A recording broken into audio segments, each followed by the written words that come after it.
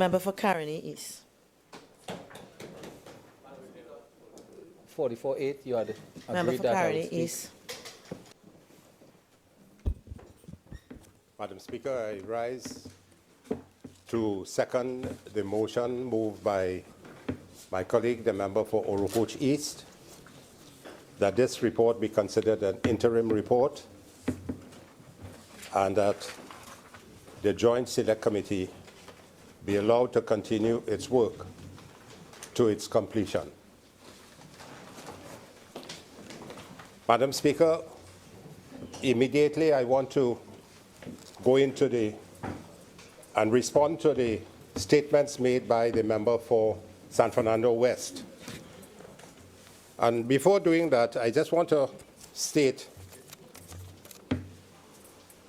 there was a guy by the name of C.P. Scott, a great liberal journalist, who said, "Facts are sacred, opinion is free." This evening, Madam Speaker,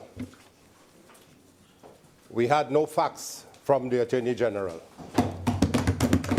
There were opinions from him, and I would go to say that a lot of his statements were what you call terminal inexactitudes or unmitigated falsifications of veracity. The first of these, Madam Speaker, I want to deal with the question of the dates that have been spoken about. We received, while in the Joint Select Committee, we asked the chairman for information related to the deadline dates. The chairman indicated that he will search for it and try and provide it. The next meeting we came back and we asked him to give us the information related to the deadlines. And then he had a letter with him and he began to read from it. And he said, "You know what? I will circulate this and give it to you." Then we asked him, "Is there any letter that you would have written to the United States Secretary of the Treasury?" There was no answer on that. We sought to get all correspondence related to the deadline date, and we got one letter that was given to us, the same letter that the Member of Parliament for San Fernando West raised. Madam Speaker, there is no way on this letter that has a deadline date set for us to complete our FATCA. And I will lay this letter on the table for everyone to see. This is a letter. And one particular area I want to raise here is that when he said the IGA to exchange information has taken effect if the obligation under the U.S. Trinidad and Tobago IGA takes effect by February 1st, 2017. As per your letter, that is a date that was set by the government, writing to the United States Treasury Secretary, telling them that that is the date they're setting. As per your letter, so the United States Treasury Secretary had set no date, and there is no date on this letter that had been set by the United States Secretary of Treasury for us to abide by. They set the date, and they wanted us to follow that date. And this is, I'll pass this on for the Parliament. The next area I want to speak about, the member for San Fernando West alluded in his closing statements there just a while ago. The only things left on the JSC was 117, 6 and 7, the Income Tax Act, and 2, the guidelines by the central bank subject to negative resolution. That means there were outstanding matters to be dealt with by the Joint Select Committee, Madam Speaker. He admitted that just a while ago. So if there are outstanding matters to be dealt with by the JSC, Why you come to lay a report and then say that we must debate it? That is the final report. We understood that that report was going to be an interim report because there was outstanding work to be done. And Madam Speaker, I will go through the 9 areas where there was outstanding issues to be dealt with. So when he said that the report, that they had completed the work, and then he even went further to say there was agreement that we will have one speaker and they will have one speaker. Who made that agreement? Where did that agreement come from? Was it out of Mars? Nobody on this side made any agreement with anybody on the other side. So that is the statement being made from the member for San Fernando West. What utter terminal inexactitudes. Which gentleman make that agreement? And gross untruths. That's gross untruths. Yeah.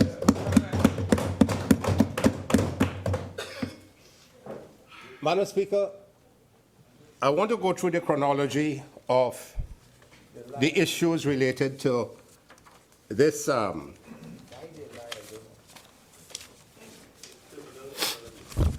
the laying of the issues related to this, the bill. When we finished the meeting on the particular day and we left, we all came to the understanding that a lot of work that has to be done still. And then to our surprise, we saw an email which included consolidated bill minutes of 5th meeting and verbatim notes of the 5th meeting held on the 1st February 2015. Members were asked to indicate their agreement by 9 a.m. tomorrow. That came on Thursday, 2nd February at 6:55 a.m.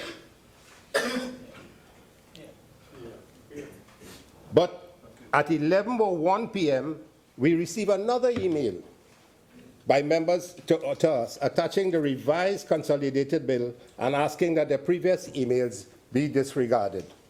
So when the member states that we had so much time to deal with it and why we didn't deal with it, there was a bill that was given to us first and then a consolidated bill, which was a revised bill sent to us at 11:01 p.m. in the night.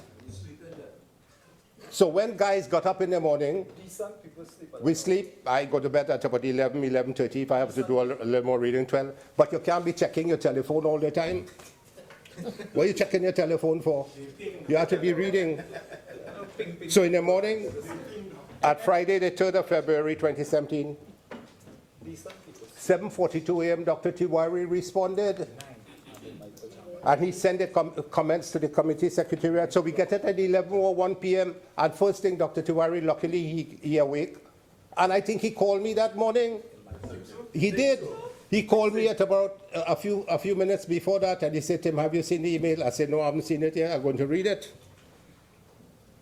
And then at 8:22 a.m., members received the final version of the committee report, which included the consolidated version of the bill. There was no confirmation of any minutes whatsoever. The 5th meeting, there was no confirmation of the minutes. Yeah. So how can we say that we bring in a report to Parliament when we have not even confirmed the minutes of the 5th meeting?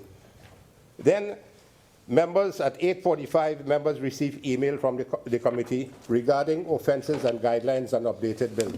So it still continued to pour into us. 8:50 a.m., Dr. Tim Gopi Singh writes to Ms. Jacobs saying that we need one more meeting at least to finalize some areas. 8:51 a.m., Dr. Botiwari sent email to the committee that he cannot agree on that as a final report, and we need one more meeting. 8:57 a.m., Dr. Tiwari writes to the committee expressing his views that all matters were not dealt with. We're telling them from since then that the matters have not been dealt with. So where is it that they're coming to say that this is the final report and we must debate the bill today, and that we must have one speaker on one side and one speaker on the other side? They're dreaming. What? Are they in dreamland, Madam Speaker? Where is it that they find? So they're misleading the Parliament day out all the time. And they want to cast the blame on us. And if they want to cast the blame on us, they must look at themselves. The Honourable Leader of the Opposition told them when they brought this bill in September that this bill must be sent to a joint select committee, and they dilly-dallied and they made all sort of huff and puff, and they're going through the committee of a whole, and when they realized they couldn't pass the bill, then they began to backtrack.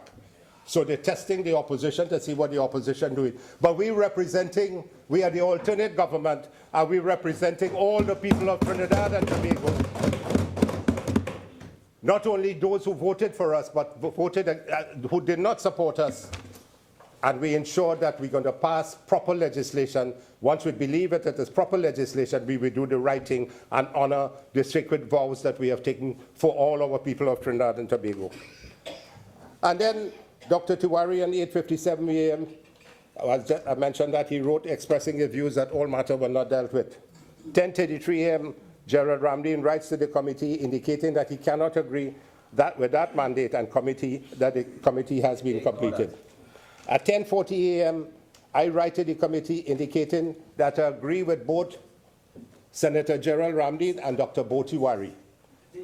At 11:39 a.m., Gerald Ramdeen received a response from committee indicating his email was forwarded to the chairman. We asked the secretariat to send our emails to the chairman. And then, to our surprise, the minister laid his report, and here it is, there it is. We believe he laid it as a final report when we believe it's an interim report, so that work has to be done by the committee. Still. So he said only things left on the JSC, 117, 6 and 7 Income Tax Act, and I will deal with that shortly, and guidelines by central bank subject to negative resolution. And he said we had 10 days to put our interim report, but we don't do it like them. We have to take our time and consolidate the matters which we think are critically important. And this is why today the member for Oropouche East raised the motion that we want this as an interim report and that the work of the committee must continue until the final report is due.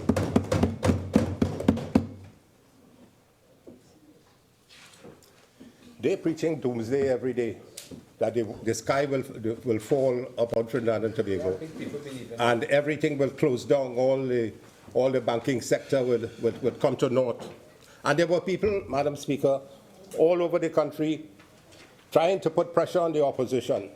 But the people who were speaking out loudly, and for me, I'm sorry to have to say it, when we asked what consultations took place, because the member for Diego Martin Northeast, when he made his first statement in Parliament in September, we had widespread consultation across the country, and everyone is satisfied that we must pass this legislation. When we went to ask for where is the widespread consultation? Give us some documentation on widespread consultation. You know where we get only one report? From the Bankers Association of Trinidad and Tobago. One report. So where is the widespread consultation that they were speaking about? And he is trying, the member for Diego Martin for San Fernando West is trying to tell us, and the member for Diego Martin Northeast as well, that we had widespread consultation because the BIR came to consult, the central bank came to consult, the Securities and Exchange Commission came to consult, but they came to consult with us on the Joint Select Committee, not before that. No consultation was done by them. And here it is, you have people like the American Chamber speaking out loudly every day. I mean, they have a role to play, but they did not submit anything to the Joint Select Committee. There was no documentation from them, nothing from the Trinidad and Tobago Chamber. So all these people who were speaking about that the opposition must support this FATCA, there was no evidence of any consultation done by them. If there were, we didn't receive any information on that whatsoever. So as my colleague pointed out, this doomsday, everything will fall down. Now they're talking about death by 1,000 cuts. So no longer is a deadline day, but every day now is one cut out of 1,000 cuts. So make up your mind where you really want to go and what you want to do. When is the date? Fooling the population every day. So let me move on to the 9 areas. We had 5 meetings, and the point I wanted to make that when the leader of the opposition said, bring it to a joint select committee. If we have to work day and night for 1 week, we'll do the hard work and we will complete what we have to do. And all this time, this could have been passed long ago. But you take 3 months, 4 months, You were forced to send it to a JSC, and you rushed the JSC. We had basically four meetings. In 3 hours, we had to have consultations with four major groups. Most important is the BIR, then the Central Bank, the Securities and Exchange Commission, and the Bankers Association of Trinidad and Tobago. We were pushed to do that in 3 hours, less than 3 hours. So consultations with these four major organizations, because we wanted to get the work done. A lot of work was done. Good work was done. My colleagues were right there working hand in hand with the chairman. Well, there were some members of the committee who did absolutely nothing on the other side. Yeah. We didn't even hear them utter one word. One word. Nameless. I don't wouldn't name them. So this report was not signed by any of us in the opposition, and therefore we said that that was an interim report, and we decided not to support. No opportunity was provided to any member, therefore, before the laying of the report by the chairman to express our views on whether the work of the committee was complete. Indeed, all of us expressed the view that the work of the committee was incomplete before the report was laid in the House of Representatives. And we said that there was need for a subsequent meeting after the 1st of February. At the conclusion of the meeting, it was clear that the work of the committee was not complete and there was need for another meeting. And here's what the Attorney General said. Mr. Chairman, I'm quoting from page 273 of the report. Mr. Chairman, I just wanted to also add that I think we need one more meeting because we have some issues that need to be resolved. And he echoed those same sentiments here again this evening. And importantly, is the work of this committee, apart from the report that will go, is the work of this committee going to be see the amended bill attached with list of amendments. So page 273 of the report, he indicated that the work of the committee was incomplete. So how could the chairman and the Minister of Finance come on the Friday the 3rd and paragraph 3.1 of page 5 of the report that was given to us, saying that the work was complete? And here is what my colleague, Dr. Tiwari, member for Caroni Central, said. What happens to the submission that we have requested that have not come in, and the requests that we are sending out today? We said that we would send out requests to 3 institutions today. Mr. Chairman said, that's a member for the Martin Northeast. We wait and see what they say. We wait and see. So you wait in and see what they say. We didn't get anything. Nothing has been provided to us, but you come to lay a final report and you expect us to sign it without querying when the 3rd meeting and the 5th meeting of our meetings were not confirmed, and we never saw anything that we were asking for from it while we were members of the committee.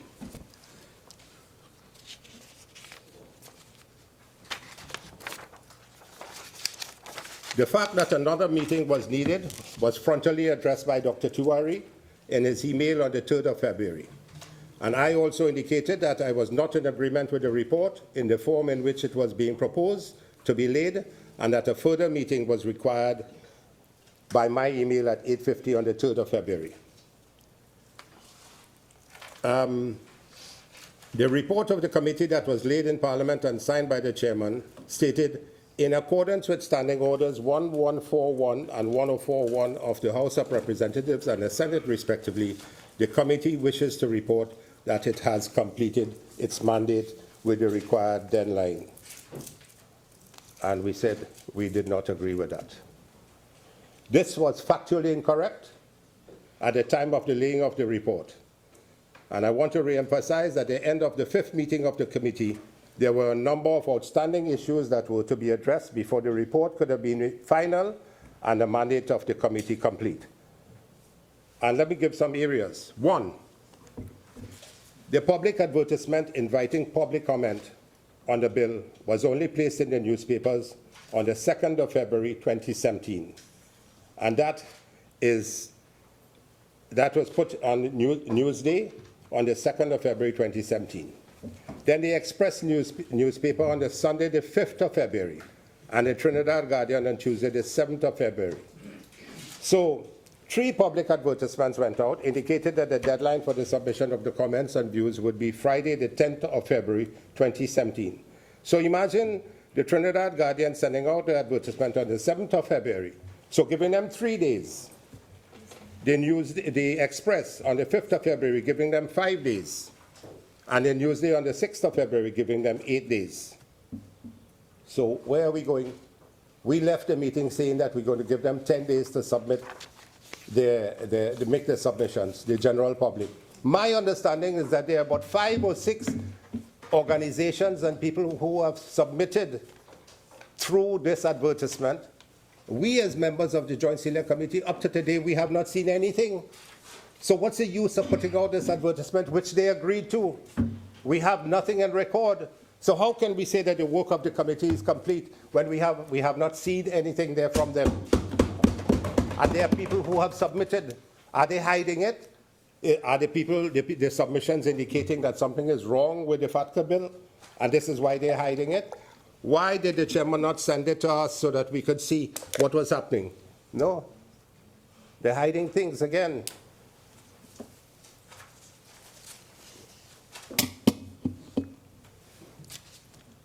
The consultations.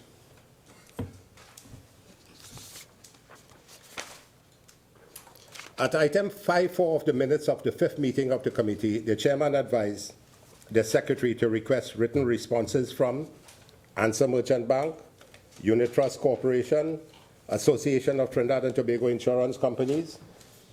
The issues with respect to the receipt of these responses before any report was laid in Parliament was raised by Dr. Tiwari at the 5th meeting of the committee.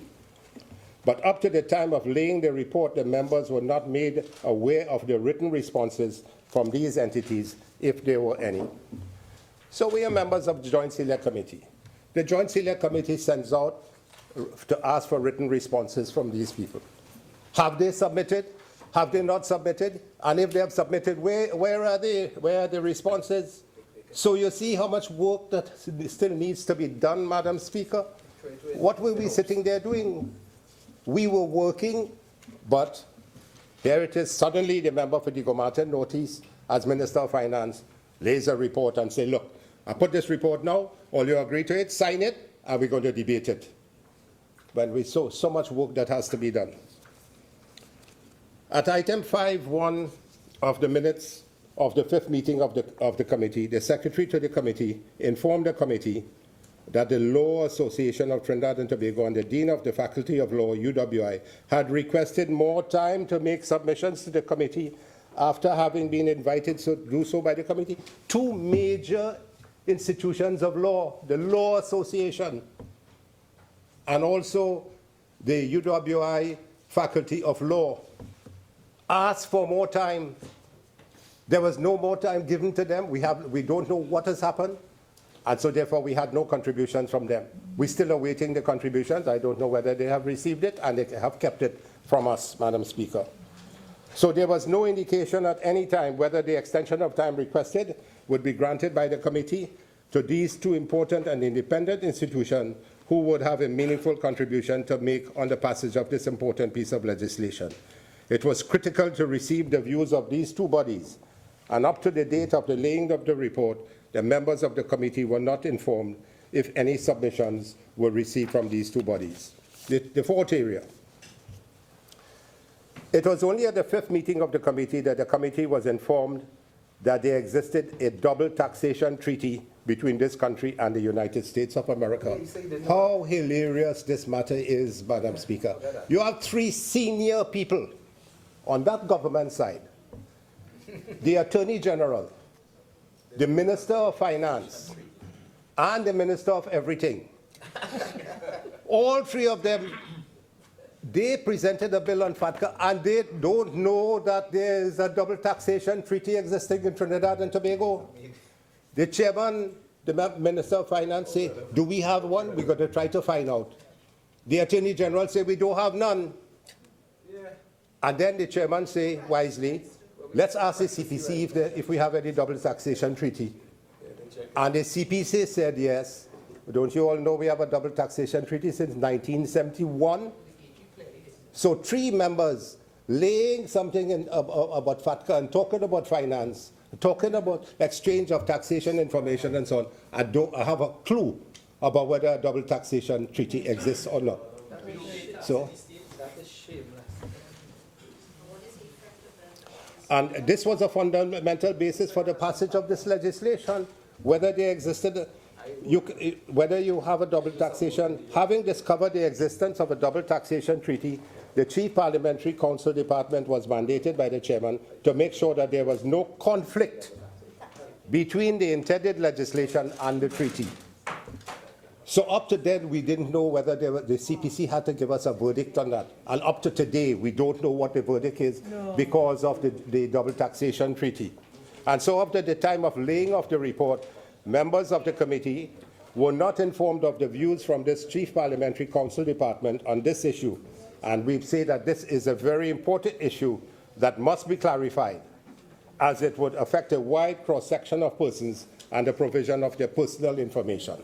That's affecting thousands of people. So this double taxation treaty, what is the impact upon this with the FATCA piece of legislation? They don't know and they don't care. Next point. At the fourth meeting of the committee, the chairman of the Board of Inland Revenue was asked to provide the committee, this is a very important point, Madam Speaker, with the number of times that the Board of Inland Revenue had provided private financial information to the United States under the 1989 Tax Exchange Information Agreement. And the purpose of requesting this information was to make Parliament aware of the acts that it was being asked to validate.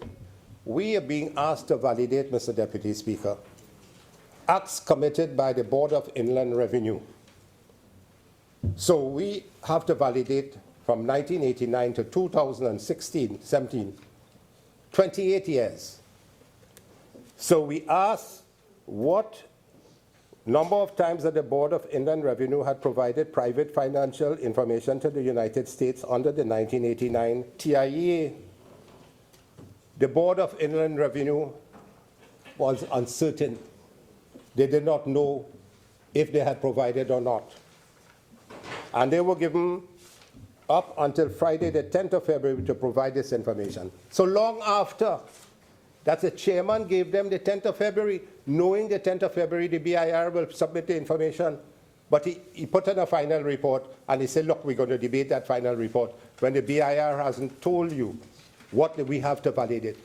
How can we as legislators go and validate something in an act when we don't know what we are validating? That is basic, Mr. Deputy Speaker. And that is crucial information not provided despite the chairman shortening the deadline for the provision of the information. So we are saying in those circumstances where Parliament was being asked to validate acts of the Board of Inland Revenue in a vacuum. How can we make legislation in a vacuum? It is to be noted that despite the failure to provide this information, up to today, that validation clause remains in the legislation. So we don't have the information. BIR don't know what they did. And we are being asked now to leave that in this legislation when there has been a whole vacuum. How could we go and validate something when we don't know what to validate? And how many acts have been done illegally? Next point. At the fifth meeting of the committee, an issue arose as to the effect of the present legislation would have on Section 117 of the Income Tax Act, having regard to certain amendments that were proposed to be made. The Attorney General indicated to the committee that he was originally informed by the Treasury Solicitor to delete subclause 6 and replace it with a 7. But only on the morning of the meeting of the 1st of February 2017, he received a further request that we keep 6 and attenuate 7. The Attorney General indicated that further work needed to be done on this issue when he said, and I'm quoting, "I'm putting it in very simplistic terms. So what we will do, we will go back and look at 6 to make sure we are not giving away anything at all." Mr. Deputy Speaker, so the chairman himself acknowledged that this needed to be done. and it is on the verbatim notes of the 5th meeting held on the 1st of February, page 71. So up to the time of the laying of this report, the committee had not been informed whether this task had been done or completed by the Office of the Attorney General or Chief Parliamentary Counsel Department, and the bill remained the same with the proposed amendments to the Income Tax Act. So this is a very important piece of issue that we're looking at, the Income Tax Act. Are you going to throw out 6 and bring in 7? What she said, attenuate 7? Up to now, we are still unclear on that. And my colleagues have been saying that this is a very critical piece. It deals with the Income Tax Act. So is it not clear and patent that more work needs to be done? So why they come in with a huff and puff and both speakers before saying that we finish and the work must be completed and we must be satisfied that by February, the end of February, which they set a date for themselves, that the work of this FATCA piece of legislation must finish. At the 3rd meeting of the committee, this is another point, the Attorney General and the Chairman, yes? In time has expired. You care to avail yourself of the additional 15? Yeah. Thank you, Madam. Proceed. Mr. Deputy Speaker. The Chairman indicated to the committee that all of the correspondence between the Attorney General and the stakeholders would be disclosed to the members of the committee. To date and up to the time of presentation, as I indicated earlier, of the report, the Attorney General had not disclosed the communication between himself and the relevant stakeholders. And here was bravado. We had widespread stakeholder consultation, and we couldn't even get one piece except from the Bankers Association of Trinidad and Tobago. We also asked about the communication plan, Mr. Deputy Speaker. At the 3rd meeting of the committee, the chairman gave an undertaking to submit to members, 1, the communication plan, which was expected to be used by the Ministry of Finance upon passage of the bill, as well as 2, the existing practices used by the BIR for the exchange of tax information used with the United States. Up to the time of laying of this report, this information had not been provided to the committee by the chairman. So I'm laying out the amount of information that we needed to have by the JSE and which were not provided. So how could we have said that we concluded the work of the Joint Select Committee, Mr. Speaker, the Deputy Speaker? So no communication plan, no information about the practices used by the BIR for exchange of information. At the 4th meeting held on 27 January 2017, Mr. Joseph Remy of the Credit Union Society indicated that his membership wished to make submissions that would be delivered to the committee by Tuesday, 31st January 2017. Mr. Remy said that they had over 600,000 people who were with the credit union movement. And 1%, at least 1%, which means 600,000 divided by 2 notes, that's 6,000 people. 1% affected by this FATCA piece of legislation. He wanted to give a report, but we don't know where that report is, whether a report was made. And so up to the time of laying of this report, that submission was not seen by members, and the members were not told if submissions were received or not. So in conclusion on those matters, Mr. Deputy Speaker, from the preceding 9 points that I gave you, that I gave to this House, about non-fulfillment of certain issues that we needed to have before us as a committee, it is clear that the mandate of the committee was not complete. It was also clear that there were a number of outstanding issues that were to be addressed before the work of the committee could be said to be truly complete. These matters were brought to the attention of the chairman of the committee upon members being asked to agree to the contents of the draft report. In those circumstances, Mr. Deputy Speaker, it cannot be corrected to state in the report that the work of the committee is complete. To submit a report before the views of the public are received and considered is improper and sends the message to the public that their views are irrelevant. You are telling the public that their views are irrelevant to the committee, and the invitation to submit their views was merely to satisfy the need for public participation and nothing more. You mama guide the population, give them 3 days and 5 days and 7 days, send it in 10 days' time, by the 10th of February, and then close it on the 3rd of February, 7 days before the people could submit. So how you make those people feel? Are they not citizens of Trinidad and Tobago? Don't they have a right to be heard, a right to have their views expressed? This is the whole purpose of Joint Select Committee, which the Leader of the Opposition has been talking about, that a Joint Select Committee gives you the opportunity to get submissions from the wider cross-section of people who are affected by the legislation. And here it is, we have nothing.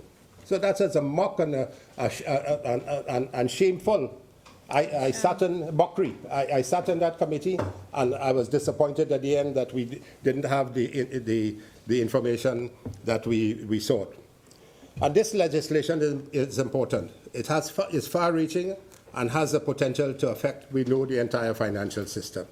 So the need to ensure that all persons who are potentially to be affected by the passage of this legislation and those who may have expert views on issues that touch and concern this legislation cannot be overstated.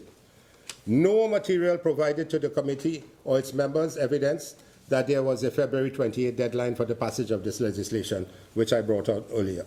So in these circumstances, the public good and the discharge of our parliamentary responsibility to the people of this country require that the issues identified herein be addressed in a satisfactory manner before any report is laid to the House of Representatives. And this is why I stand proud this evening to indicate that I support the motion by the member for Oropouche East to indicate that we use this report that is laid here this afternoon, be an interim report, and that the work of the Joint Select Committee be allowed to continue and to its conclusion. And I second the motion. Thank you very much, Mr. Deputy Speaker.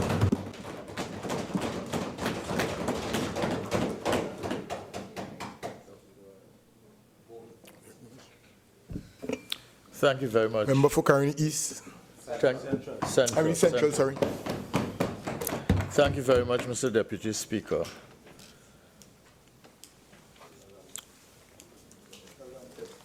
There are incontrovertible facts that we need to establish. One is that the email from the U.S. authorities referred basically to deadlines set by the government of Trinidad and Tobago. And there is nothing wrong about that except that the facts must be made clear. What is clear from the email is that the government of Trinidad and Tobago set an agenda, the U.S. being unwilling to tell you what to do, so to speak, went along with the agenda you had and proceeded on that basis. So all the deadlines, based on the facts available, were set by the government of Trinidad and Tobago. They were not insisted upon by the U.S. government. But there is an implication, which is that if you set one deadline, let's say February, then there are deadlines that are triggered by the deadlines that you yourself have set. And it is important for the population to understand that, Mr. Deputy Speaker. I think we have established that before we went to the JSC, there were no consultations outside of the government sector except for BAT. That is a fact. The consultation involving a broader section of the private sector and asking for contributions actually came to the JSC, which is what a JSC is for. And the engagement by the public was something that was set in motion on the last day that we actually met. And the idea was that all outstanding correspondence, all outstanding information, and contributions from the public would come to the committee. And therefore, the committee would have the ability of scrutiny and engagement of these issues before the bill was actually laid and the report actually laid in Parliament. The fact that 2 of the minutes were unconfirmed is also a fact, and that cannot be disputed. Had we been there for another meeting, the minutes may have had amendments. And therefore, the unconfirmed minutes are very important. And the Attorney General mentioned 3 things that he said were outstanding, and he is correct. The section of the law 117(6) and 7, I think, of the Finance Act, the Income Tax Act, sorry, and the guidelines for the central bank, those things were outstanding. But I want to mention 2 others. The double taxation treaty issue, which needed to be resolved because part of the conversation was in the Joint Select Committee was that a lot of this bill was premised on the notion that there was no existing, double taxation treaty. And we needed a clarification on that. And the other issue also was the issue of the double taxation treaty and then the issue of parliamentary scrutiny. Because if you look at the bill that we actually have here, you will see that although we agreed in committee that any changes to the IGA would find its way to Parliament subject to resolution, you have a minister to amend Clause 29 miscellaneous. The minister may by order where the parties modify the 1989 TIEA in Schedule 1 or the IGA and its annexes in Schedule 2, amend the TIEA or the IGA or its annexes contained in Schedule 1 and 2 respectively. And what we should have is a clause which says subject to the negative resolution of Parliament, and it's not there in the bill. And this is the bill that was submitted with the report. So I want to agree with the Attorney General that we had more work to do, and we had other issues to scrutinize. And I want to agree with him also that there were other issues that he didn't mention, which would add to the number, which is why we asked for 1 day more to go through the bill and to go through the report. Why it was not granted, I do not know. It could have been because they felt the urgency of the deadline. But to me, the more important thing was to do the report and the bill properly rather than to meet a deadline for completion. I want to say that we did, Mr. Deputy Speaker, a lot of good work in the bill. And there's a lot in the amended bill that recommends itself. The bill which accompanies the JSC report to the Parliament is a very different bill from the one that came here before. And when you look at the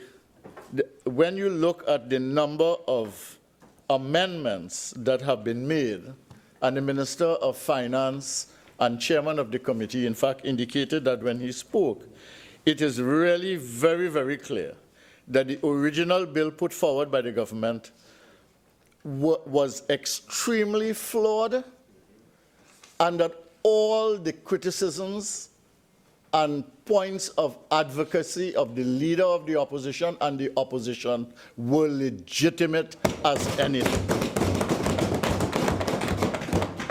So the very fact of the amendment of the bill confirms the fact that the bill was flawed and we had legitimate concerns which were answered by referral to the JSC and the work of the committee. In this particular bill, the effect of the bill is that the Minister of Finance has no formal standing in the exchange of information to be exchanged via this law. The competent authority for Trinidad and Tobago is the Board of Inland Revenue, which will act in accordance with the provisions established in this bill and other laws which bind them to confidentiality. And we have increased the penalties for violation of this secrecy provision and confidentiality provision. The bill emanating from the work of the JSC targets U.S. citizens and residents who hold financial accounts in Trinidad and Tobago and who own a company or part of a company here and who are subject to U.S. tax liability. Under this law, there is no provision for reciprocity, and in this way it differs from the IGL and must require the U.S. to act to make reciprocity possible. And I mentioned the issue of the revised penalties upward for confidentiality. This bill requires parliamentary scrutiny, and it is clear that we need an amendment to the bill to make that possible based on that clause that I just outlined. I think it is 29, if I'm not mistaken. Huh? Just for the IG? No, for the clause in the bill itself, so that we can do that. And then the other thing is that so that there were real achievements in the bill, and there were amendments that made a big difference in the bill. And the question is, what is the right thing to do in relation to this? Look how contentious this whole thing has been from the very beginning. And look how contentious it is now because of the fact that we did not follow due process and complete the bill as we were supposed to, give the extra day, make it possible. Look at the issue, and I, in fact, indicated to the Minister of Finance by email that it was important to address these issues well and to take the time to do it so that we don't have this contentious issue here. Now, we could have had a collaborative parliament to advance the people's business throughout the tenure of parliament, whoever was in government. But the culture of political parties is combative, and it is prone to conflict generation. It does not seem to allow for collaboration and for management. And we saw management of conflict. And we saw a situation here in Trinidad and Tobago, starting from September, with the budget and how it was presented, the budget review, the appointment process for the police commissioner, the SSA, the Marriage Act. All of these things are now we come to FATCA, with all of these conflict prone and unable to find a collaborative way forward. Now, things are not always what they seem. It seems that the issue of character is gone from politics. Principle is dead in politics. Truth is an aberration in politics, and we are seeing that confirmed not just in Trinidad and Tobago, but in other parts of the world. It is all about image and PR and spin and manipulation of public opinion. And I want to say that this is not going to do us any good in Trinidad and Tobago. It's not going to do the country any good. It's not going to do the world any good. We have entered a world now of the greatest uncertainty and unpredictability. And this is unprecedented. And this is the worst that we have been in terms of unpredictability and uncertainty. The fact of the new U.S. President, Mr. Trump in America, has created that uncertainty not just for the United States, but for the entire world. And the uncertainty includes certain things like, will Mr. Trump last? Right? That's the first thing. Is he going to last the 4 years? Is your government going to last the rest of the 5 years that you have? This is the world that we are dealing with today. This is the reality of Trinidad and Tobago. This is the reality of the world. You don't know anything for certain. And if we are doing something here, we might as well try to do it well. So my colleague pointed it out, the member for Oropuch East. He said the world has changed, you know, and the world is changing every day. And the conversation on FATCA has changed. This conversation on FATCA started with you have to comply. That was the position. And the question that is emerging now because of the conversation and the evolution is, why should we comply? And therefore, we are caught in this in-betweenity because we signed an IGL some years ago, and the IGA, sorry, some years ago, and we are now at the point where we must meet our obligations on the basis of that. But the financial system has its own logic. And wall or no wall between Mexico and the United States, technology connects a world financial system. And that is a reality with which the world has to deal. And whether or not we pass laws to comply with FATCA, institutions in the USA and the OECD countries are now bound by FATCA to which they have already committed, which, unless changed by the Trump administration or somebody else, remains US law in an interconnected financial network involving Europe, so that you have the banks of US and you have the banks of Europe as well. Even though Europe itself as an institution, as a unity, is threatened with disintegration. They have all signed on. So they, in Europe and the United States, have the main banks, all the main banks in the world, correspondent banks to our banks, and they are complying with FATCA. And because they have complied, they have their own logic now for dealing with countries and banks in countries such as ours. So correspondent banks are cutting their losses, embarking on a track of de-risking, and they are stripping off countries. Financial institutions are stripping off customers. The big banks and financial institutions are making new rules to optimize efficiency gains and focusing on profit margins and high net worth customers.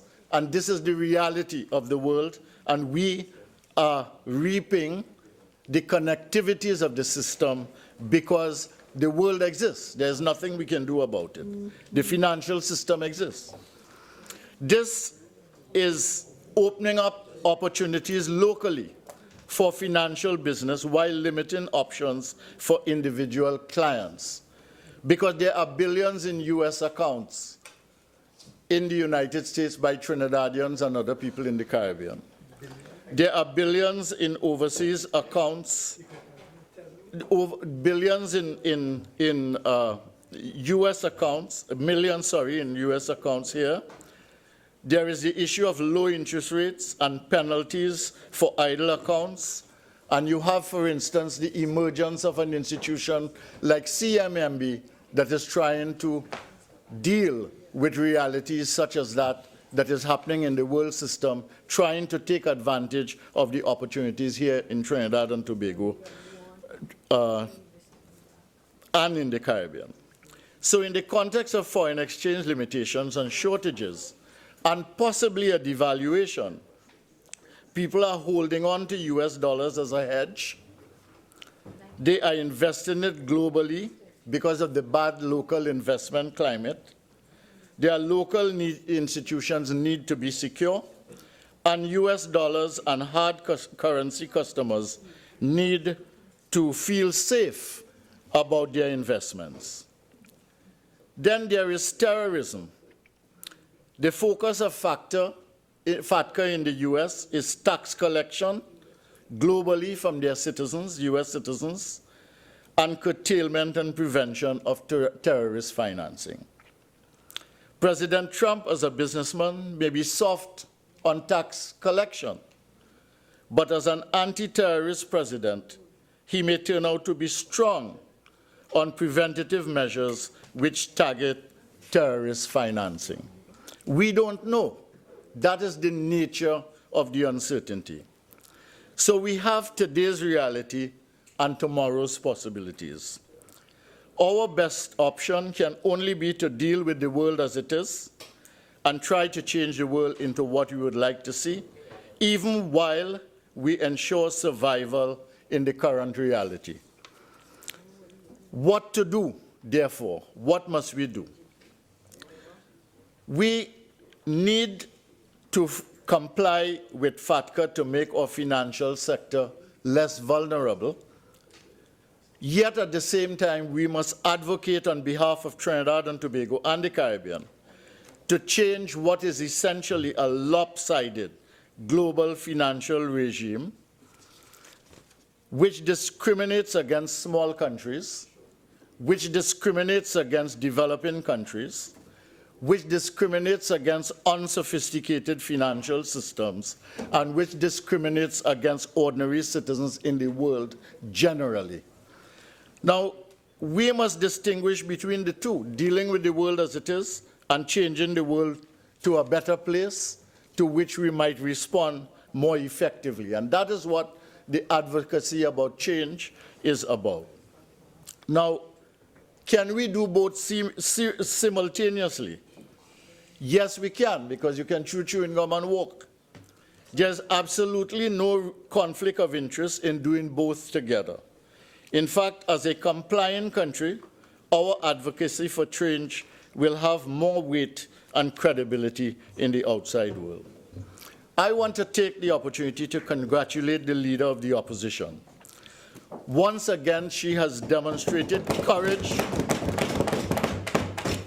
and boldness and won the attention of the world on this particular issue by writing to President of the United States, Donald John Trump.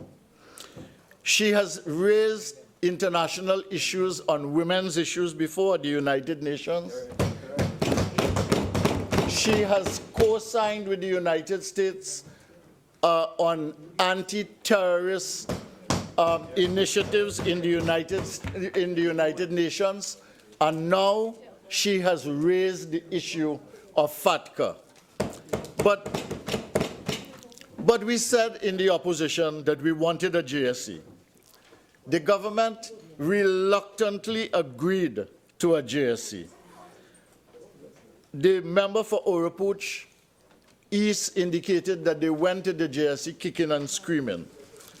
Government conceded when they had no choice, and after they had embarked on a journey to nowhere except a dead end. The UNC members of the JSC contributed fully and in good faith, with positive results, which I outlined some of them there earlier in my presentation.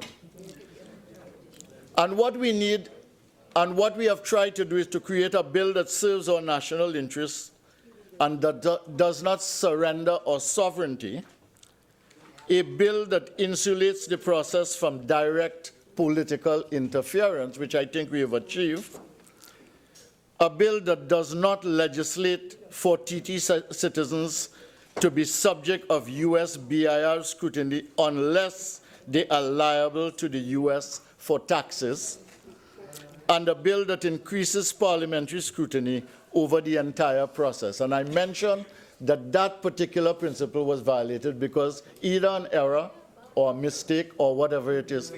Right, okay.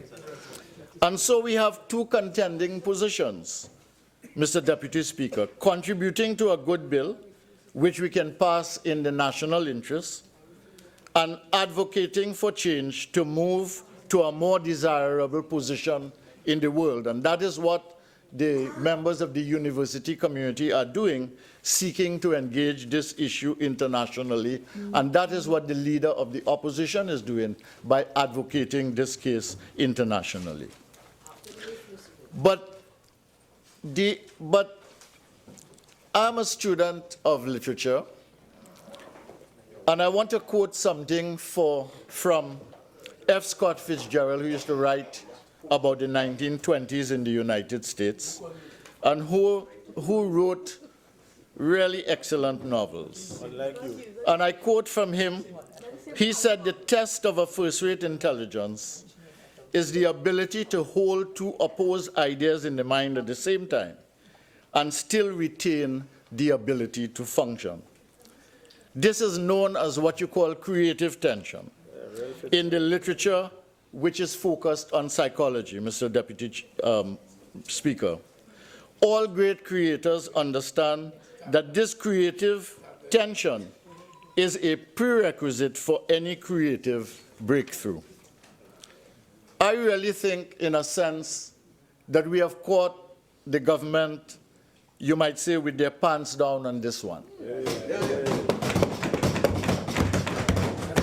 And I'll tell you why. I'll explain what I mean, Mr. Deputy Speaker. The government has been on this FATCA issue. Member for Naparima, I heard you.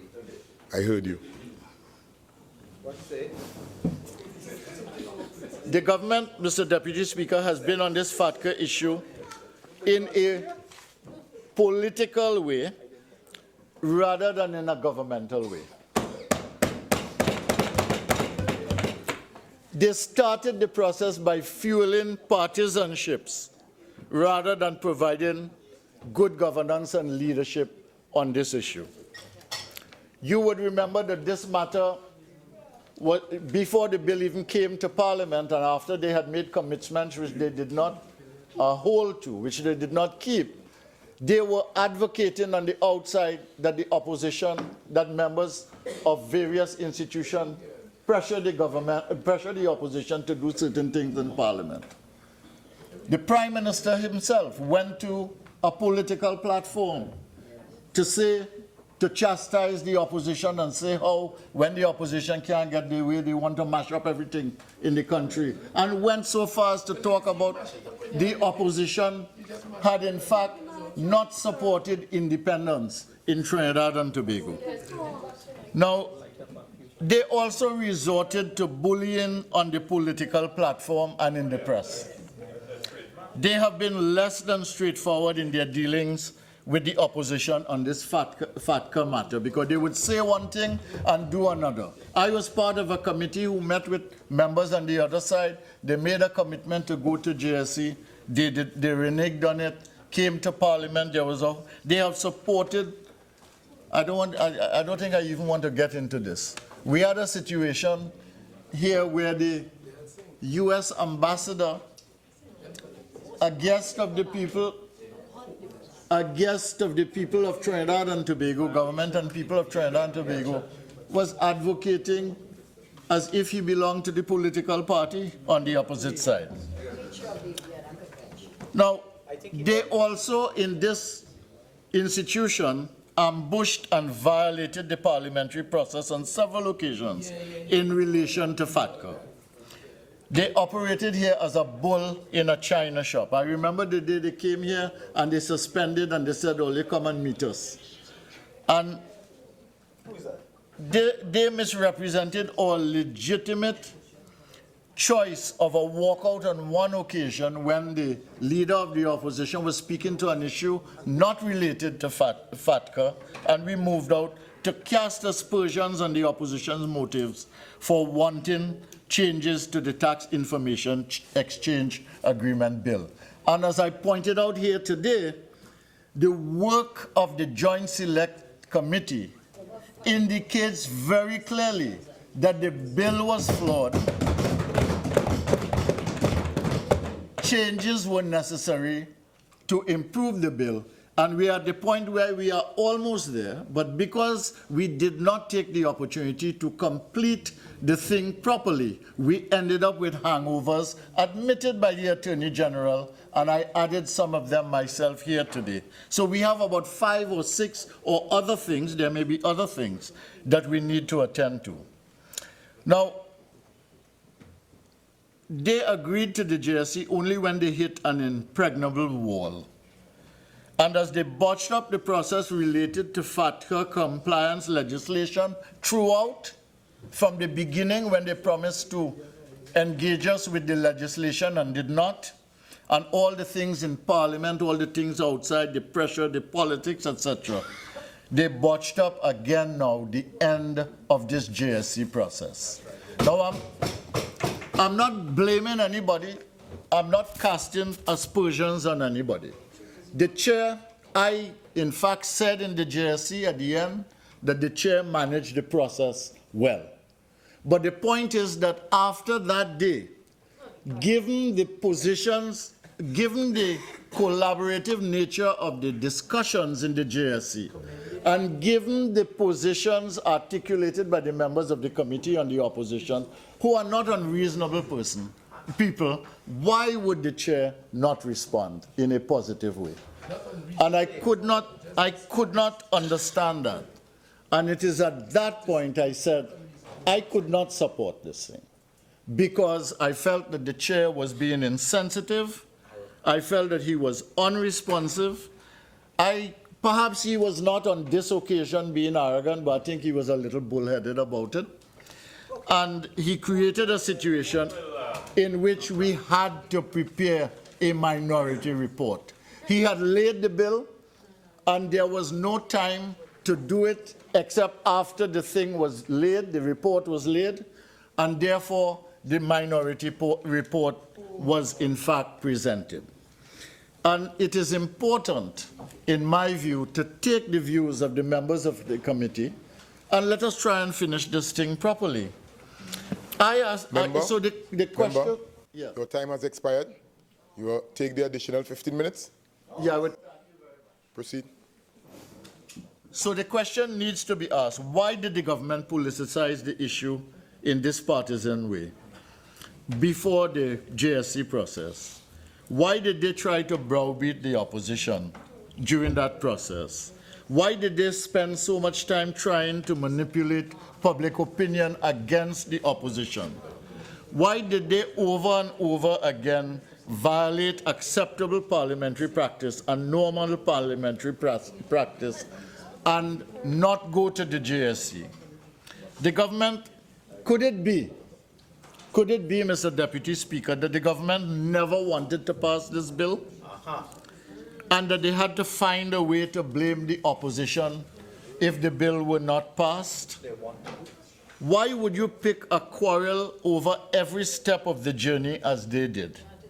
What is the point? Why would you create a controversy after the JSC process revealed that there were so many flaws in the bill, in which the JSC process facilitated so many good changes in the national interest, and when the opposition advocated their position strongly in the JSC, but conducted themselves in a constructive manner, contributing to cordial meetings of the JSC and progressive steps? Why? What is the point? What is the point of not agreeing to one more day? When I asked for it, and when other members pointed it out, when your Attorney General indicated that it might be necessary, why would you not concede that? What difference would one more day creating value make to the deadline for this matter, really? What is the point? It is February 13. It is February 13. Today, why could we not lay a proper report on February 17th, for instance, Mr. Deputy Speaker, after all outstanding responses will have come in? And this is another matter. There are outstanding responses, and public responses that we solicited through the chairman and the committee, the secretariat, that we have not seen. We don't know whether we got any, what they are, what they said, whether it would make any material difference to the bill that we have already agreed upon and made changes to. And then, if we had done all of these things, let's say we took the extra day, or let's say it took even 2 more days, it would have been easy passage of the bill. There would have been no problem.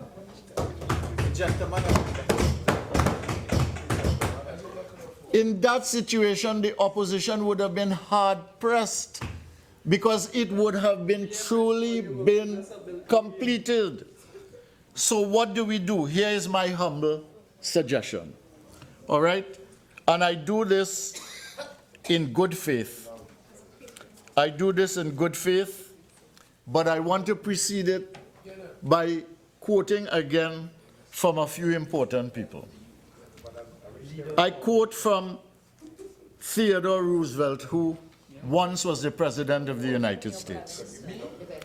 He said that character is, in the long run, the decisive factor in the life of individuals and nations alike.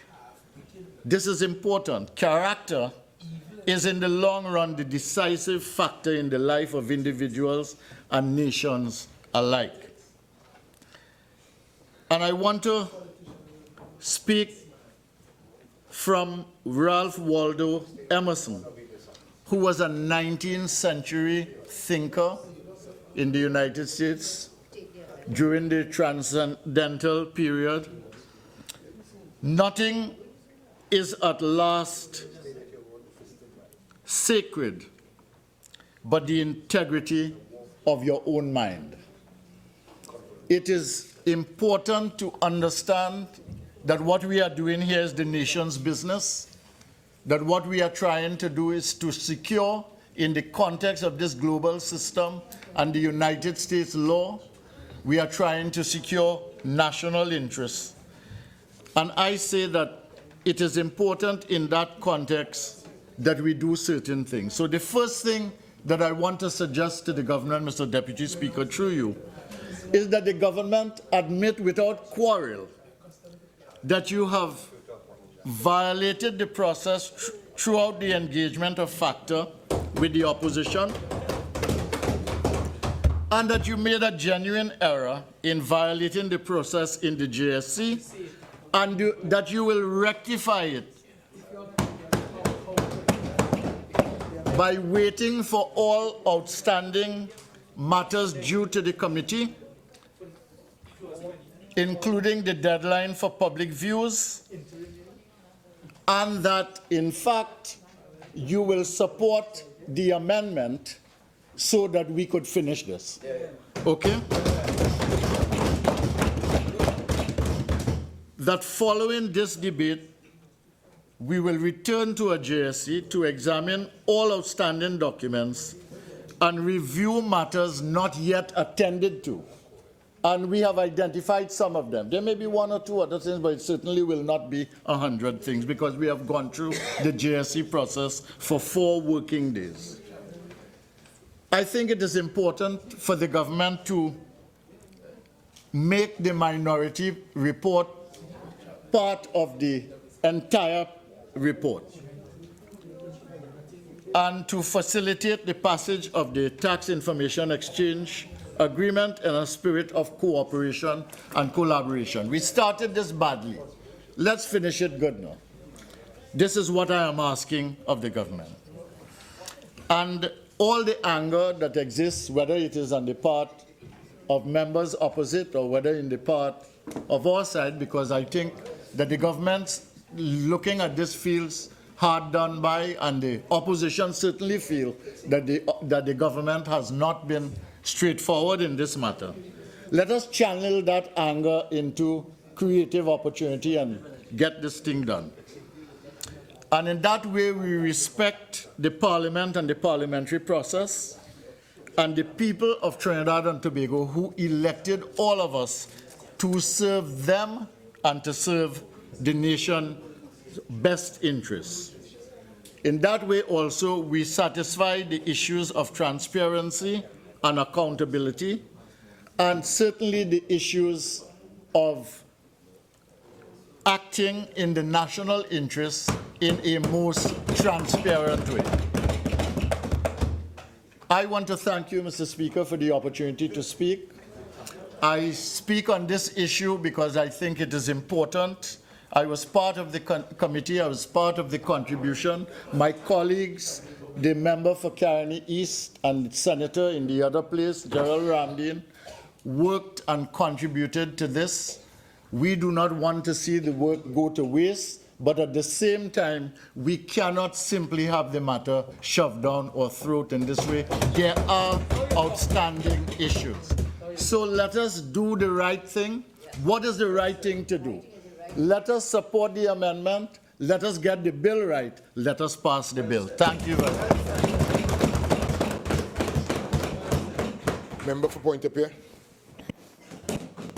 Thank you, Deputy Speaker. I, like my colleague San Fernando West, did not plan to speak here this evening. But before I would like to start off by asking the Honorable Attorney General, and when he was debating and coming to the end of his debate, he said there was a gentleman's agreement on this side about having one speaker alone. So I would like to ask the, and I will give way to the Attorney General, who might that person be on our side? I give way. Several of your colleagues who we spoke to, and I think that it is clear. Same way you just told me you didn't know who was speaking next. I just remind you of these positions. When asked directly whether you had other speakers, you said you didn't know who was speaking. I'm so surprised to see you stand up and speak now, however. Tell me I lied, or told an untruth. You told an untruth. Who is the general? You told an untruth. Well, I would not say he told an untruth. But clearly, Deputy Speaker, the only person that can agree to that is the Chief Whip, which I am. Yes. And I did not agree to any such thing. We never had a discussion. So if the Attorney General wants to take in that fashion as being an untruth, that is his prerogative. Deputy Speaker. Deputy Speaker, I would like to start my contribution here tonight at 7:18 with a quote from the great Muhammad Ali. People will hate you, rate you, break you, but how you stand here tonight is what makes you here. Today, Deputy Speaker, we stand in the 5th month of debating this FATCA, the Foreign Account Tax Compliance Act legislation in Parliament. After the government claimed that the sky would fall if this legislation was not passed since last year, September 30th, 2016, Deputy Speaker. Today is February 13, 2017. And I have a colleague, the member, the MP for Mayaro. He made a statement to me today and my other colleagues. What would happen in a year's time if we did not pass this legislation? If we passed it. So that is food for thought. Like the many doomsday scenarios put forth by this government, the end of the world was postponed, as always, to a later sitting of Parliament. As an opposition, it is our duty, Deputy Speaker, not only to question the government, but also to hold them accountable. We, as an opposition, entered Parliament with one goal: to pass good law, and the government fought us every step of the way. Deputy Speaker, when I reviewed the Hansard from September 2014,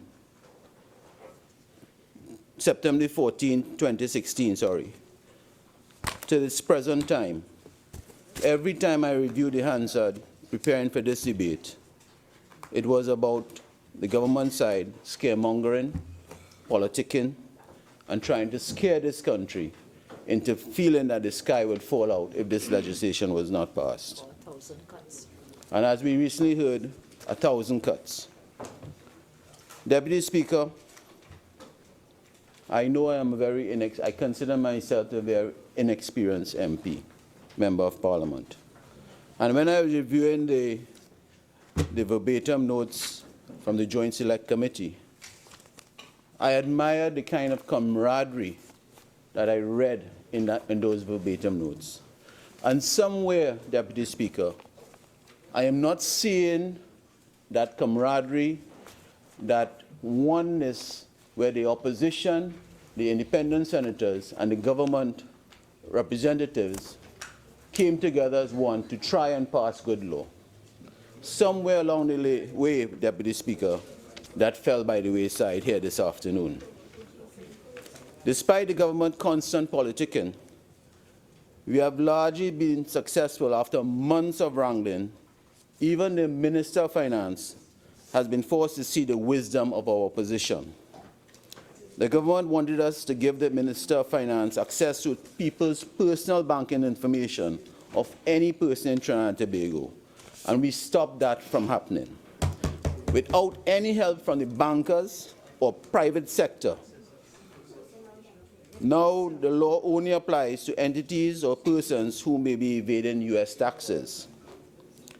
While the government was busy fear-mongering, the opposition leader, my political leader, took the necessary steps of contacting President-elect Trump to ask whether the legislation is even necessary given the Republican election campaign promise to repeal FATCA. And I asked myself, Deputy Speaker, over the period of 5 months, what was the end game for this government with this piece of legislation? Why was all this gamesmanship, politicking by this government? Why did the U.S. ambassador have to get involved? Why are we validating past deeds? Deputy Speaker, they need our votes, but it appears that they don't really want it. And they don't really want to show true patriotism in allowing this to happen. I listened to the Attorney General this afternoon, and the more I heard of him talk, something came across me that made up my mind that I should speak here tonight. Where is the conciliatory process that happened in that Joint Select Committee here today? Deputy Speaker. What? No. So, Deputy Speaker, there's an issue that we did not address throughout this debate about costing, and I will refer to that later. But, Deputy Speaker, I have two questions that must be asked as we deluge into this process. The first being, why did it take so long to reach this present stage? The fact is we spent over 5 months going back and forth trying to reach middle ground when that middle ground was simple. The committal of this legislation please. to a Joint Select Committee. It was such a simple task that would have saved time and allowed for true, mature political camaraderie in the name of nation building. Had the government kept its commitment after the first debate in September, we might have had this legislation assented to already. But what was the rationale for keeping it so long? Was it a political game? Was it to blame the opposition? Was it because the request came from the opposition? However, we are here after much lobbying to now examine the report that has been submitted and work towards the passage of proper legislation. The second question, Deputy Speaker, arises. Mr. Deputy Speaker, I would like to refer you to Standing Order 4410 and ask whether the member has permission to read a speech.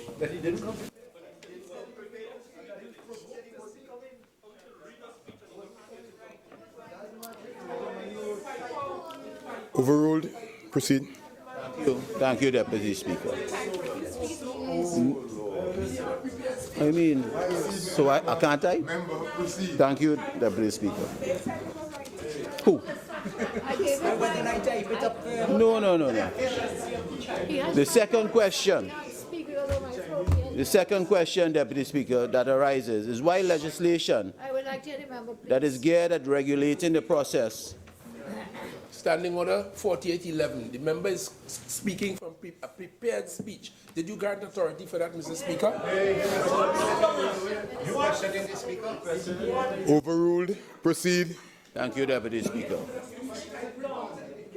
The second question that arises, Deputy Speaker, is why legislation that is geared at regulating the process by which American citizens account to their government are held accountable by their government with the assistance of states such as ourselves, including provisions which will affect the constitutional rights of our own citizens. When one looks at the meaning of FATCA, one sees that according to the U.S. Treasury Department, the foreign account FATCA is a 2010 United States federal law to enforce the requirements of United States persons, and including those living outside the U.S., to file yearly reports on their non-U.S. financial accounts to the Financial Crimes Enforcement Network. So one can see why the opposition, Deputy Speaker, was focused on obtaining a GSE, so issues like these would be highlighted. The fact that this clause has been removed signals that there was merit to what we have been saying. What is even more important to note is, as a nation, this particular issue, Deputy Speaker, as it deals with reciprocity or obtaining information on citizens outside, has not been a problem, as in the GSC, the chairman of the BR indicated that we never utilized many of those requests in the past year. Deputy Speaker, I want to turn to the implementation costs of FATCA. Throughout the government's deliberation, whether it be in this House or in the media, they have never once told the nation the costs associated with implementing FATCA. They have been presented a picture to the citizens of Trinidad and Tobago that the only aspects needed to enact FATCA or allow the Trinidad and Tobago to become FATCA compliant is the passing of this legislation. This is the furthest from the truth. As a matter of fact, the legislation before us today is just the tip of the iceberg if Trinidad and Tobago is to become FATCA compliant. This legislation just enacts or paves the way by the legal and lawful implementation. Standing on 53(1) E, F, and G. I cannot hear the honourable member.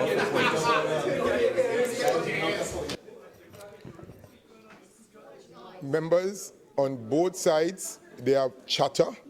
So if both sides would minimize the chatter, I think all of us will be able to hear what's happening this evening in the chamber. Member for Point of Peer, proceed. Thank you, Deputy Speaker. As I was talking about the cost implementation, Deputy Speaker, this legislation just enacts or paves the way via the legal and lawful implications to allow the process to begin. However, what is the process? The initial process, as followed in other nations, is the creation of a special unit within the Revenue Authority or competent authority, who in this case is the Board of Inland Revenue. There will be a need for specific training of this task force or department to understand the new tasks required to undertake reporting, collection of information, as well as monitoring of financial institutions. So the question must be asked, does our BIR have the human resource capacity to undertake such tasks? Coupled with the human resource factor is infrastructure and technology aspects. To ensure our competent authority is able to fulfill its international requirements, there will be a need for new technology, creation of databases, creation of filing systems, as well as benchmarking systems. Without any of these systems, this piece of legislation is just paper. Without the provision of the needed infrastructure, Deputy Speaker, we will not be compliant. So compliance isn't only achieved by the parliamentary level. It is only complete when every single aspect, every single I is dotted and T crossed. But an important question to our taxpayers is what is the cost associated with these factors? One can only assume that it will be extremely burdensome on Treasury, given the fact that it was equivalently burdensome on the treasuries of foreign states. So, Deputy Speaker, when you review internationally, the cost of implementing FATCA to a lot of the countries, like Canada, has been very, very high.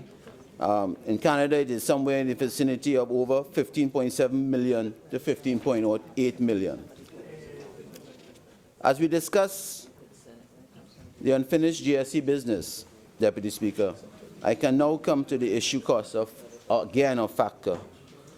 To date, no information has been given as to how these costs would be financed, either by the Bankers Association or the government. Nor was there any discussion in the GSC as to the legislative methods that might be used to reduce compliance costs. But more on this later as I talk. As we are all aware, FATCA is designed to prevent tax evasion by persons deemed to be U.S. persons. Thus far in Trinidad, there has been little discussion on the fact that we'll be footing the bill for this entire endeavor. But when I say we, I mean the taxpayer and banks customers of Trinidad and Tobago. We are already under pressure like we have never seen. I am worried that we'll all face higher taxes and increased bank fees because of FATCA compliance, and let me tell you why. The actual cost that has been incurred in other jurisdictions has been quite substantial. In the Wall Street Journal, reported on the 27th of July 2014, in the article Canada's Banks Tally Their Tax Compliance Tab, that the 5 largest banks in Canada had spent over $693.5 million on initial FATCA compliance. In 2013, the CEO of... Why is whispering to the speaker? Stand up if you In want. 2013, He's an independent deputy speaker. the CEO... Member for point of here. Members, the member for point of here is on his feet, right? I have recognized him as the member that is partaking in the debate at this time. So please, members, do not bring the speaker's chair into the debate, please. Kindly proceed, member for point of here. All right. Thank you, Deputy Speaker. When you look at the compliance costs throughout the international arena, and you look at overall in Canada, in the USA, and England, the costs are very astronomical. And reviewing the verbatim notes and even in the GSC, I don't think that was being considered. And when you look at the compliance costs in Trinidad, Deputy Speaker, and you look at, and I want to refer to the banking structure, the banking fees that have been, when you look at the newspapers on Sunday The Guardian, Eyes on the Bank, Sunday Guardian, Imbert Mull's Law and Fees, Deputy Speaker. Some of the concerns by the small man and even the normal citizens of Trinidad and Tobago that are banking fees and the banks are really creating an astronomical, a sort of a revenue generating system of increasing these fees to the small man. So when I reviewed the cost associated with these fees, and I would like to refer to some of the issues.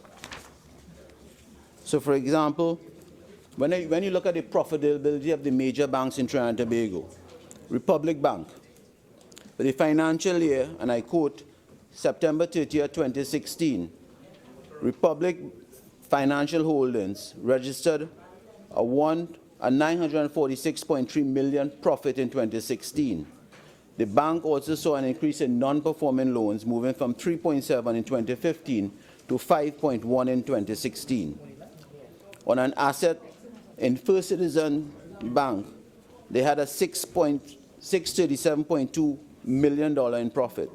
RBC, which was in the paper in the Guardian yesterday, Deputy Speaker, had a $956 million profit. Scotiabank had also a $625 million profit. And when you look at the kind of bank fees that you are now asking the poor citizen to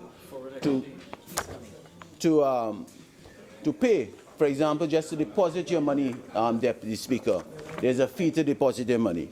So we are saying, as an opposition, that we are asking the government to look at the banking structure fees that the small man and the normal people of Trinidad and Tobago are paying.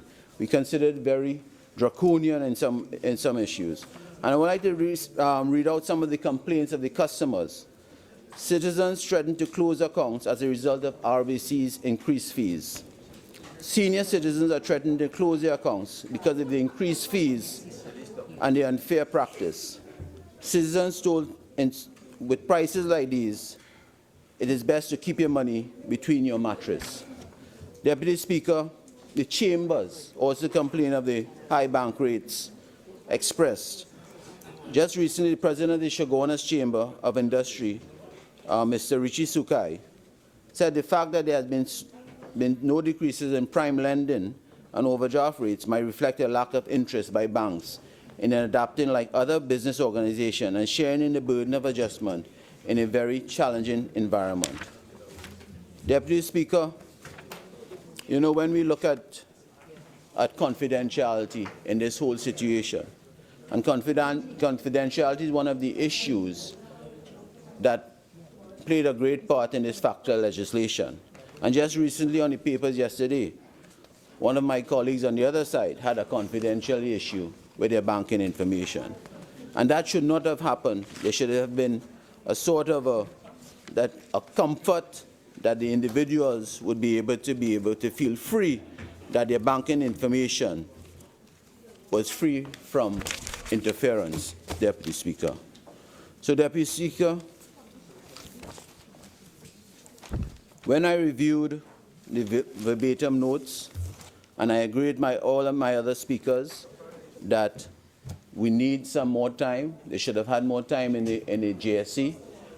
When I reviewed the verbatim notes, I don't understand why the chairman did not give some extra time because the committee work was not completed. So, Deputy Speaker, with those few words, I thank you. I recognize the member for St. Augustine.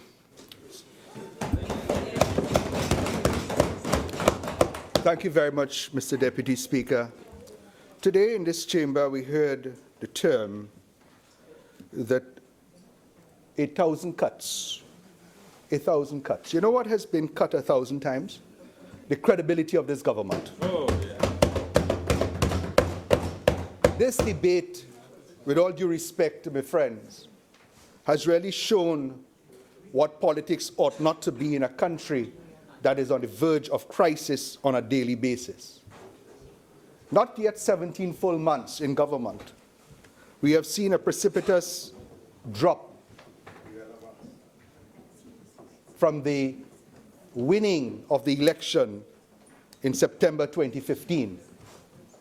In so short a time, a government has shown itself repeatedly to have failed the people of Trinidad and Tobago.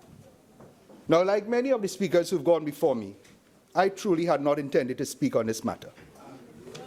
However, I think it is necessary for me to add my voice to the absolute disappointment I've had in this chamber to have heard gentlemen on both sides say things, and when you put them together, they can't all be true.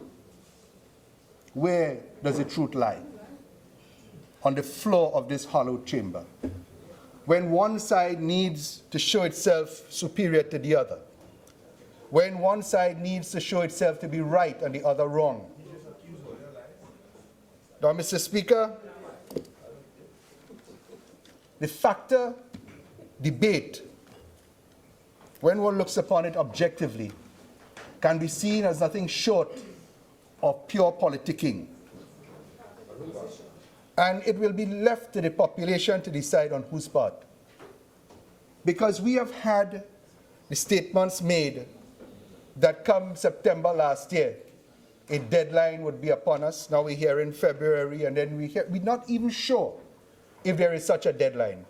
What I can tell you, however, is that the government under which I served signed a memorandum or signed an agreement that there shall be legislation to govern these matters. And as a matter of honor, I think it's necessary for us to do that. But the leader of the opposition took a very bold position, and a position that I commend, that whenever there is law that may affect the constitutional rights of a people, it should not be left only to parliamentarians in a very quick debate to decide whether we should change these rights, but certainly to widen the consultative level in the country.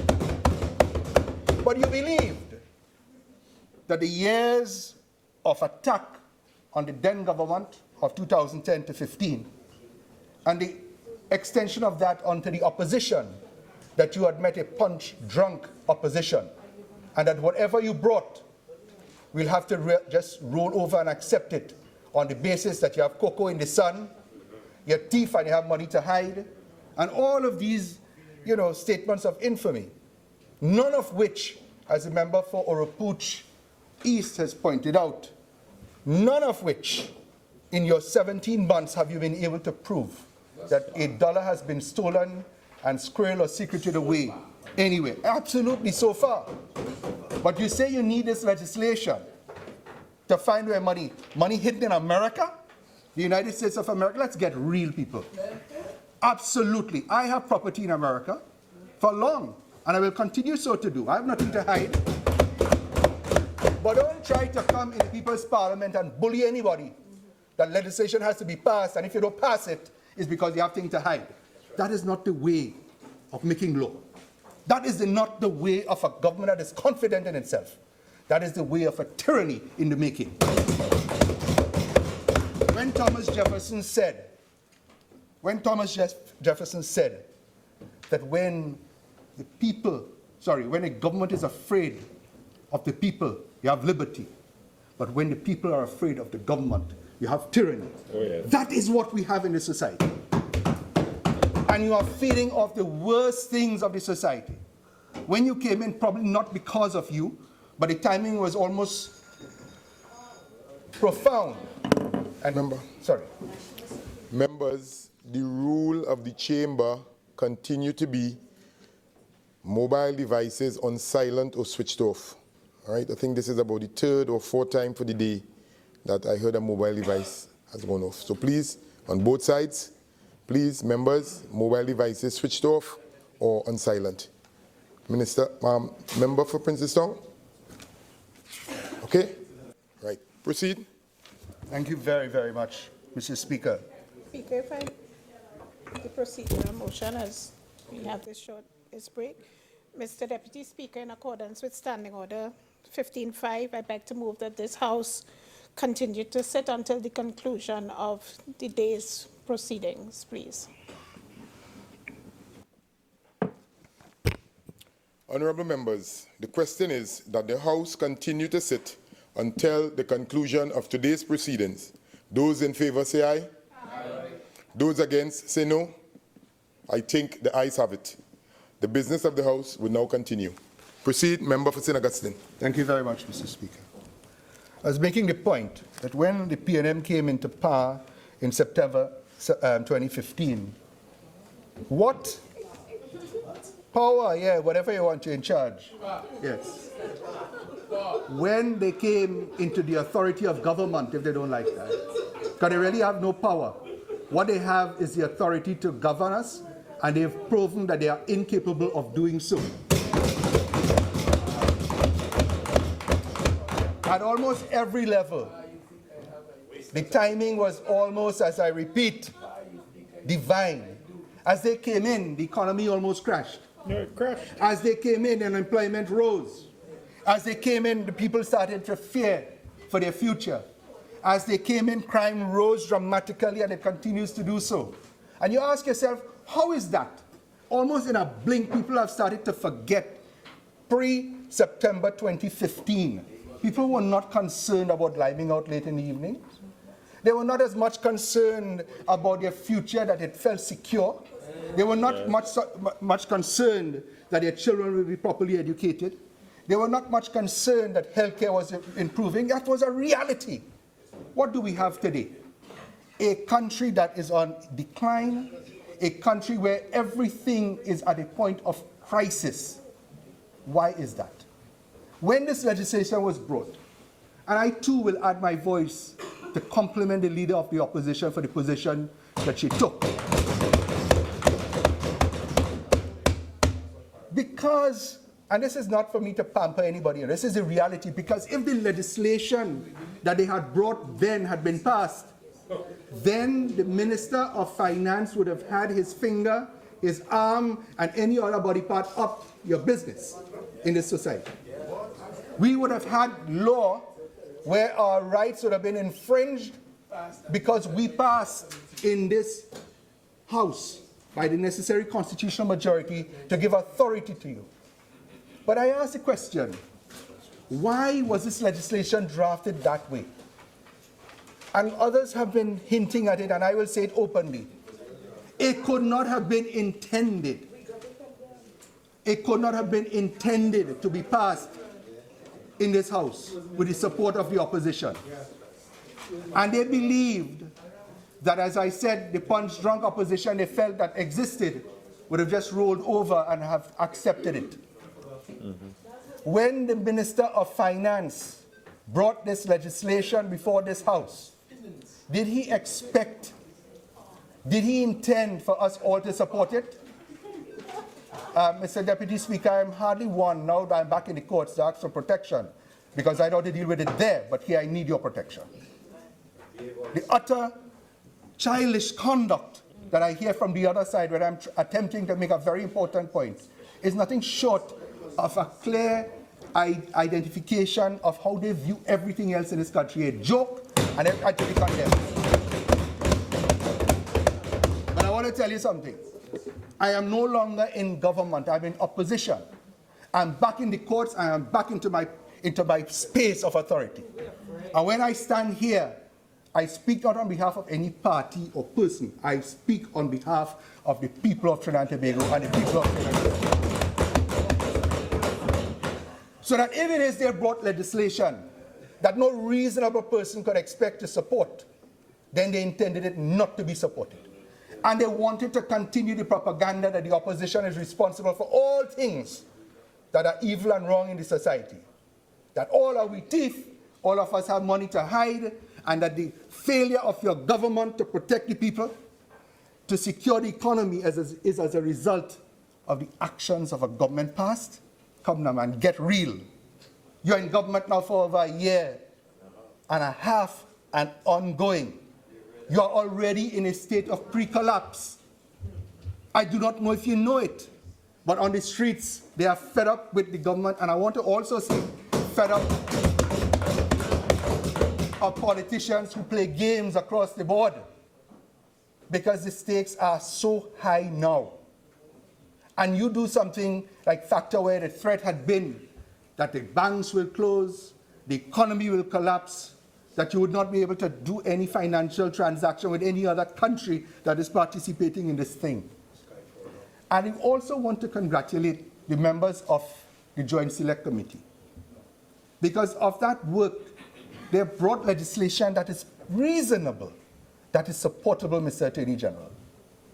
But then to hear in the tail end, forget all of the issues of the promise of the Joint Select and then you reneging on those promises. Forget all the different deadlines and dodging the bullet, but we have to dodge some other thing on this side. To hear that in the very final moments that the chairman will issue a final report when everybody apparently, from what has been said, what has been read to us, believe that there was need for a little bit of extra work so that nobody could have stood here today and the Attorney General's dream that there would be one speaker on one side and one on the other could have been a reality. Why was that sabotaged? Why? Have you painted a target on the opposition and waiting for us to pull the trigger on ourselves? Is that your intent? to suggest that we will not support it and therefore this thing shouldn't pass and your deadline will go and the failed economy will be our responsibility. You know, is that what the game is all about? I endorse fully the sentiments of my friend from Caroni Central. This can be fixed in the glare of the public eye. Send this thing back and let it be done properly. And in a short day or two, when you return, nobody in good conscience who care about this nation could say that they will not support it. It's as simple and as easy as that. Well said. But looking at the thing, looking at the evidence, looking at what is before us, this thing is being sabotaged on a daily, if not weekly, if not monthly basis. You do not want this thing passed. And if you do, Attorney General, my good and noble friend, agree that the amendment go forward, that we do send this back to the Joint Select, finish it and finish it properly, and take away the trauma from the people of Trinidad and Tobago, because that is what it is. If we do not do that, you will put us in a bind. That is your intent? To say that some will support and some others will not? To try and rupture the opposition in some way? All you're doing is rupturing the society. I ask myself, how is it that this country that is so beautiful, yesterday I went on a drive to Maracas with my daughter Urvi and wife, Jay. I met so many people. I saw the most beautiful landscape. The weather was perfect. I had to go to London in early December last year. I took my wife and child with me also. The bitter cold was so awful. And when I returned, my child told me, she said, Daddy, I love this country. I could kiss the ground every day. You know, when she told me that, I recommitted myself to doing all I can to make this place a better place, because I want my child to grow here. But we in the politics is who win, who lose. As some writers put it, some of us, all of us sometimes, are involved in premeditated grand charge. And to what benefit? To whose benefit? When the community looks upon us, those who support the opposition agree with what we do. Those who support the government agree with what you do, only because you have taken a side or the other. Where is reason in the society? Where is it? And I do not have the words of my little friend from Caroni Central, but to be reminded where you could hold two separate thoughts, independent thoughts opposing each other and still function. Where is reason in a society? It's either your PNM or your UNC, and if you one, you can't be the other, you can't support the other. When I went to Jamaica with the Prime Minister, people condemned me. I went as a Trinidadian to help. Many did. There are many in the society who do not understand that a country in crisis is a country in need. And for us all to give the best that we could possibly give. And the leader of the opposition has shown, against all of the criticisms, that she was right in what she did. I need not always agree. But if you are right, I will say so. If you are wrong, I shall also say so. And you were wrong to bring FATCA in the way you did. Now, my friends, this is not the time for ego. And Mr. Speaker, I just wanted to ventilate my point of view that there are simple fixes to very difficult problems once we have the same intent. And I'm not sure that we all have the same intent. Your plan is to demolish the opposition so that nobody else could stand in your way. I'm seeing the signs of tyranny and oppression starting. And it is not, I want to tell you something, like a grand plan when you just came in, you know. But power has that allure, that seductive presence in it, that you want it. You want all of it, and nobody must ever have an opportunity to take it from you. But I want to assure you of one thing in this country. I have great faith in it, that the age of a second term is over. Your countdown has begun. That does not mean that our time has started. It has to mean that we have to earn the right come next election. That the people will say, enough for you, we're ready for you. And this is what we must do. And nothing is wrong with that. We can be adversaries, but we do not need to be enemies. And unless we understand in this small society, the moment we become enemies at leadership level, then you will have enemies at the lower levels. It is really not a psychological enigma to understand why crime has gone so rampant in the society. When the leadership of a nation speaks in vile language, in violent terms, in a sense of being a bully in everything we say and do, what do you expect the society to be led towards? I want to tell you something. I, Prakash Ramad, a member for St. Augustine, and all my friends on this side will not be bullied by anybody.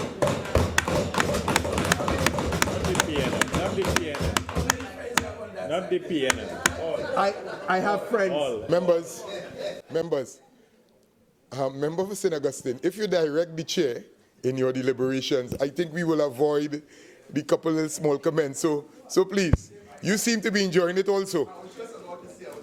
Right? But please, direct the chair, please. I think it is important for us to have this level of openness. We are all human, you know. At the end of the day, this is a nation that most, I am not sure if all were born into, but this is a nation we are living in today. This is a nation we want to live in tomorrow. And it is the responsibility of each and every one of us to make it even better. By the things we do, by the things we say, by the examples we set. And I hope never ever to offend to the point you hate. But I will always say things to try to show that maybe you are wrong, and this is the way it should be done right. I'm also open to hear that if I am wrong, that you could tell me this is the way to do it right. And this legislation, with all due respect, started off with an evil intent. Never to pass good law. Never to do the right thing. You look at the evidence and it tells you that beyond a reasonable doubt. Because if you had done the right thing as you claim you always want to do, then the legislation that you brought would not have given yourselves the kind of power you know that the opposition could never have supported. We never wrote the legislation. You wrote it. I was chairman of the Legislative Review Committee. I want to tell you something. We never passed legislation like that. If it is one thing that you will see a consistency over the years, when they call it the UNC government, in its first incarnation, they passed legislation that gave rights to the people, freedom of information, integrity legislation. Oppressive legislation never came from anything other than the PNM. The legislation that you pass is always about taking away from the people and empowering yourselves. Your legacy. It was the last government that brought procurement legislation, let me remind you. Integrity legislation, certainly. We attempted constitutional reform that you demonized. What has been your legislative agenda? What has it been to show that you empower the people? Absolutely nothing. And when I spoke here, when you just came in, I warned the young faces in your grouping that you will represent things that after a while you wouldn't even recognize yourself doing, you know. Because you came in, I could tell you from experience. Of course, and that is the power I speak about, that you be careful of power. You don't ever own power, you know. You use power, and sometimes power overcomes you. And you do things for the sake of retaining that. And after a while, you do not recognize yourselves. But today, the country recognizes you. It recognizes that you, when you said we will do this together, never meant consultation. When you said we shall do this together, what did it actually mean to the people of Trinidad and Tobago? That you will condemn everything else that is not flagrantly PNM. So, with all due respect, I want to support this legislation. I think we all do. because it has been dramatically improved from what you brought. But there is much a slip between the cup and the lip. And it doesn't take much more to make this thing right. So, Mr. Deputy Speaker, I thank you for the opportunity. And I want to congratulate all those who have spoken on this side for their stance in protecting the democracy of Trinidad and Tobago. Thank you all very much. I recognize the member for Tabakit. Thank you very much, Mr. Speaker. Mr. Speaker, I'm very happy to join this debate, which I think is a very important debate. It is a defining moment, I believe in the life of this Parliament. I want to congratulate the members of the GSC, and particularly the member for Caroni Central, the member for Caroni East, and Senator Ramdeen, for the very courageous work and hard work that obviously they have put in the details that have come before this Parliament today. Mr. Deputy Speaker, we have a chance in this Parliament today to move from being a good Parliament to a great Parliament, from moving from being good representatives to great representatives, to recognizing that as representatives of the people, we are actually servants of the people first and leaders thereafter. On this side, we have shown the courage that parliamentarians should have. We have shown the fearlessness that parliamentarians must have in doing what is right for all people, not just for the opposition, but for all of Trinidad and Tobago. We have gone the extra degree in doing that, even in the face of vitriolic language and the very harsh language on the part by some members on the other side, one who's accustomed to leaving the House when I speak, Mr. Speaker, Deputy Speaker.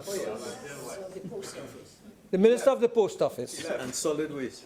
Mr. Deputy Speaker, I want to tell you that we are going to continue to stand firm on this side and to go by what we swore when we became members of this Parliament, to act without fear and favor in this country. Well said. Mr. Speaker, Deputy Speaker, the behavior of my colleagues on this side reminds me of the difference that 1 degree makes. You know, you can speak about water getting hot, and it gets hot at 211 degrees. But something dramatically happens when 211 degrees Fahrenheit. Something dramatically happens when it gets to 212 degrees. At 212 degrees, it boils. And with boiling water comes steam. And as you know, steam can power a locomotive. And it's that extra degree that makes all the difference. And we on this side are prepared to go that extra degree in order to create the energy in this Parliament that will make the difference for all of Trinidad and Tobago, Mr. Deputy Speaker. Mr. Deputy Speaker, our leader has shown that 212 degrees Fahrenheit in her courageous determination to write a letter to the President, and has gotten a rare level of international support that any leader of any opposition in any part of the Caribbean has ever gotten. And that must be admired.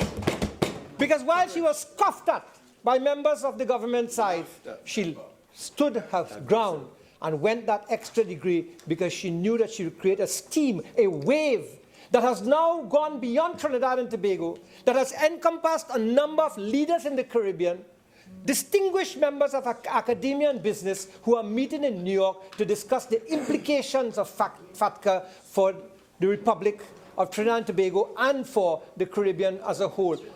And that is a very important development, and that is as we speak. And I think that it is very important that we note that. So that the debate on FATCA and its relevance, its importance, has gone beyond the walls of this Parliament.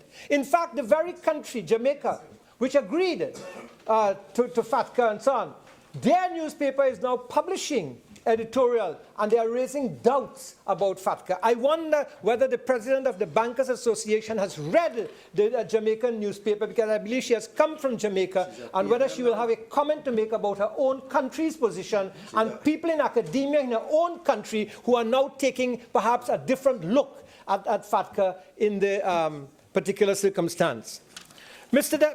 Madam Speaker, throughout this debate and throughout the last few weeks, the pressure seemed to have been placed on the opposition to support this bill.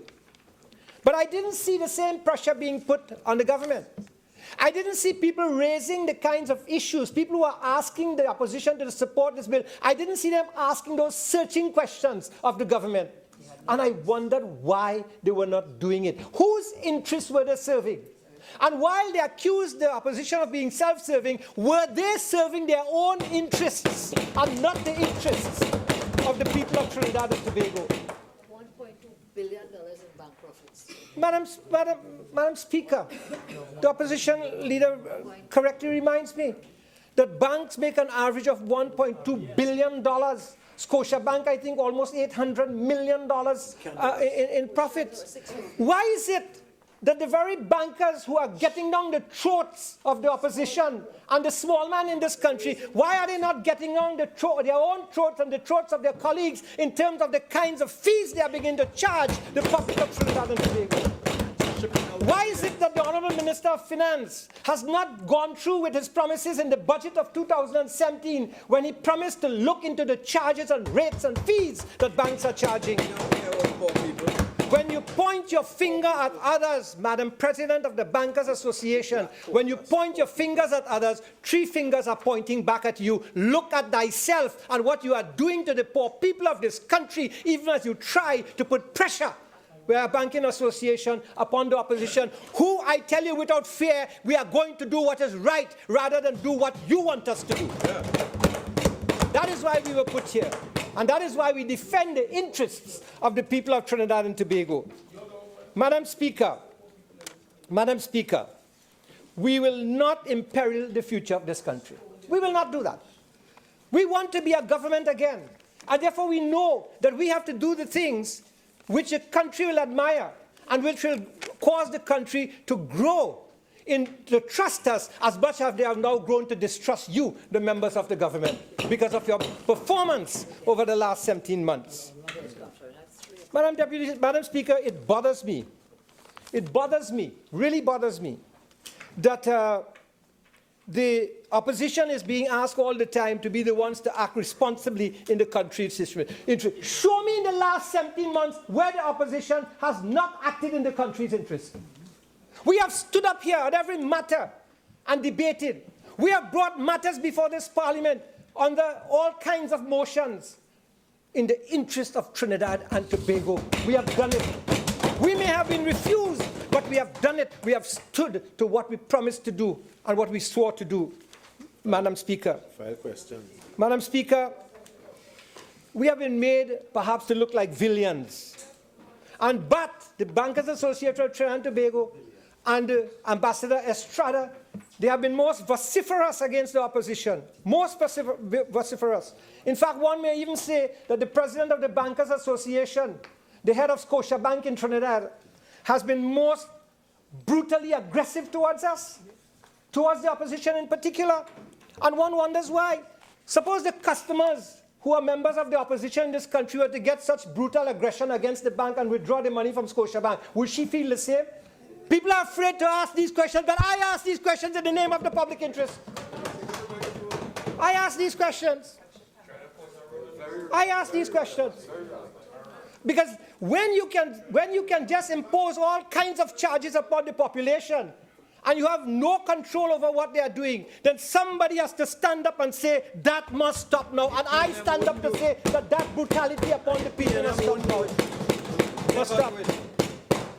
In which country you will have a U.S. ambassador coming into that country and speaking as he does, entering into the political fray of a country as he does as a guest of this country. Violation of the Vienna Convention. Madam Speaker, The government wants this bill to be passed. We want this bill to be passed. We understand the implications of this bill. But we have been asking, and I ask again, at what cost? At what cost is this bill going to be passed? The Honorable Attorney General and member for San Fernando West, in his contribution, he himself admitted there is unfinished business. So what has happened to that unfinished business?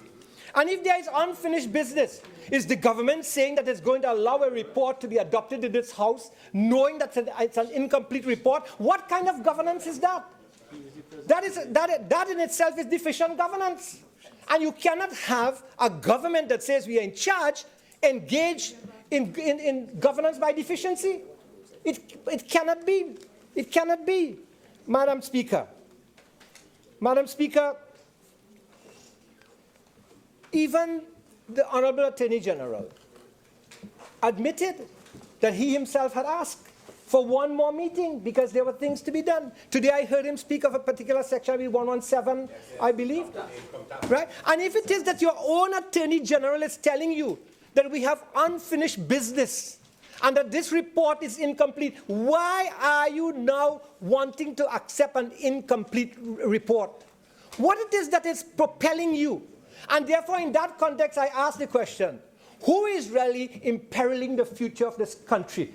And it is not the opposition, it is you who are doing that. It is you who, by trying to be a bull in a china shop, trying to bully the opposition, trying to get your way, knowing that there's a deficiency, you are the ones imperiling the future of this country.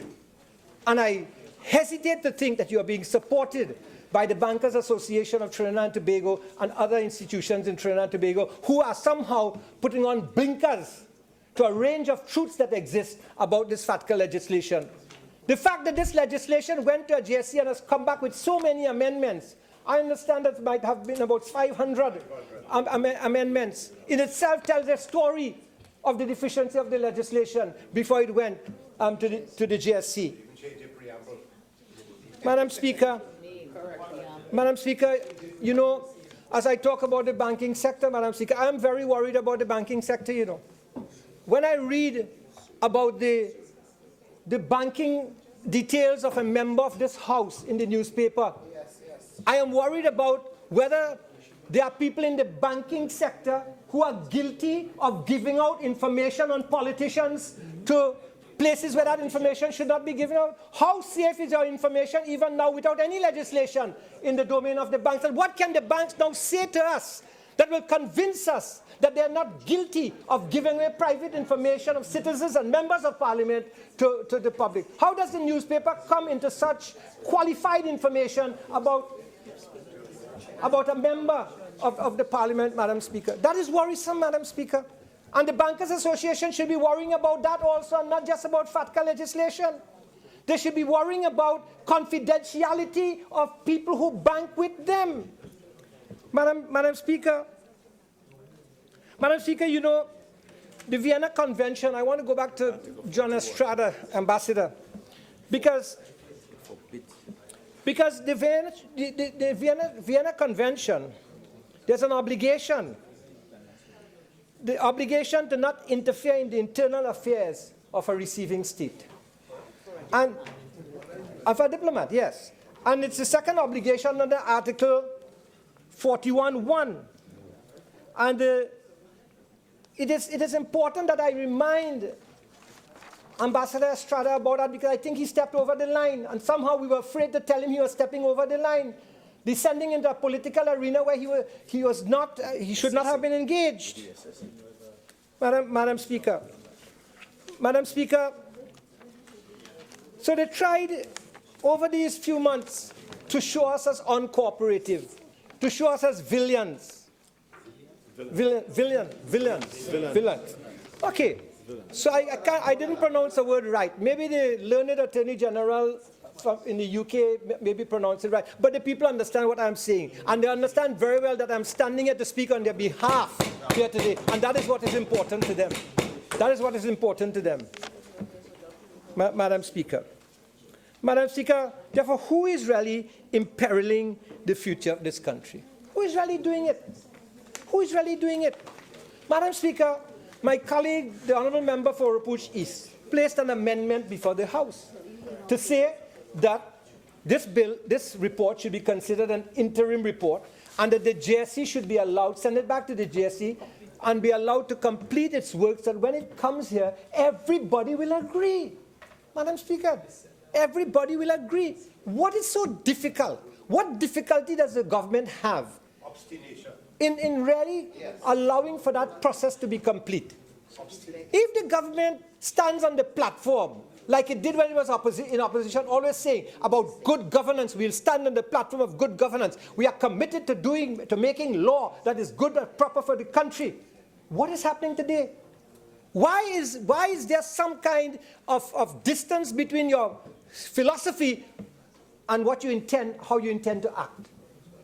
Trust and integrity depends on how you close the gap between what you propose and what you do. And it seems to me there's a big gap in terms of the government's behavior, in terms of what they always speak and what they truly do, Madam Speaker. And that was proven in the SSA debate in this Parliament also. Professing one thing and doing and saying another thing, Madam Speaker. Madam Speaker, Madam Speaker, who is imperiling, therefore, the future of this country? It's not the opposition. Not the opposition. It is the government. And I ask, like the member for St. Augustine, whether they really wanted this legislation passed, or whether what they were doing was playing a game. Playing a game and making it look like the opposition is the one who are opposing everything, and therefore they are put in a dilemma. We have never said that we are not going to support this bill. Let me repeat that, and let me make that very clear. We have been very consistent in our position, but we have said that we want good legislation. They took us to the brink, and they took this country to the brink. They put undue stress upon people in this country by refusing the JSC, and then finally relented and had the JSC. The JSC would have taken one more day. One more day. And I repeat, even the Attorney General recognized that they needed one more meeting when it came to the end. And that would have quelled all of this that is happening here today. Madam Speaker, Madam Speaker, Madam Speaker, the opposition is not imperiling the future of this country. Madam Speaker, what is wrong with the government is that the act of listening is now foreign to them. They have stopped listening. They have stopped listening. They pretended to listen in order to win the heart of the people to get into government. But now they are there. They think there's no need to listen again. Madam Speaker. And you see, Madam Speaker, there's a vast difference between listening and hearing. When you really listen, you have to engage in deep listening. So you'll really hear the hearts and the cries of the people and the concerns of the people. And they have lost it. They have lost it. Madam Speaker, today, this debate and the amendment we are proposing, the government shouldn't consider that amendment accepting or rejecting as ceding ground. It's not about ceding ground, you know. When we are in this parliament, it's not about how much I win over you or how much you lose as a result of my actions. That is not what this parliament is about. That's not what the people out there want, you know. The people want to know, are you being a total team in our interest? Are you acting in our interest? That's why we put you there. That is what the people are asking out there, you know. Are you acting in our interest? Do you understand our needs? Are you treating us as customers? This is what people are asking. And today, if the government refuses the amendment we are proposing that this report be considered an interim report and that the JSC be given an opportunity to complete its work, then they will be guilty of not only imperiling the future, but they'll be guilty of ignoring the country's cries and the ability they have to rise into a service culture, a true service culture as a parliament. And if the government doesn't understand that, and the government is more concerned about ego and where they stand and who is in charge, then the people will send a strong message to them not long from now in terms of where they consider they should be and where we should be. Madam Speaker, governance is not about being a bull in a china shop. It's not about that at all. Governance is not about power. Governance is how you use the authority that has been invested in you or which people have trusted you with to increase their ability to govern themselves in a country. The best governance is when you can empower people to govern themselves and you become a facilitator of the people's experience at self-governance. That is what it is. And this government is not about that. This government is not about that. Madam Speaker, it is unfortunate that because of the lapses of this government, because of their lackadaisical attitude to governance, that we are descending into the chaos of crime and lawlessness that this country is descending into also. Yes, Madam Speaker. But it's about governance. Madam Speaker, Madam Speaker,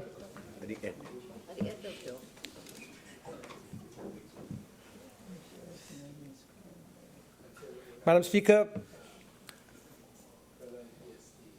I want to say that we have an opportunity here today to do better as a parliament. And I hope and trust that good sense is prevailing on the other side, Madam Speaker. We have fought hard on this side, and we know we have fought hard. I think we have presented a convincing case on this side. I think we have shown the omissions and commissions that the government has made in this matter, Madam Speaker. And I think we have done it well.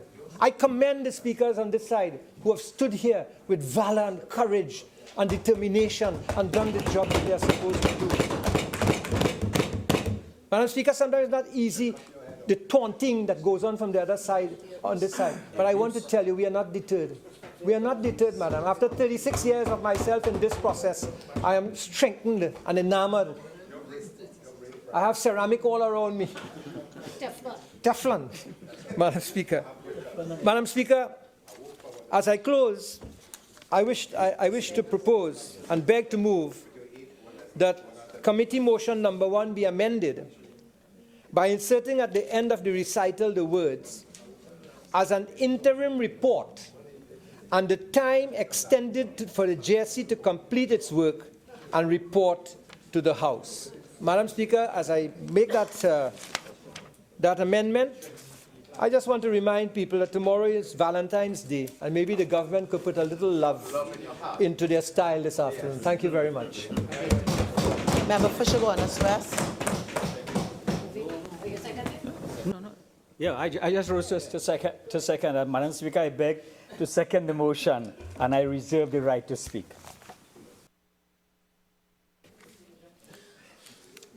Honourable members, I shall now propose the amendment moved by the member for Tabakit and seconded by the member for Chaguanas West. The question is that the motion number 1, be amended by inserting at the end of the recital after the words 2016, the following words, as an interim report, and the time be extended for the JSC to complete its work and report to the House. All in favor say aye. Aye. Any against? Division. Any against? Division.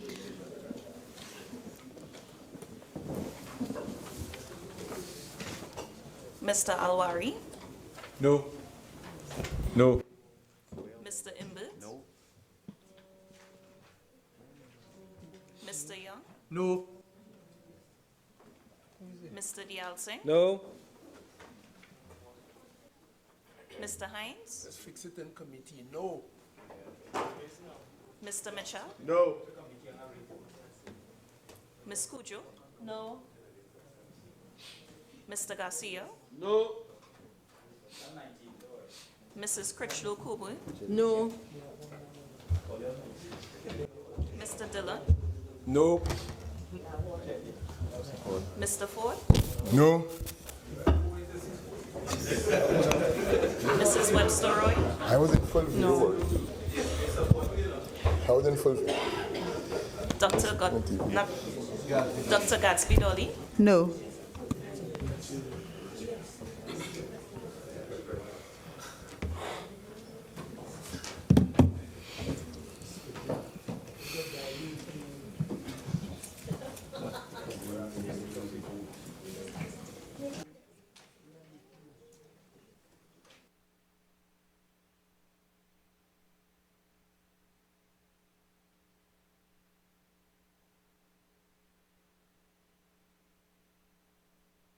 Chaguanas West.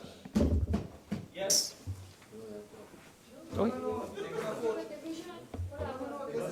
In the middle of a division? Members, I have proposed the question. It was seconded. It was not taken, so we proceed with the debate. After so many members. Member for Chaguanas West. Thank you, Madam Speaker. Madam Speaker, it was not my intention to speak in this debate, but I thought that having regard to the manner in which this debate has proceeded, that there is need for a kind of a conciliation to allow the national interests to be protected. Madam Speaker, you will recall that I spoke on this bill that subsequently became the subject of the Joint Select Committee, and that report is before us. Madam Speaker, the motion before us says, be it resolved that this House adopt the report of the Joint Select Committee appointed to consider and report on the Tax Information Exchange Agreement Bill 2016. And what is before us really is that the opposition is saying, let us have an amendment making this report an interim report, and that therefore the gap between the report and an interim report is not a large gap. The question is, how do you find and negotiate that distance, which is not a large distance? Because you will recall, Madam Speaker, that when we spoke on this bill on the 23rd of September 2016, we in fact created the conditions whereby we pointed out about 8 amendments necessary. It is interesting to note that the government and the opposition in the Joint Select Committee worked well together. And I want to commend all my colleagues, the member for Caroni Central, the member for Caroni East, and the Senator Ramdeen in the other place, for the hard work they did, together with members on the government side, to reach the stage where the process, having gone before the Joint Select Committee after a struggle, I think it was captured well by my colleague, the member for Pooch East, who indicated that the government had to be pulled into a Joint Select Committee kicking and screaming. So the process issue is something that we recognize, and the government failed to recognize initially, to engage the opposition, because it was necessary to engage the opposition in order to get the law right. So at the level now of the Joint Select Committee, you have the substantive law being dealt with. And as my colleagues in the Joint Select Committee indicated, that there was something like 500 amendments, and the substantial amendments, that is what I was told. Yes, maybe typos and so on, but the major amendments with respect to the competent authority, together with the role and function of the minister, was dissipated, and the BIR became the competent authority, and there were consequential substantive amendments. So, Madam Speaker, it is, so the process now the substantive law was improved considerably. And it is the work on both sides that's allowed for that.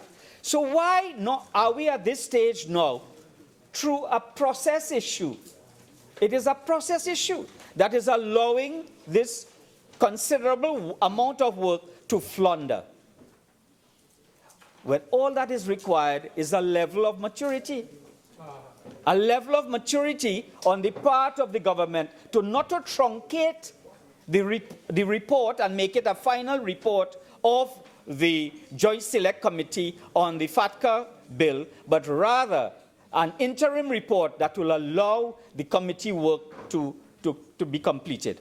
Madam Speaker, you know, this is the first piece of legislation within recent times that has a global impact, a regulatory impact on the laws of Trinidad and Tobago.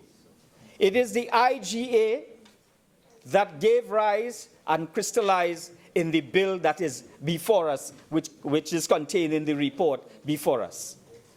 And what you have now is globalization, the regulatory framework of globalization in the financial services sector, impacting upon the sovereign state of Trinidad and Tobago through the American legislation.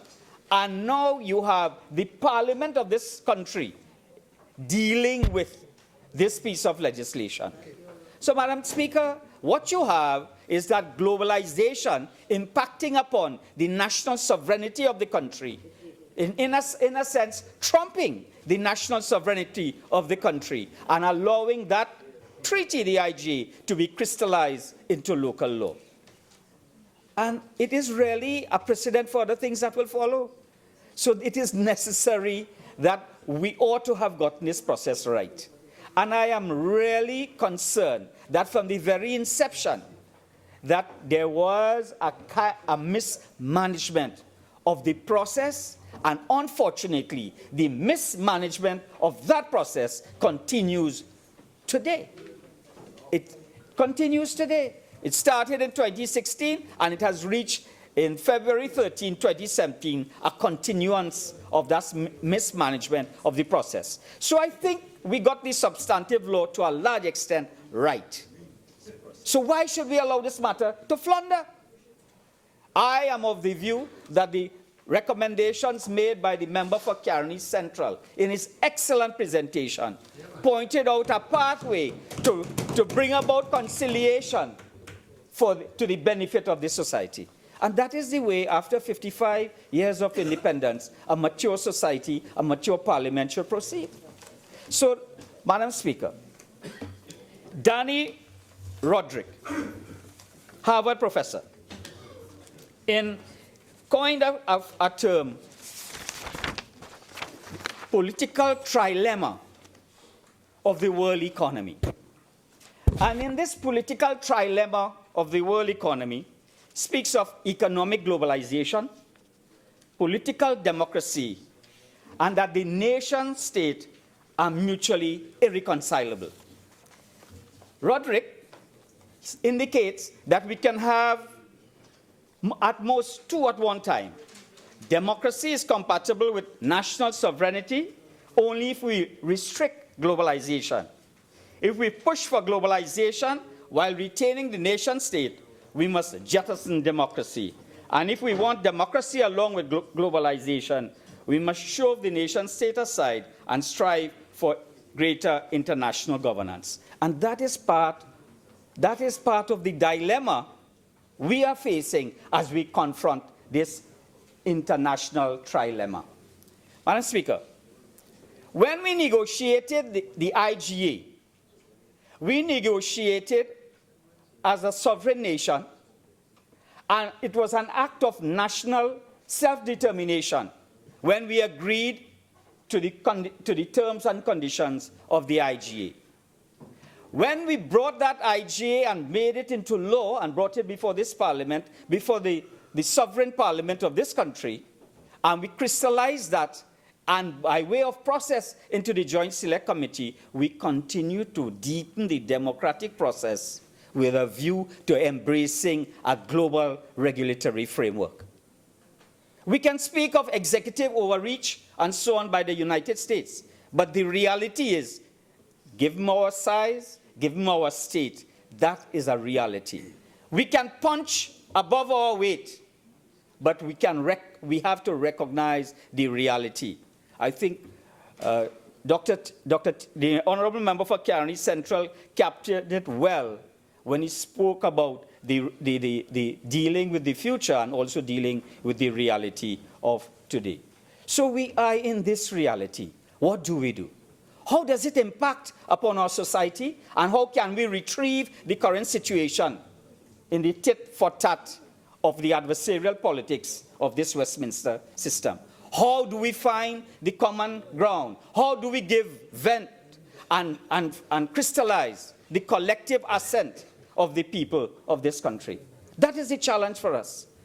And when you are in government, you have a role to perform. And that role means that when you recognize you do not have the parliamentary majority, you must embrace the opposition, as happened in the Joint Select Committee. Why did we truncate the process of the Joint Select Committee in that fashion? Was it done by error? Was it done by oversight? It is not an irretrievable situation. So, Madam Speaker, what is required as we move forward is that you hear the lack of trust and the fact that there is a lack of trust. I would say, based on my interaction, there's a lack of trust on both sides. The government is of the view that if they continue the process of the Joint Select Committee, we will shift the goalposts. They say that in an unarticulated way. And we are of the view that they want to push this down our throat and bully their way, as they want to in so many other areas. So we must find this common ground, Madam Speaker, and I'm saying the pathway pointed by my colleague, the member for Caroni Central, is the way to proceed. We must therefore recognize that there are the substantive area of law has been dealt with, and I really want to indicate to the Honorable Minister of Finance, the Honorable Member for Diego Martin Northeast, that you took chairmanship of the Joint Select Committee. You received the accolades of members of the opposition in the manner in which you conducted yourself and the committee meetings. Why do you now allow that to go in abeyance? You must just therefore take the leadership and retrieve the situation for the benefit of us, benefit of the national community. And therefore, if you attempt to do anything otherwise than to not recognize the need for the continuance of the Joint Select Committee to, in an opportune way, to bring an end to the deliberations and present subsequently the final report of that committee, you'd be doing the country, you'd be doing the parliamentary process a great disservice. So I think, Madam Speaker, that I want to commend the approach taken by my colleague, the Honourable Member for Caroni Central, in the recognition that it is necessary for us to complete the work. And in the words of the Honourable Attorney General when he said, at page 78 of the verbatim notes, Mr. Chairman, I just wanted to also add that I think we need one more meeting, but because we have some issues to be resolved. And importantly, is the work of this committee apart from the report that will go. So therefore, there is recognition that the work is incomplete, and that therefore we have to find now that common ground, that collective assent, that wave that we can bring about the compromise necessary to take this country forward in the Parliament in a mature fashion. Madam Speaker, with those few words, I thank you.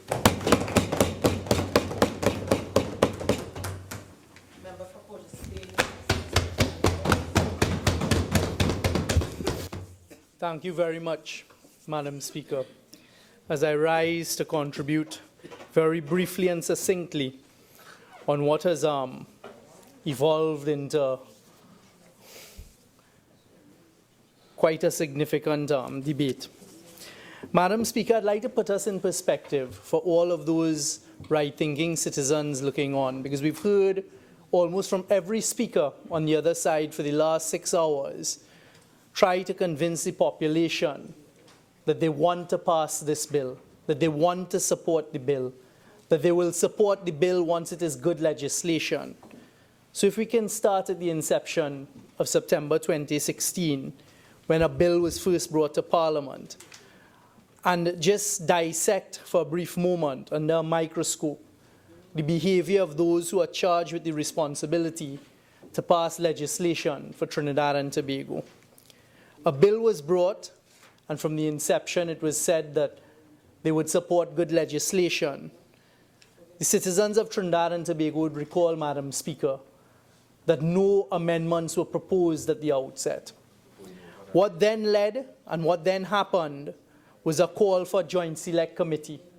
And again, we came back to the House on a number of occasions, Madam Speaker, and we asked, tell us what are the amendments you want. Tell us what are the amendments so we can discuss it and we can move forward to pass good legislation. Those calls and those cries fell on deaf ears. On another occasion, as we came to Parliament, we were supposed to come to Parliament, and at the stroke of midnight, Madam Speaker, we found on the internet, they didn't even have the courtesy to send it to us before, a full-page ad that we now know was paid for by the taxpayers of Trinidad and Tobago, with not proposed amendments, but suggestions as to difficulties they had with respect to the bill that was then before the House. Immediately, we set to work. The Honourable Attorney General, the very hard-working technocrats and public servants who we applaud and thank for their hard work over the past few months.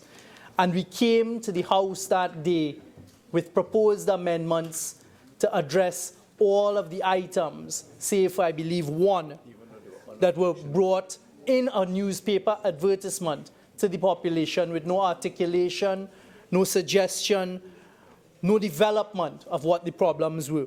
We put it. Absolutely no comment. I think on that day was the first walkout.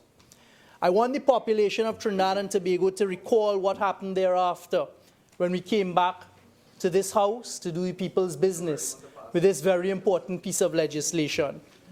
They walked out twice again. On the last occasion that they walked out, Madam Speaker, we saw, and the population should know, them in this House, upstairs looking at it on television, laughing. Again, Madam Speaker, we continued 48-1. with the debate, Madam Speaker.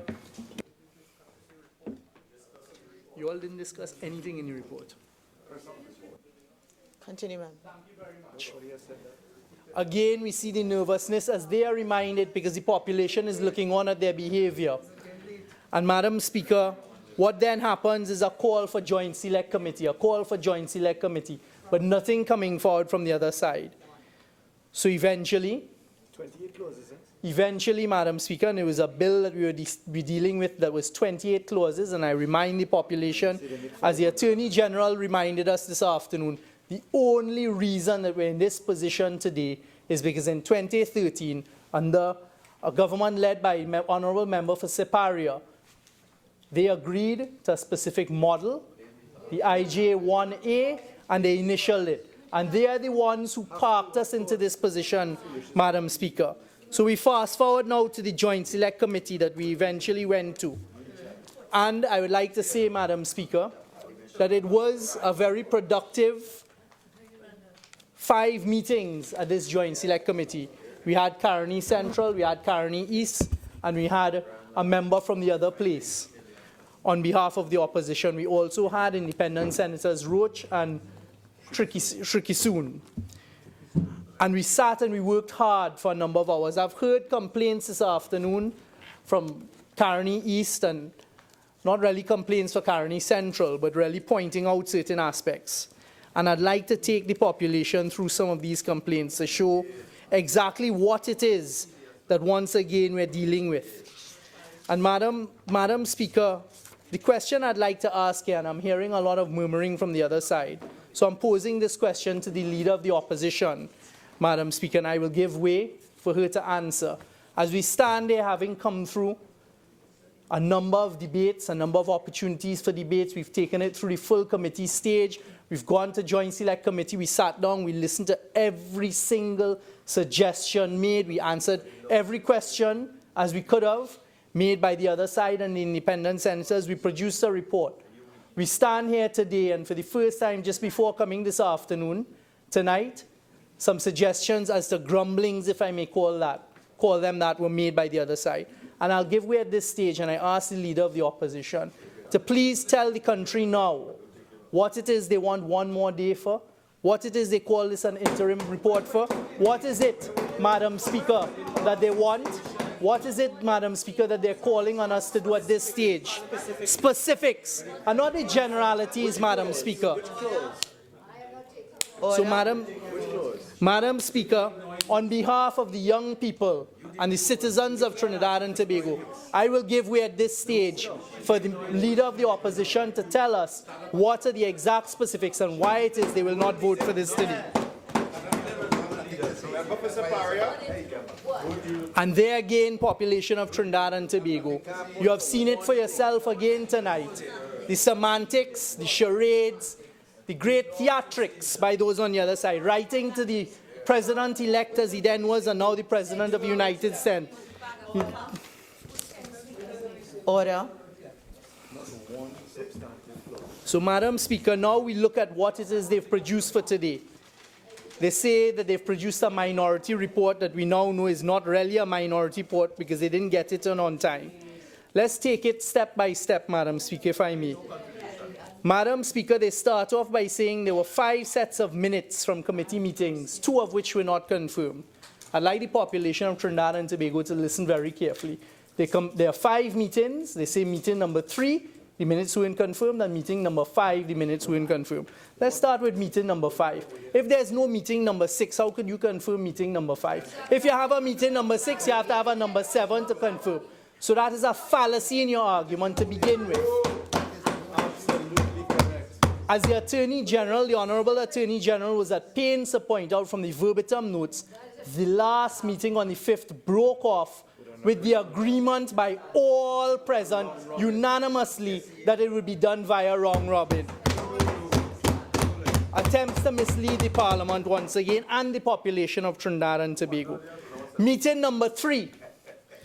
Meeting number 3, they say the minutes weren't confirmed. Not a single shred of complaint at meeting number 4 or 5 by those on the other side that minutes weren't complained. Wait till now to complain. And can't complain, Madam Speaker, every single speaker has gotten up. Not one of them can point a single element in the report of any minute that is inaccurate or that they want corrected. 3 was for the bill clause, right? And we have done 29. The next point that they make is they want one more meeting. And they're quoting the Honorable Attorney General saying, look, we think there should be one more meeting. But what they don't say is what came after that. That they agree it would be dealt with via round robin. And the answer is yes, it was. They say, Madam Speaker, if I may, the report does not accurately report what transpired in the committee. So the opposition are telling the population that the report does not...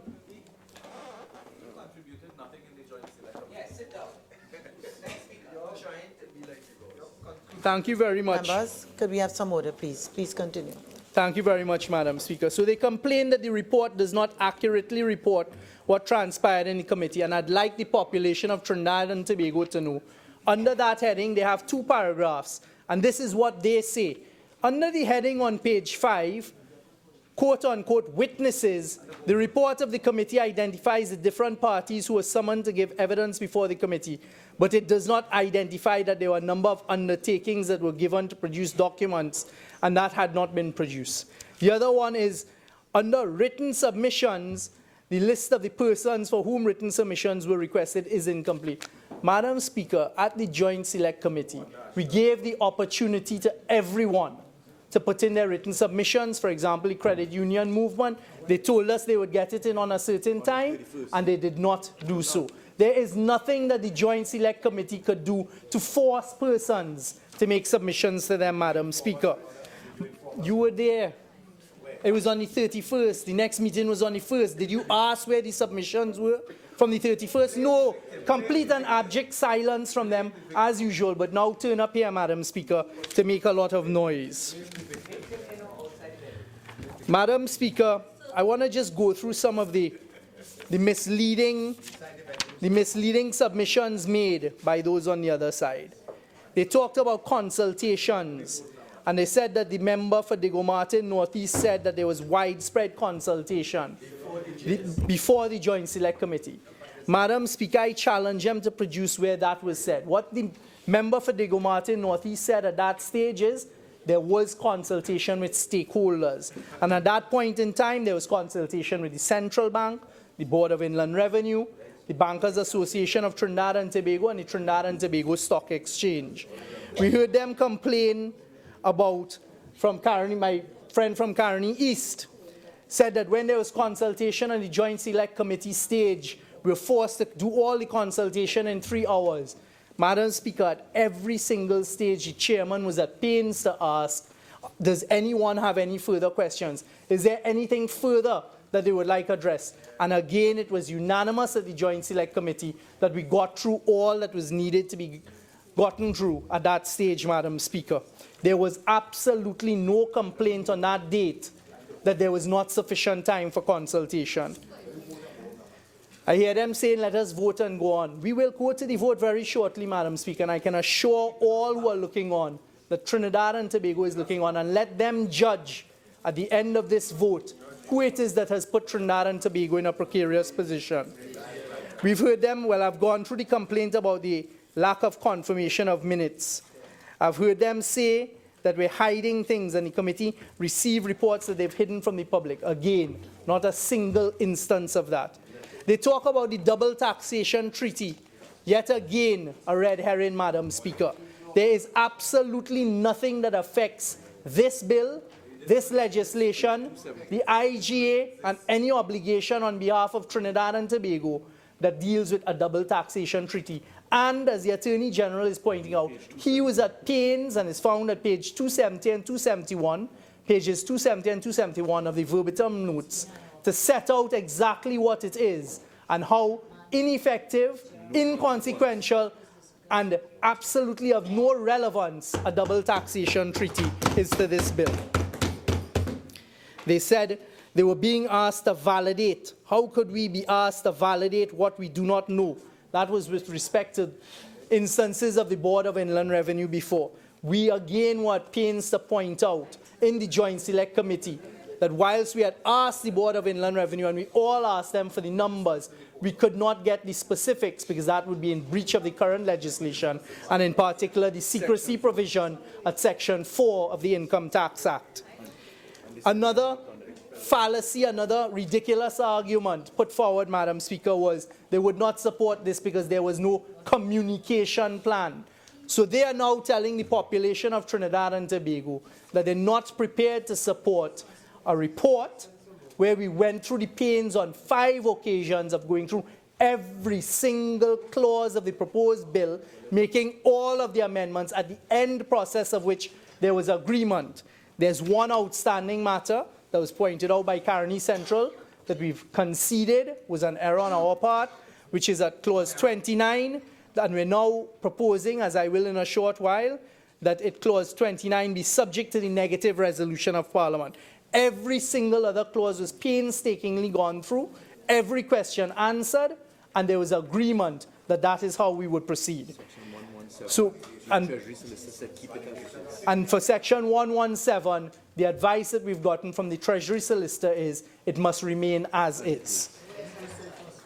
Madam Speaker, they are telling the population of Trinidad that they're not prepared to support the report and the amendments to the bill because there's no communication plan. Then we now go to page 267 of the minutes.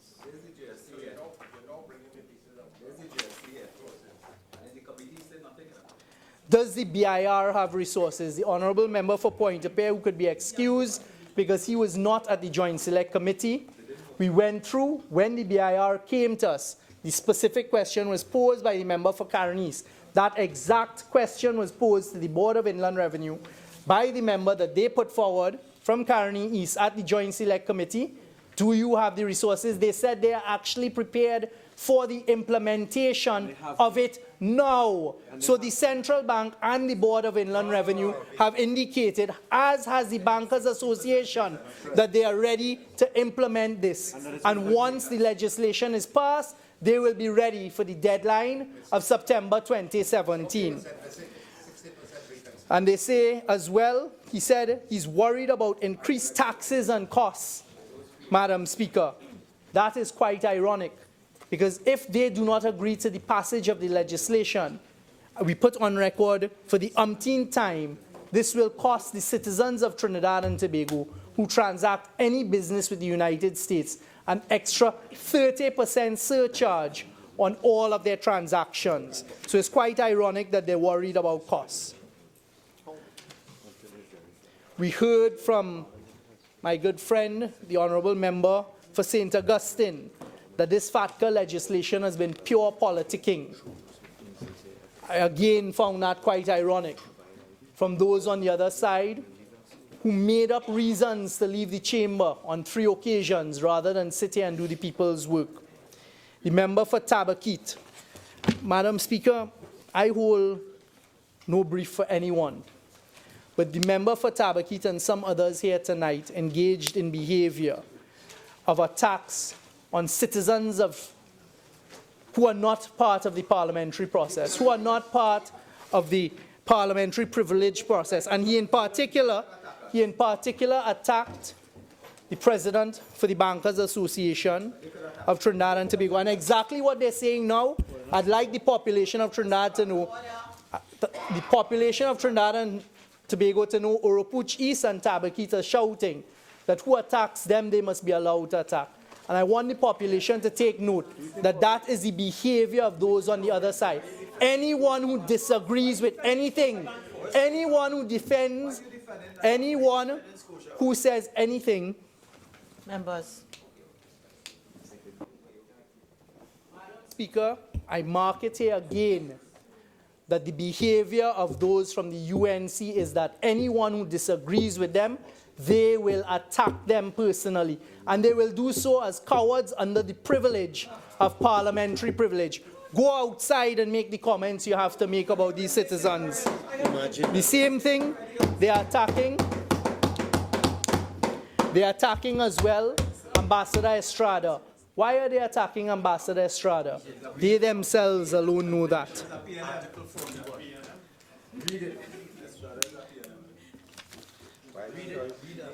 That's what I have to say.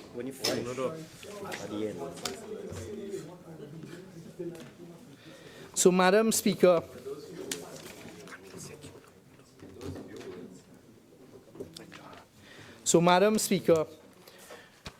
what we found ourselves doing here again today is once again filibustering with those on the other side. They've not put forward a single proposed amendment to the report from the Joint Select Committee, save that it be called an interim report as opposed to a final report. Not, and I want to mark the record here again, Madam Speaker, with the greatest of respect, not a single amendment has been proposed by any speaker on the other side, the 12 speakers or however many of them, 9 speakers on the other side, to the legislation. Only one, by vote, right? Section 29. Which has been dealt with. As the Attorney General puts forward, there was only one proposed amendment, which we concede was an error, and we've now proposed to amend Clause 29(2), that it be subject to negative resolution.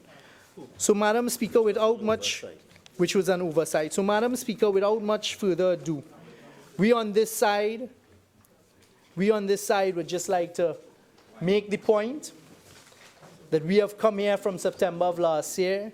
We have done every single thing that is reasonable for the passage of this legislation, and let the public, at the end of the day, decide. And we hope that when people go to the vote, they will actually do what is right for Trinidad and Tobago. Madam Speaker, having said that, I beg to move that the committee motion number 1 be amended by inserting at the end of the recital words, subject to the recommendation of the bill to a committee of the whole House for the purpose of considering a proposed new clause 29. And we've circulated the proposed clause 29. Madam Speaker, with those few words, I beg to move.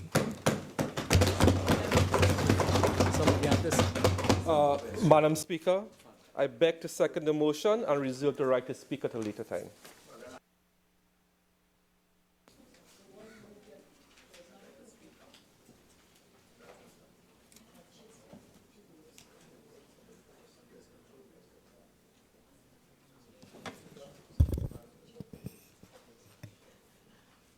Minister of Finance. Remember, you've already spoken.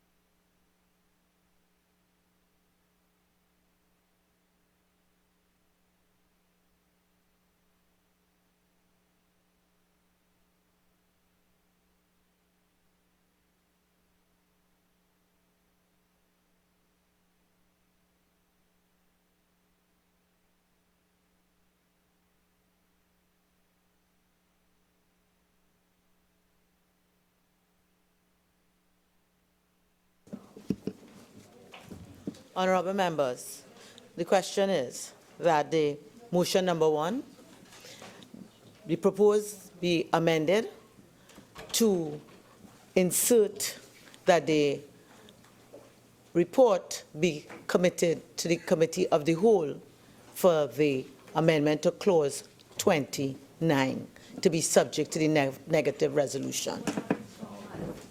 Debate continues. And therefore I recognize member for Oropuch East.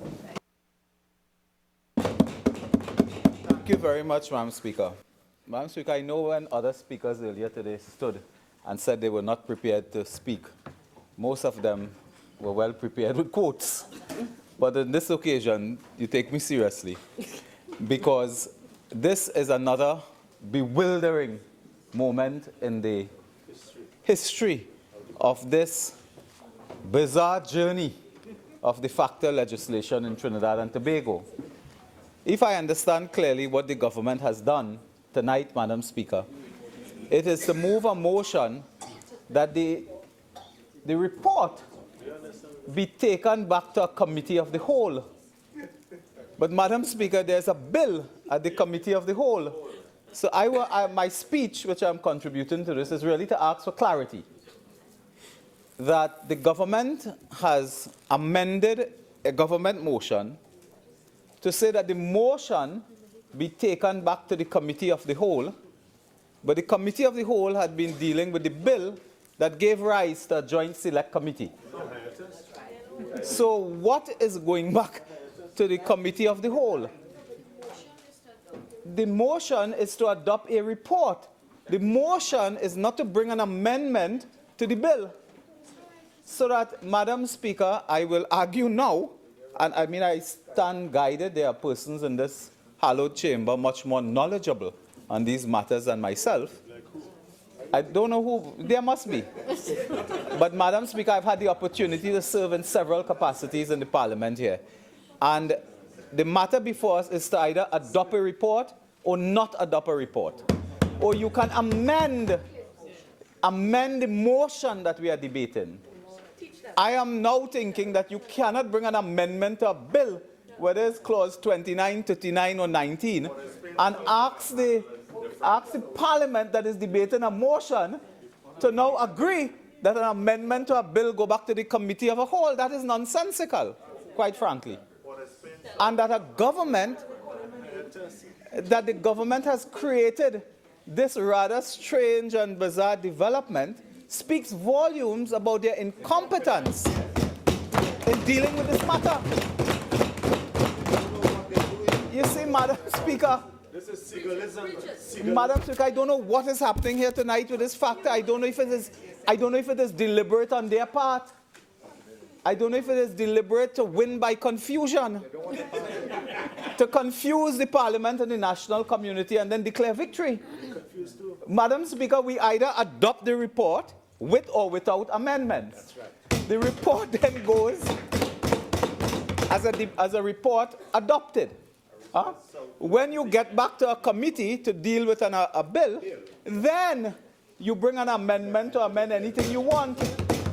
So this is an abuse of the Parliament yet again. Abuse of the privilege. This, Madam Speaker, this is, I am at a loss for words, which is rare. Now, we have asked, now I want to come to my substantive argument now, that the opposition spent the last 6 hours or whatever time here asking that the Joint Select Committee be allowed to continue and finish its work. Members opposite have had the opportunity to speak to the motion and the amendment. Earlier in my first presentation on this matter, I raised the issue of the amendment. And they had notice of it. It was formalized properly according to the procedure required by the member for Tabaquit, seconded by Carney Chaguanas West. So you have a motion before you. Why is the government hesitant to go to continue and finish the work of the Joint Select Committee, yet confuses themselves to go back to a committee of the whole with an amendment to a bill that you cannot properly put before this debate? Why do you do that? Because you don't know what you're doing. And this really typifies the entire approach on the factor. It typifies the approach on the factor legislation. And what has been the rejection of our argument, Madam Speaker? What has been the rejection? The Attorney General, in an earlier debate, spoke about this famous letter that they got concerning the extension. And the letter, yeah. The point of view of the clarification on what is before. Okay, sure. Please. Well, Madam Speaker, on that note, therefore, is the Attorney General or members of the government with responsibility for this legislation willing to tell the House in this debate? No, we have several versions, and this is why the committee fell down 5 minutes into its work, when they had to adjourn. Could we ask the Minister of Finance, pursuant to all the amendments that they proposed, pursuant to the adoption of the report, to make available to us the letter sent by one Carla Carter to Elena S. Vigadamo concerning the deadline? Yeah. 2 bites of the cherry. You asked to speak on the amendment that is before the House. Thank you. So, Madam Speaker, the amendment before us, which I believe is improperly here, but is it 2 amendments? I'm seeing an amendment clause 29. Yes. That's right. Yeah. The amendment clause 29 has the effect of proposing an amendment to the bill. The bill is not before us. So, Madam Speaker, could I speak to the amendment to a bill that is not before us? Is that, I'm asking for your leave, could I be permitted to speak on amendment to a bill that is not before us? The motion is before us. At any time in the work of the Select Committee, at any time, they would have had an opportunity to discuss this and to deal with the matter. The very fact that you bring an amendment to the bill this way is an admission by the government that they have failed in the Joint Select Committee to complete its work. And if you come by VAPs now, and by some irregular procedure, at best, an irregular procedure, to do this, it suggests that there are other matters that we have to deal with. And I plead with this government as the member for Carney Central in a much more restrained, yet equally reasonable manner. Plead with you, do not make mistakes like this on the hoof. This is much too serious for you to make legislation by extemporing, by rhapsodizing, by discovering something is wrong and trying to correct it instantly. You can, by sukaranizing, if you want to use that term, member for Coover South, I know you like that term. This is too important a matter to try to make amendments this way. The very fact that you circulate this suggests that you are aware that more work has to be done in the Joint Select Committee. In an equally bizarre occurrence an hour or so ago, a vote began on the motion. Yes. Madam Speaker, I sat here bewildered that members of the opposition were voting on a motion, the motion before us. I've already cautioned you. I think you have made the point about clause 29. I ask you now to resume your seat.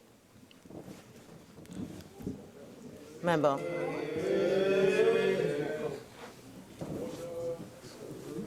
Member for San Fernando West. Thank you, Madam Speaker. Madam Speaker, I rise to just make a very quick contribution to this particular motion, and I think it necessary to give the text of the motion perhaps in a little bit slower pace.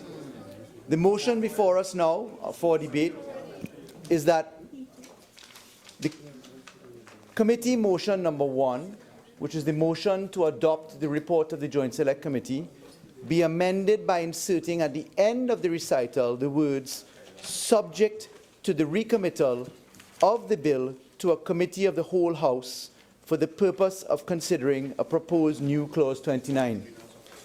I wish to debunk the position offered by my learned colleague from Oropouche East.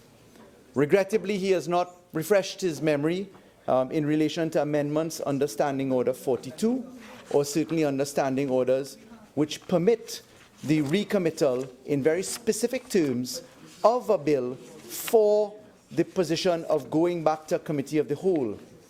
In fact, Madam Speaker, Standing Order 72 provides for the procedure on bills reported from select committees appointed, and therefore the procedure of this motion, the honourable member having said that the government is attempting to win by confusion, they don't know what they're doing, he's entirely wrong, because the Standing Order at 72 is abundantly clear in saying, upon a motion to approve the report of the select...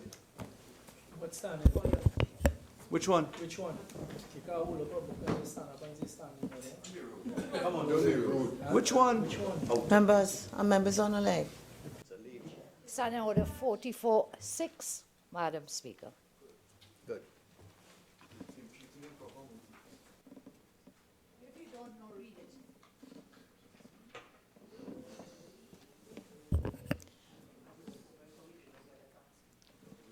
Member, you're speaking just on clause 29, and you've read the text of what it's supposed to be. You've just read the text? You have read the text as far as I'm concerned of what it should be for the motion, the proposed amendment. Yes, you've read what the proposed amendment, you've read what the proposed amendment to the motion should be in terms of the recommittal of the bill to the committee of the whole for the purposes of dealing with clause 29. You have already read that. Yes? Okay, so that once you've read that and you've made that clear, you've read that and you've made that clear. And therefore, I now ask you to resume your seat. Member.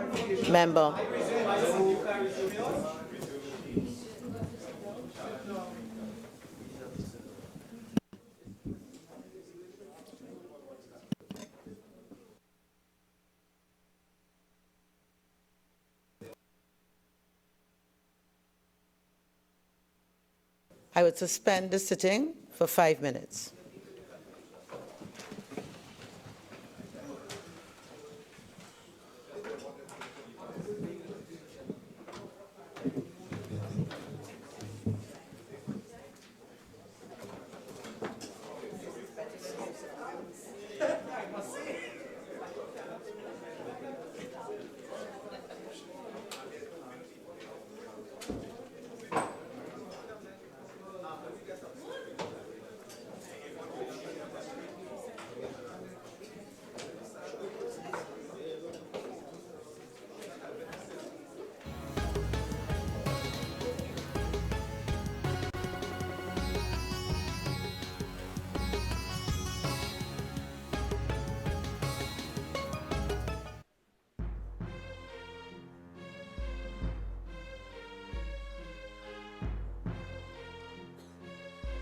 You're viewing the Parliament Channel 11, also broadcasting on 105.5 FM.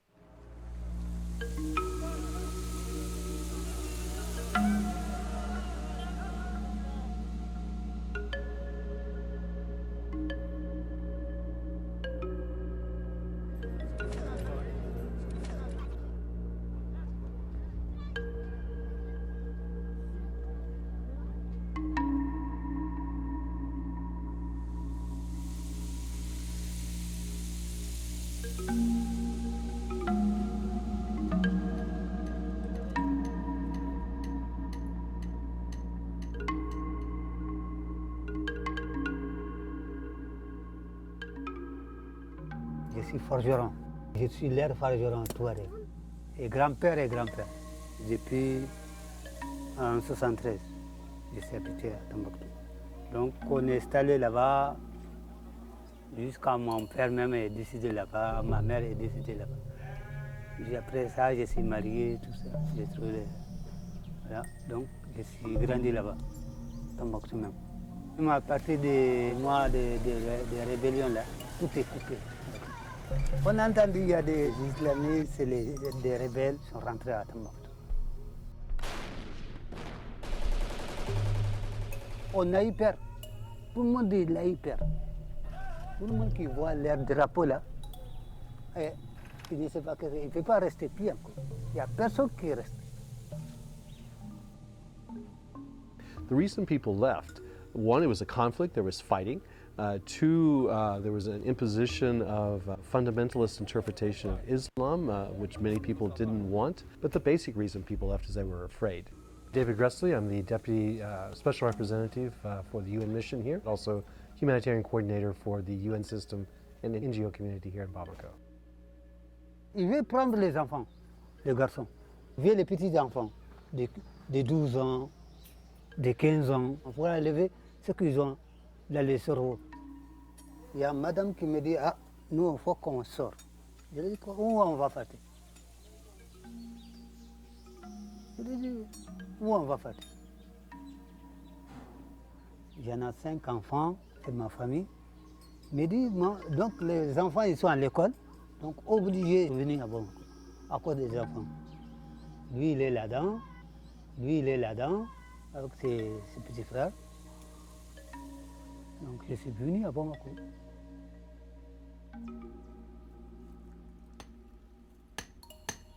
Parce que pour vivre à Bamako, c'est dur. Très dur. Tout est cher. Si je l'ai vu quelqu'un que je connais, il peut me donner 1000 francs pour amener, pour faire manger les enfants. Je fais les bacs comme ça, les trucs, pour amener au marché, pour vendre en détail.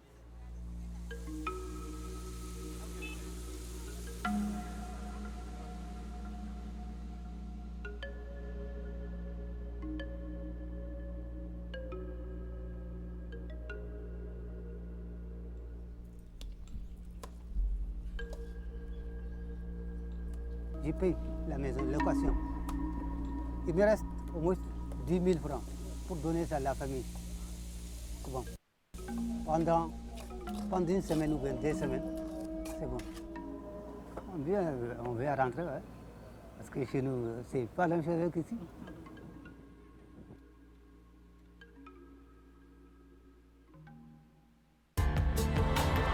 This report was produced by Nathan Barrero for the United Nations.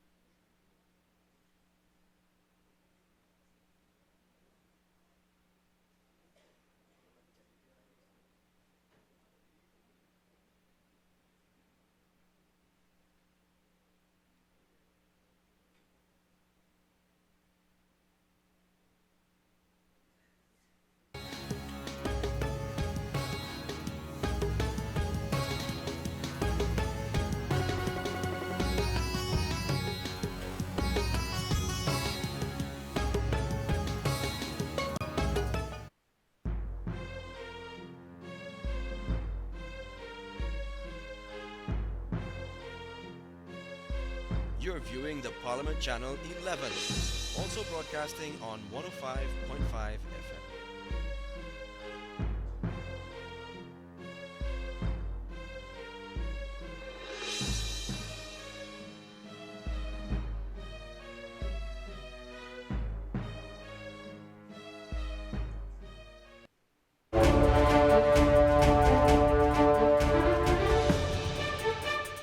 People who didn't read and write English were allowed to vote for the first time in 1946.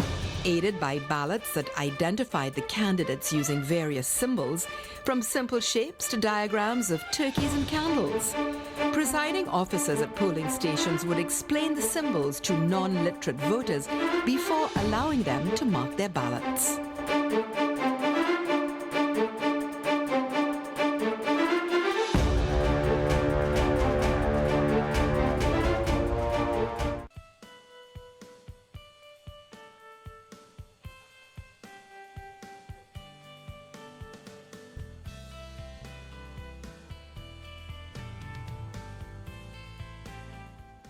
This is the Parliament Channel and Parliament Radio 105.5 FM.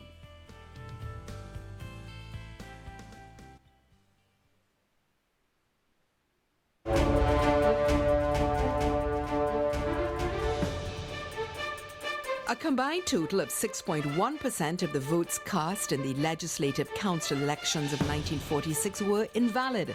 Because most voters had never voted before, this was considered a low number, though it is high by today's standards, with only 0.33% of votes having been rejected in the 2015 parliamentary elections.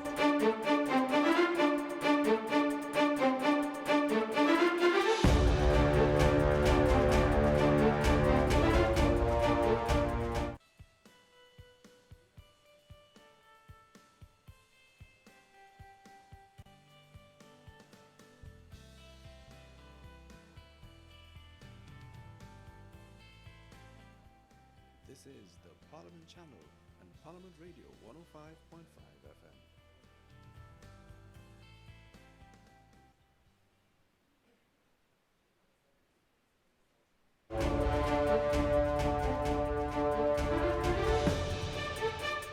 In 1831, the governor's small advisory team was replaced by Trinidad's first law-making body, the unelected Council of Government. The council could vote on laws but lacked real power. Half of its members were hand-picked as nominees of the governor. The others were obligated to support him by virtue of their office. In addition, the governor possessed both ordinary and tie-breaking votes.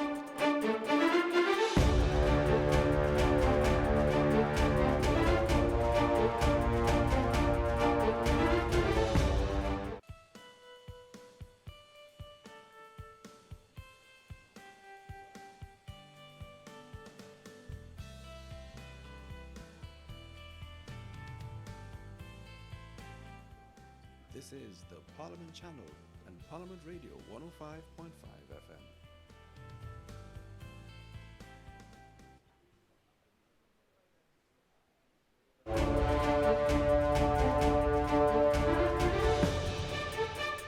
Despite the fact that the Supervisor of Elections, T.F. Farrell, was unable to carry out his voter education program to Tobago due to time constraints, Tobago delivered the highest voter turnout with 73.6% of the electorate and the lowest number of spoiled ballots.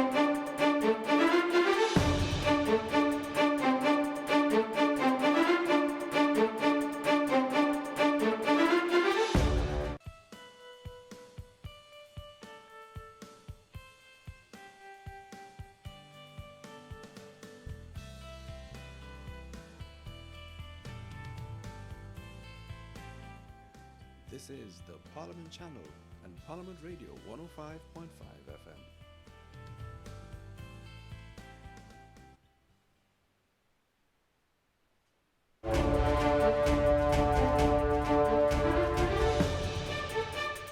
Trinidad and Tobago took its first small step towards democratic government in 1925 with the first ever elections to the Legislative Council. However, the election produced marginal representation, given that elected representatives accounted for just 7 of the 25 council members, while over 90% of the population were denied the right to vote due to high income and property qualifications.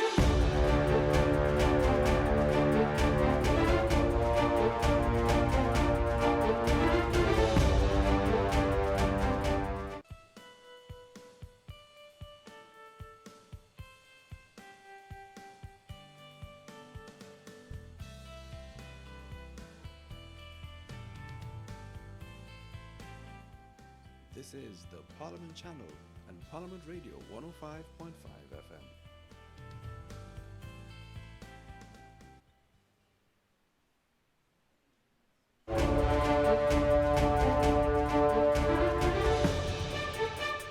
Following the labour riots of 1937, Britain dispatched a royal commission led by Lord Moyne to investigate social and economic conditions in its West Indian colonies. The Moyne report was so incriminating about governance of the colonies that Britain deferred its publication until after World War II to prevent it being used as propaganda by Germany.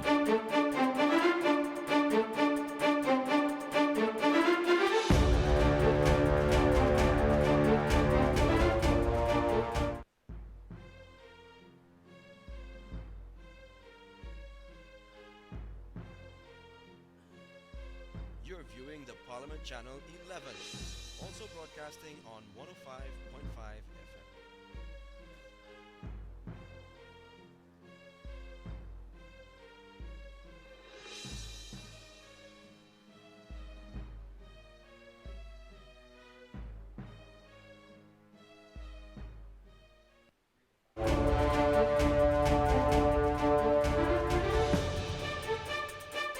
In March 1946, with Trinidad and Tobago preparing to go to the first polls under universal adult suffrage, 16-year-old Winston Spree Simon set a new course for the steel pan when he played Schubert's Ave Maria, God Save the King, and Lord Kitchener's Tied-Tongue Mopsy on Broadway, Port of Spain. The music from his 14-note steel pan electrified the audience, which included Governor Bede Clifford.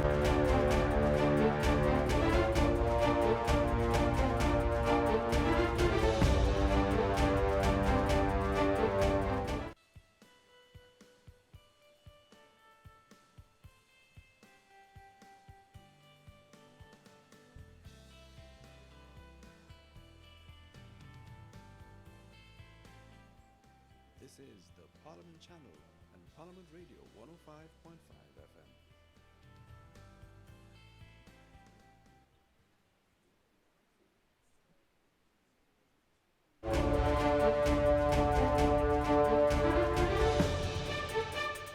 A.P.T. James, Tobago's first elected representative under universal adult suffrage, campaigned tirelessly for internal self-government for Tobago. He proposed a program of agro-industrial development for the island and campaigned successfully for an increase in the number of representatives for Tobago in the legislature. In 1961, Tobago was given a second representative.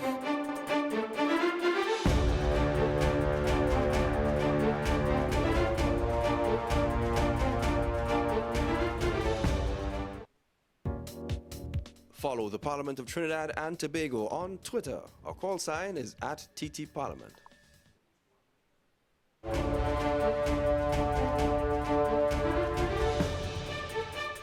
Out of a field of 154 candidates in the 1946 County Council's election, the first under universal suffrage, only one woman, Bernice Marjorie Patrick, contested a seat. Ms. Patrick, however, polled the lowest number of votes of all the candidates vying to represent the county of Naparimo. By the election of 2013, the number of women candidates had increased to 146.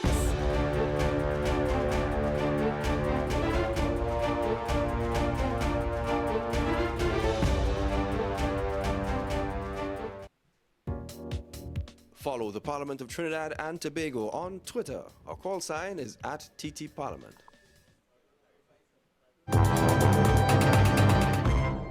the Wood Report and the Moyne Report.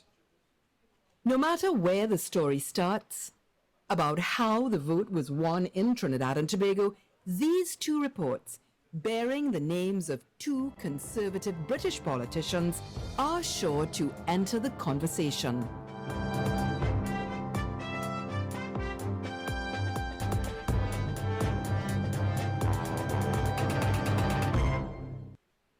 Edward Frederick Lindley Wood, 1st Earl of Halifax, and Walter Edward Guinness, 1st Baron Moyne. Each came to Trinidad and Tobago on different missions and at different times of heightened public unrest and upheaval. E.F.L. Wood was the Parliamentary Under-Secretary of State for the Colonies. He arrived in 1921 in the midst of the crippling strikes that started 2 years before by dock workers in Port of Spain. The Wood Commission canvassed a broad range of interest groups in Jamaica, St. Kitts, Nevis, Antigua, Dominica, St. Lucia, St. Vincent, Barbados, Grenada, Trinidad, and what was then known as British Guyana. Of all the countries, Trinidad proved to be the challenge. The question of representation in Trinidad is more difficult than in any other colony. Trinidad is the one community which appeared largely to lack any homogeneous public opinion. The Wood Commission proposed recommendations that would grant constitutional change without threatening the governor's power. A voice, a voice. That's what they want. Give them a voice. We will maintain control. The vote was granted only to owners of property with a minimum value of $12,000 and individuals with an income of at least $19,200 per annum. These conditions eliminated all but about 6% of the population. With conditions unrelieved, the tensions built up to the point of explosion. In 1937, labor riots broke out in Trinidad and across the colonies of the British West Indies. The labor riots were a genuine wake-up call. Stunned by the violence, the British government dispatched another royal commission, headed this time by Lord Moyne. The Moyne Report on the desperate conditions in the British West Indian colonies became infamous for being so scathing of British neglect that it was hidden for 5 years. Weakened by World War II, the British government moved swiftly to implement several of the Moyne Commission's recommendations regarding welfare, health and education, among other things. Public opinion would push the British government to issue an order. Going beyond E.F.L. Wood and Lord Moyne and their teams, Trinidad and Tobago would go to the polls on July 1st, 1946, in its first election under universal adult suffrage.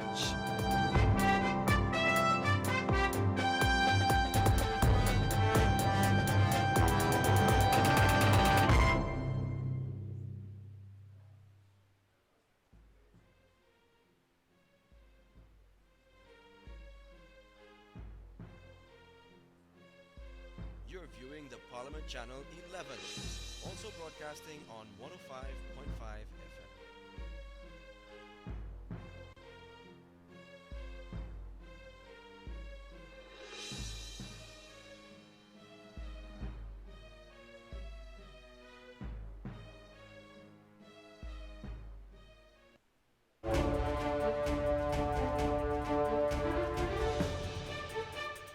In 1946, there was no ink into which voters were required to dip their fingers. Voting ink did not appear at the polling booth until 1956, when it was introduced as a deterrent against voting fraud. That year, some persons refused to dip their fingers into the ink, resulting in their ballots being destroyed.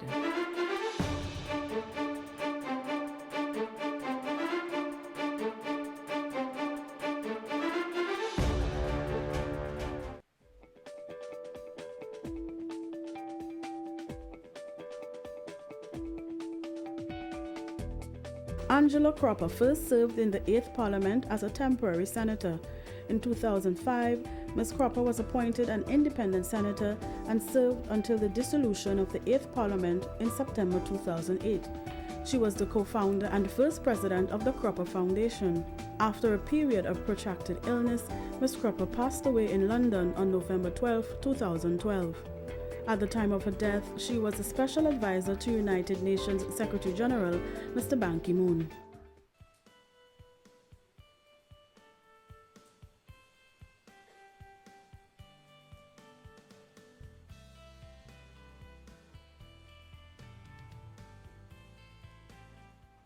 This is the Parliament Channel and Parliament Radio 105.5 FM.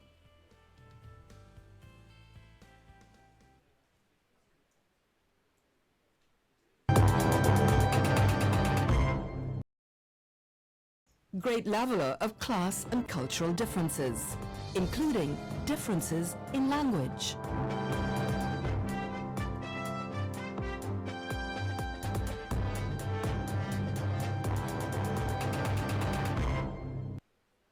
You go so and then you go so.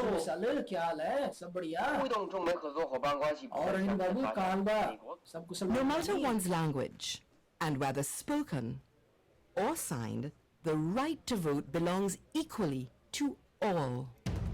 To do otherwise would be to discriminate and deny a fundamental right. Yet that is precisely what almost happened in Trinidad and Tobago in 1943. For the first time ever, the right to vote would be given to all adults over 21. But, and here's the catch, only to those who could prove they understood English.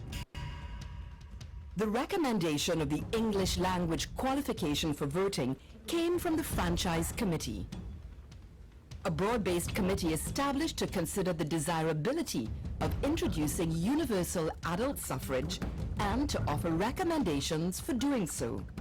The list of Franchise Committee members reads like a who's who of colonial Trinidad in the post-war period. In a minority report, lawyer trade unionist Adrian Rienzi denounced the English language requirement as an attempt to deprive a large proportion of the Indian community of the right to vote.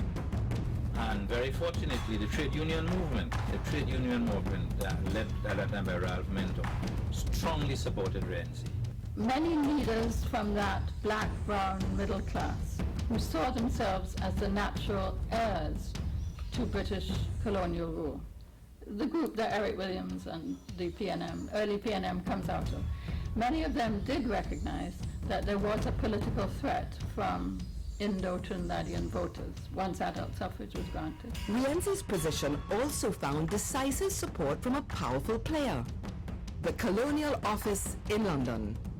And to the credit of the policymakers at the Colonial Office, they recognized the language test for what it was, a fairly blatant attempt to disenfranchise a very significant percentage of the Indo-Trinidadian population.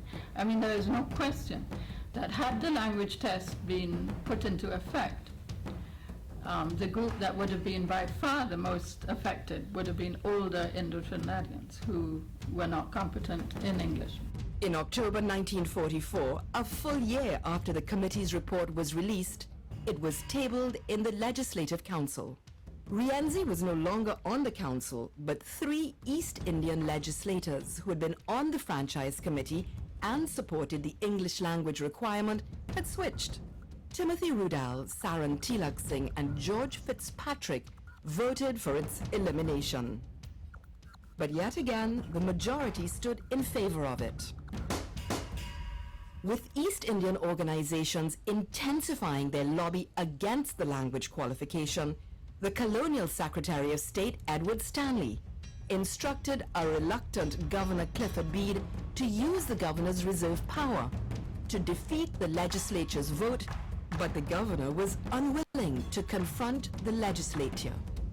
5 months later, on March 27, 1945, the Colonial Office in London issued an order refusing the English language qualification and paving the way for universal adult suffrage. On Election Day, July 1, 1946, every adult 21 years and over, regardless of whether they understood English or not, could vote for the candidate of their choice. Finally, the individual right to vote had come to Trinidad and Tobago.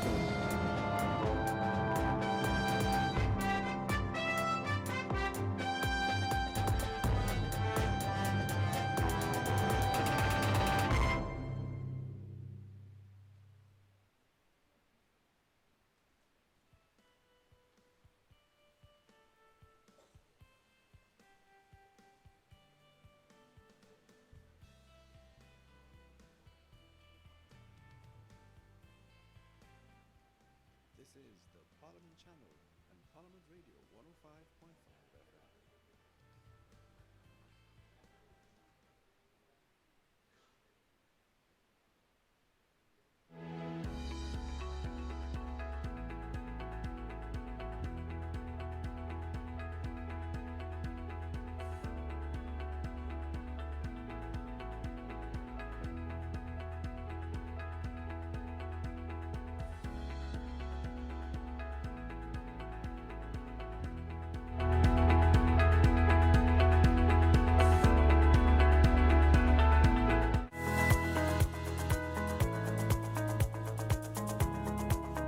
The DLP was in office at the time, and people were quite fed up with them. And so we won 10 seats, I think it was, and replaced the DLP as the opposition. We went into the election and we got a tremendous response. We had displaced the DLP. In the general elections of 1976, a new party arrived on the political scene in Trinidad and Tobago. Winning 10 seats in the parliament, it was unlike any political party before it. The party was the ULF, the United Labour Front. A party where a lot of people felt very comfortable outside of the DLP and outside of the PNM. The working class was being educated along lines of class relationships, class development, class interests, as you relate that to the societal interest.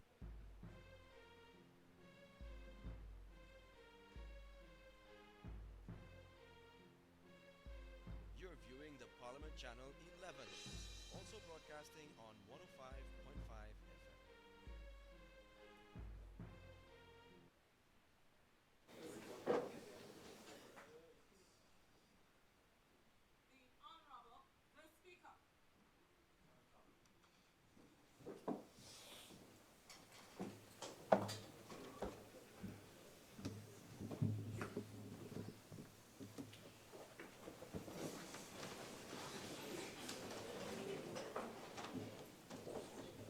Prime Minister.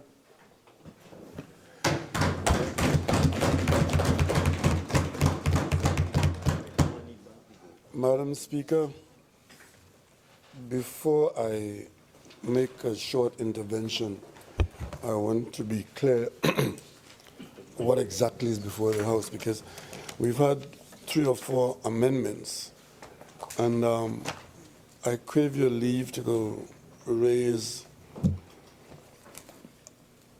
an observation under Standing Order 4217. And to withdraw the last motion that was before the House. And if that is not permissible, well, then I'll proceed to treat with the matter before that. But I just want to be clear what I'm dealing with. So could you just advise? Honourable members, there are two amendments before the House to the original motion.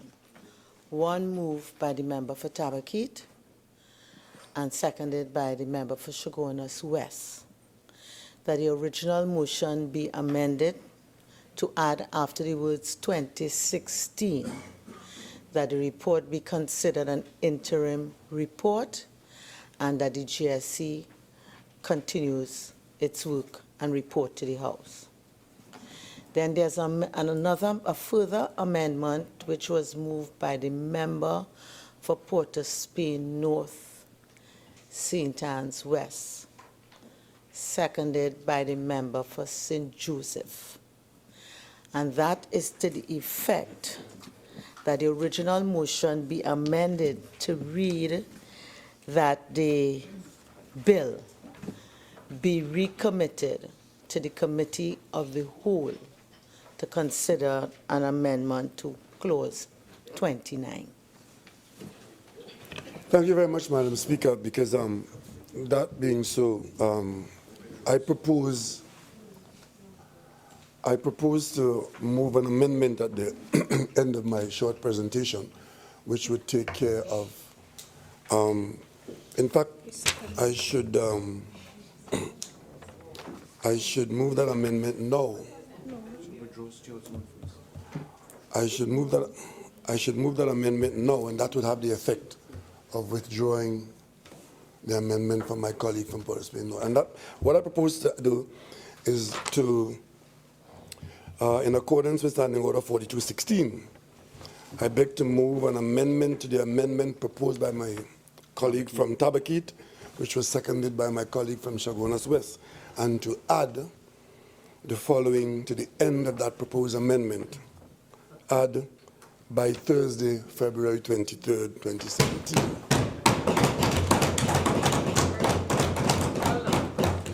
What that amendment would do, Madam Speaker, is to allow the specific conditions for a vote to be taken here next week, Thursday.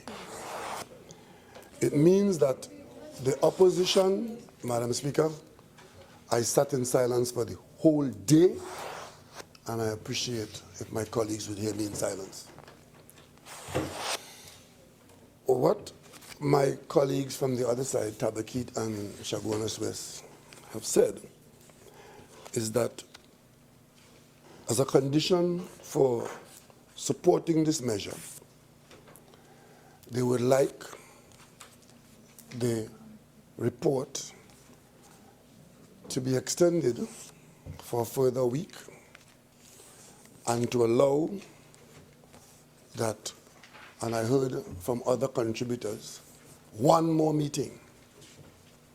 And I also heard from a particular contributor that there were documents to be received, and I heard a plethora of accusations and allegations. I want to make it abundantly clear that the government, from the beginning, set out to have this bill passed so as to allow the people of Trinidad and Tobago not to be subjected to the deleterious effects of the failure of being deemed to be a non-compliant country. We started this last September, and it's going to end next week, Thursday.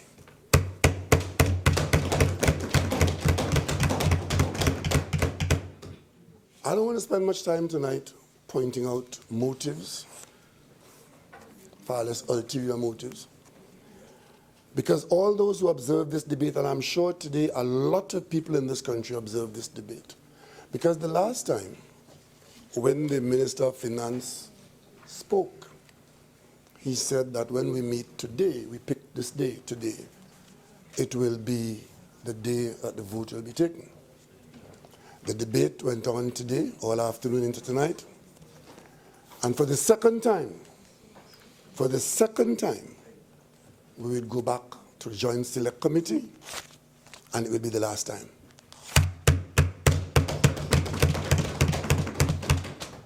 Because all who have eyes to see would have seen, and all who have ears to hear would have heard. If there is any intention to vote for the bill, we'll find out next week, Thursday.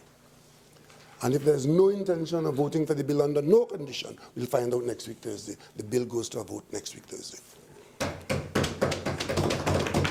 That would give the chairman of the committee an opportunity to meet this one more time that would ask for, and whatever has to be collected and received. Because, see, Madam Speaker, I'm interested in a particular area of interest. We heard in our debate here today about what is likely to happen. What is likely to happen in America with respect to FATCA. Madam Speaker, 48-1. Continue. Continue.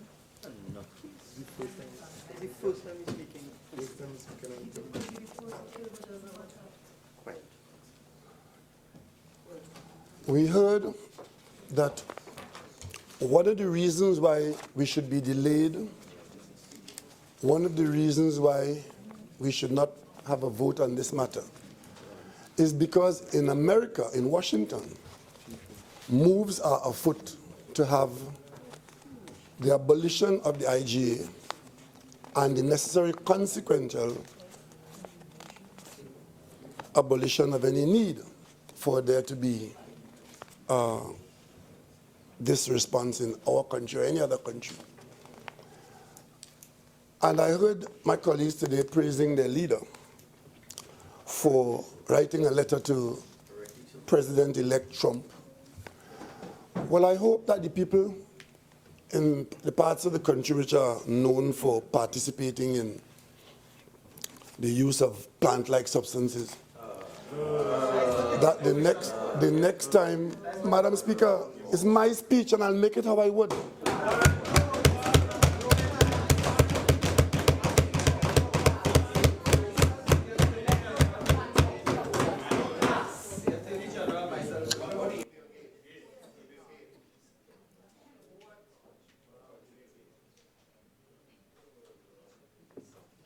Member for Diego Martinez. What I was saying, Madam Speaker, since it is reasonable to assume that we should not proceed with this bill and with all that we have done, because the American politicians might in the future remove the need for it because the president might overturn the law that exists now, then when somebody comes to your house in a police uniform and in fact is likely to take you down to the station for marijuana, you could say, Madam Speaker, I just want to put some... Member, please direct yours. He's disturbing my train of thought. I sat here for the whole day, he performed, and it did not disturb him. I'm saying, since it is reasonable to assume that there is an intention to make marijuana legal, the next time a policeman comes to your house anywhere in this country, stay inside. Say you're not coming out because they intend to make marijuana legal. That is the logic. That is the logic. The logic is that some people are arguing that it should be legal. The same way some people are arguing that FATCA should be repealed. And all I'm saying, we in Trinidad and Tobago cannot operate on the basis of what might or is likely to happen in the Donald Trump government.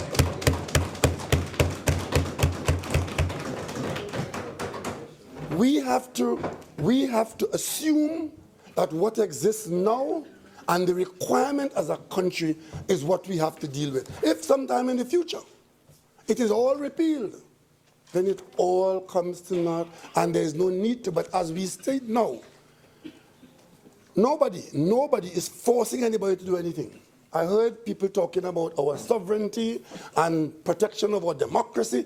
Nobody is forcing anybody to do anything. There used to be a time in this country at Olympics.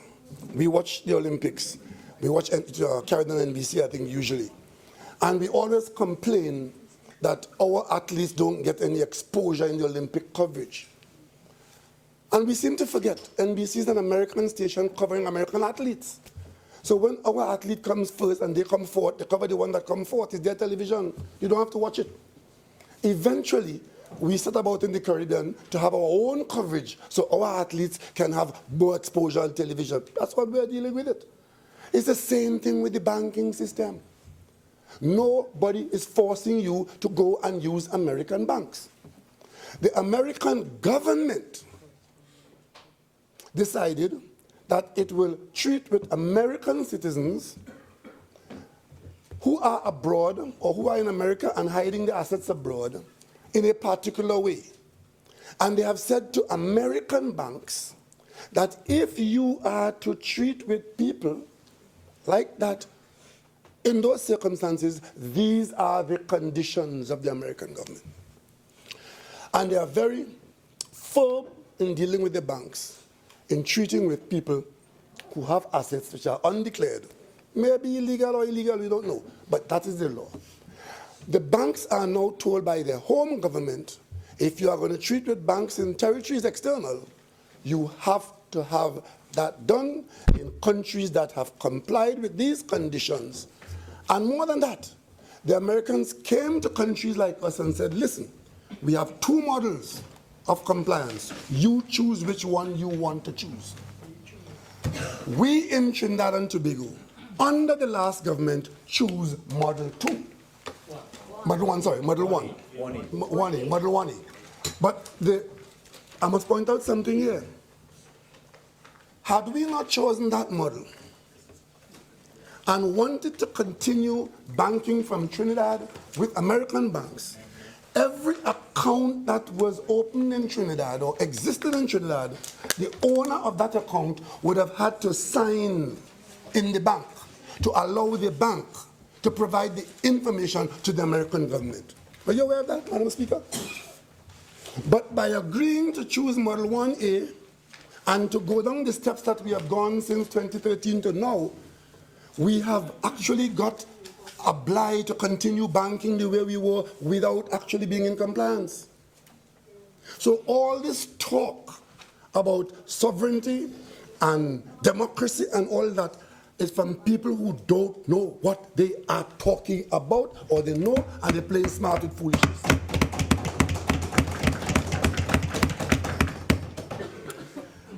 So, the praise to the opposition leader for writing Donald Trump and asking him what's going to happen in America, and people saying that we should delay this because something going to happen. Madam Speaker, 48-1. Interestingly enough, there is the person who is doing that and who is advising the opposition. I'm simply saying to my colleagues, you've got to be careful who you're talking to and who's advising you. Because the Hill is a commercial, Mr. Jatras, it's commercial business for hire. If you want to be seen as the Emperor of Babylon, he is for hire to promote you in that way. So we are unimpressed with what Mr. Jatras has to say. As a matter of fact, if you see who Mr. Jatras' clients are, I will advise my colleague from Superior to stay far from him. The Wall Street Journal. And I can quote for you, I can quote for you who they are. And you will understand where the praise is coming from. The relevance is that Madam Speaker, 48-1. Trinidad and Tobago. Madam Speaker, 48-1. We in Trinidad and Tobago are not to be advised. Two members are not to be on their legs at the same time. Member, please continue. I'm simply saying to those who are paying attention all day today, and Madam, let me just make it quite clear. I'm not speaking to my colleagues on the other side. I'm speaking to the people of Trinidad and Tobago who might have been misled.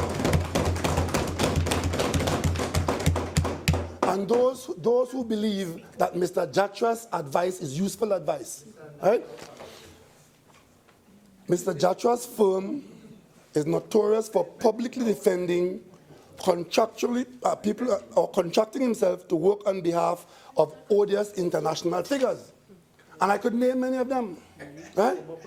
But I don't want to upset my colleagues on the other side. I want to maintain some, some quiet. The bottom line is this. Today, for the nth time,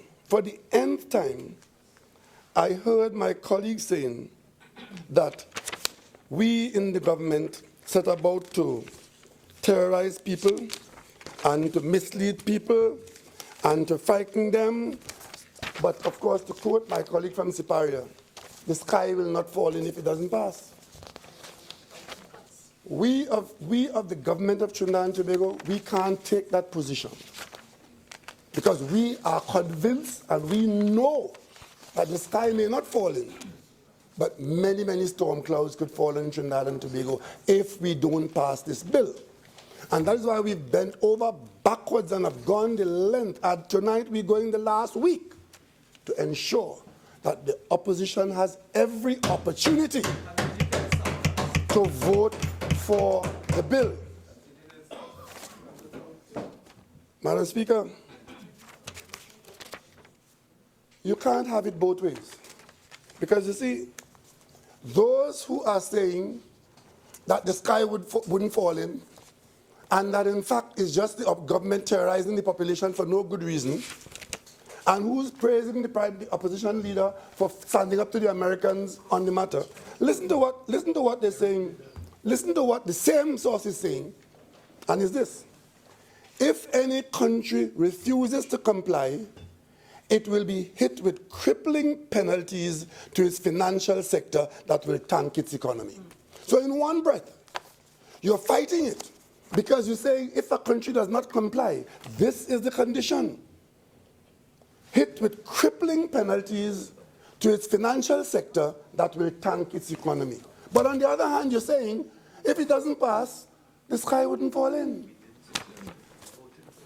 But, Madam Speaker, I simply want to say this issue is not only in Trinidad and Tobago. This issue is an issue which has attracted the attention of CARICOM. The first CARICOM meeting, and I think I said this in the Parliament before, and I'm going to repeat it. The first CARICOM meeting I went to was in Belize last year, February. By that time, Belize had already lost its correspondent banking status between Belizean banks and American banks. The Prime Minister of Belize was at pains to recruit the assistance of his CARICOM colleagues and others to seek to get reinstatement because that development was damaging the Belizean economy in a way that they had not thought. That was February last year. By the time we got to Guyana, I think it was July, the matter was before CARICOM, and I am going to Guyana on Wednesday to the heads of government meeting in Georgetown, and on the agenda is this matter of compliance and the threat posed to our banking system by the whole question of factor and the risk and deregulation, de-risking and debanking, which in Trinidad and Tobago we've been told is no big thing, the sky wouldn't fall in. It is so serious that the CARICOM heads have sought and obtained the support of the President of Chile to go and lead a team to Washington to ensure that we are not penalized accidentally. And I could say to the people of Trinidad and Tobago, anybody who is telling you that this passage is unimportant and nothing big will happen if it doesn't pass, they're setting out to deceive you. As Mr. Jatras and his company and friends say, the crippling penalties, because 30% surcharge on a foreign transaction is a crippling action in the financing of Trinidad and Tobago. It means every dollar you spend, the dollar is only worth 70 cents, only because our country is not compliant with the requirement. The Americans are not forcing us to pass any law, you know. They're simply saying, if you want to do business with our banks and you don't want that applied to you, the way to do it is to pass this legislation and then you would not be subjected to that. And I'll tell you something else too. It's not the government that is really saying that, you know. The banks themselves that are exposed to the American government penalties, they are the ones that will protect themselves by not doing business with us, or by doing business with us on such terms that the cost of doing business would become prohibitive and oppressive. And I don't know why we are behaving as though somebody is forcing us to do something. We fly an airline, Caribbean Airlines. It flies into American ports. Well, okay, since we're sovereign in Trinidad, and we're democratic in Trinidad, and nobody will tell us what to do, well, let Cal attempt to fly into New York or Miami and not meet the American terms laid down for international air transport and see if you can go in there. Since you're big and you're bad and and it's a sovereign thing and it's our plane, the Americans lay down the conditions and all they say, if you want to participate, these are the terms and the legal terms to meet. Madam Speaker, 48-1.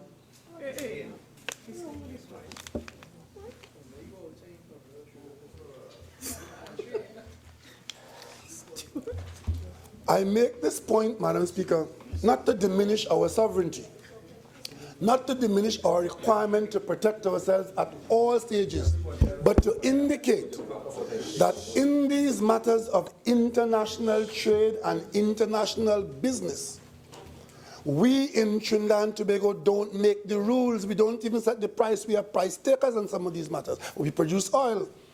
We don't set the price of oil.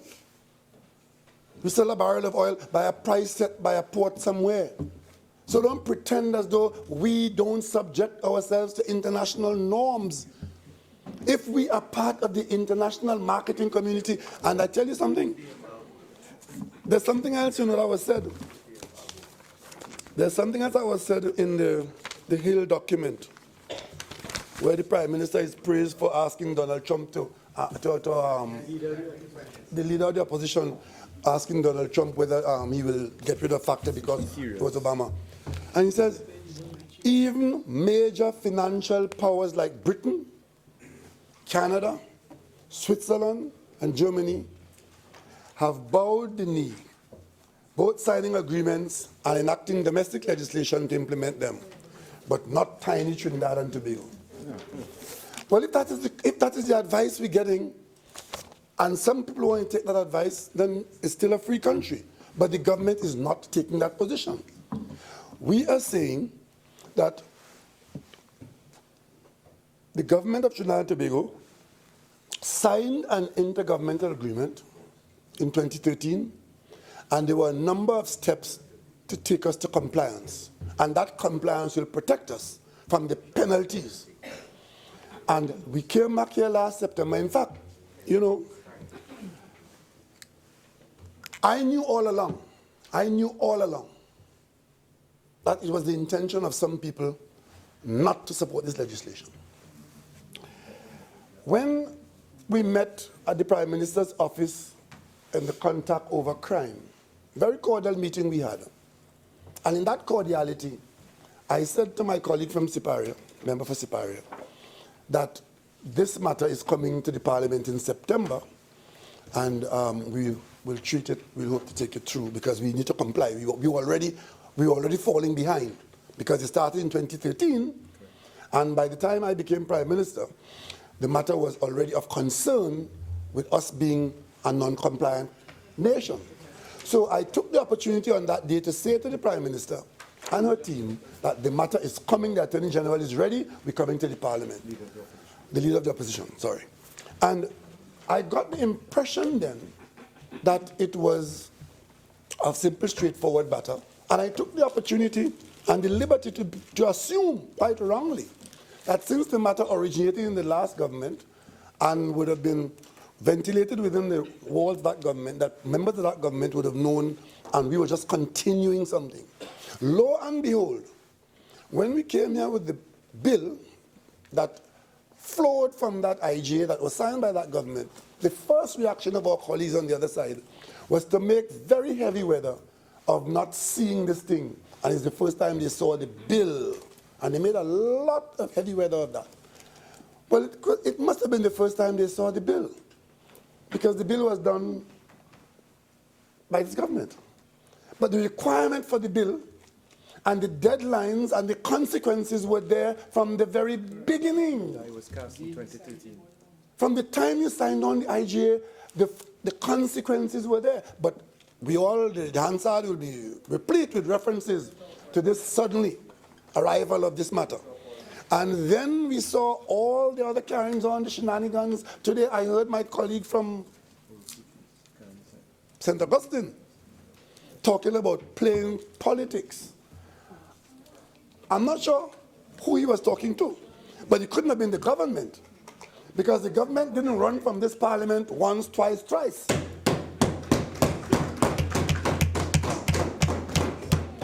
talking to the government. And of course, Madam Speaker, as we go forward, I don't know that it's necessary.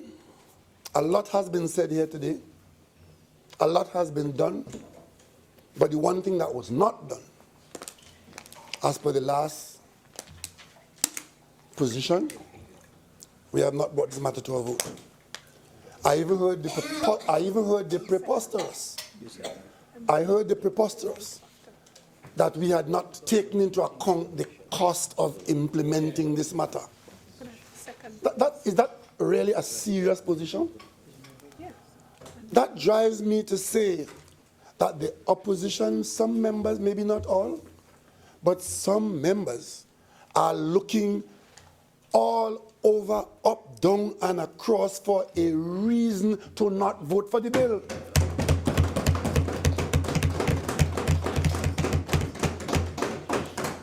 Because it would have been cleared up in committee in talking to the agencies that would execute the compliance, that we can do it, it's ready to be done. And whatever the cost, if we are not going to be subjected to the crippling penalties, we have to absorb that cost. So what is the issue about cost? Do members on the other side have a cheaper way of doing it? Can we farm it out? Can we outsource it? The answer is no.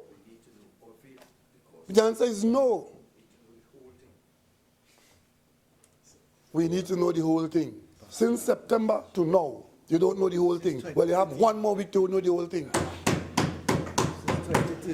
Next week, Thursday, this country will know whether, in fact, when you went to the polls and you gave your franchise to those on the other side, you will know next week, Thursday, how they intend to use it. Right? Because we on this side, we have, Madam Speaker, every vote on this side will vote for this next week Thursday. I want to make one final point before I take my seat. And the point is this. With all the talk that went on and all the hasikara that went on, if you ask anybody who watched this debate today outside of this chamber, what is the specific issue that is obstructing the opposition from voting for this bill? They can't tell you. What is the exact clause in the bill that is so objectionable that the opposition is saying we cannot support that action or this action? They can't tell you. It is all a whole set of esoteric, a whole set of sham, a whole set of work to be done. I heard all day, we have work to be done. We need more time for work to be done. Work to be done on what? They can't tell you. Can't tell you. Right? And I'm saying that is the proof that it is all the opposition looking for a way to be able to vote against the bill and blame the government for not pacifying them. The original 30 minutes have been spent. You're entitled to 15 more minutes if you wish to parle. I thank you very sincerely, Madam Speaker, but I don't need it. I would simply say that I have moved a motion. Where is it? I moved an amendment to the. Yeah. I simply want to end by add to the motion moved by my colleague from Tabakit and seconded by my colleague from Chaguanas West, and add to that motion that by Thursday, February 23, 2017, and to ask colleagues to come prepared to vote for or against Trinidad and Tobago on Thursday.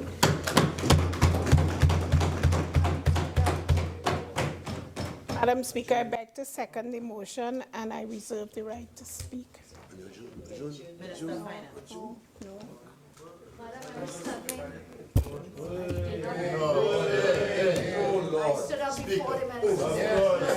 Be fair. Member for Superior. When the House was suspended, I had asked the clerk to inquire if there were any other speakers. My information was that no such information. Madam Speaker, may I speak? Call the clerk. I told the clerk of the House. Member. Yes.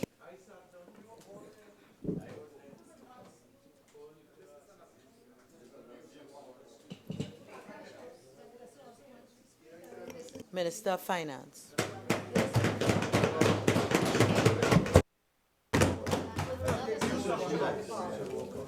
Thank you very much, Madam Speaker. Madam Speaker,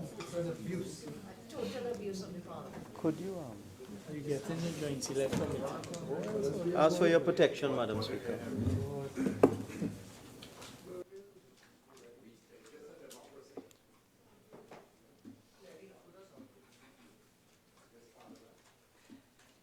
Member for Caroni East. I'm on my legs. Minister of Finance. Can it be that the clerk can disseminate what happens in this parliament in terms of standing rules? If what is happening outside, and the other side, can the clerk go outside of the house and determine who speaks in this house? When the clerk asks us, we say clerk is divided. Another point I need to understand, if outside of the chamber, Order. Order.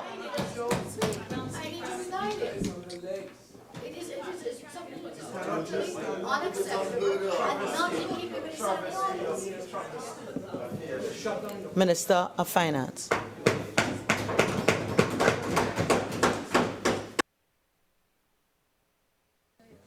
Madam Speaker, for the benefit of those members opposite who may not be familiar with parliamentary procedure, the effect of the amendment and the proposed addition to the amendment, if approved by this Parliament, will mean that we are in fact treating this report as an interim report, and if the House agrees with the proposed amendments, that we will return to this Parliament on the 23rd of February to deal with the final report of the Joint Select Committee appointed to consider the tax information exchange agreement bill. Madam Speaker, please, this is running commentary. It's very difficult. Thank you. I don't know what is wrong with the member for Oropouche East and the leader of the opposition. This is really unnecessary. Madam Speaker, as I said, if the House approves the amendments as proposed, this report will be treated as an interim report. We will have the one more meeting of the Joint Select Committee that the opposition has asked for, and a final report will be submitted to the House on the 23rd of February, at which time we will debate that final report. So everybody who wishes to speak can speak on the 23rd of February. So there's no need, in my view, for all of this that we are hearing here tonight from the members on the other side. Because we on this side have acceded to the opposition. Madam Speaker, please, it's hard. I'm asking for your protection. Thank you very much. We on this side have acceded to the request of the opposition that we have one more meeting and that we treat this as an interim report. This is the effect of the amendments. Now, Madam Speaker, may I also deal with another procedural matter for the benefit of honourable members opposite? According to Standing Order 72, there are two ways you can approach a report of a Joint Select Committee. You can move a motion to adopt the report without amendments. That is Standing Order 72-2, and this is particularly for the benefit of the member for Oropouche East. Or, according to Standing Order 72-3, you can adopt the report with amendments, and in so doing, you can recommit the bill to the Committee of the Whole, and that was the procedure that was proposed by my honourable colleague from Port of Spain North, St. Anne's West, fully in compliance with Standing Order 72.3. So let me repeat, Madam Speaker.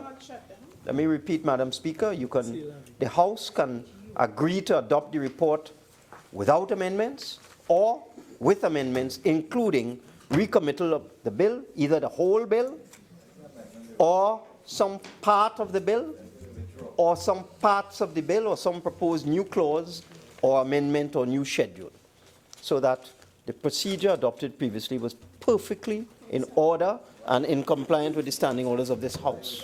I just wanted to deal with that.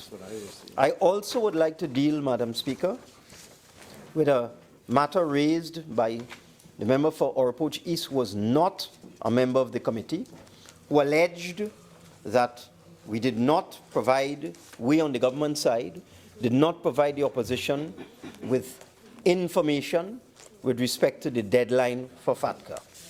And I want to read into the record a part of this email from the Treasury that was not read verbatim by my honourable colleague from San Fernando West.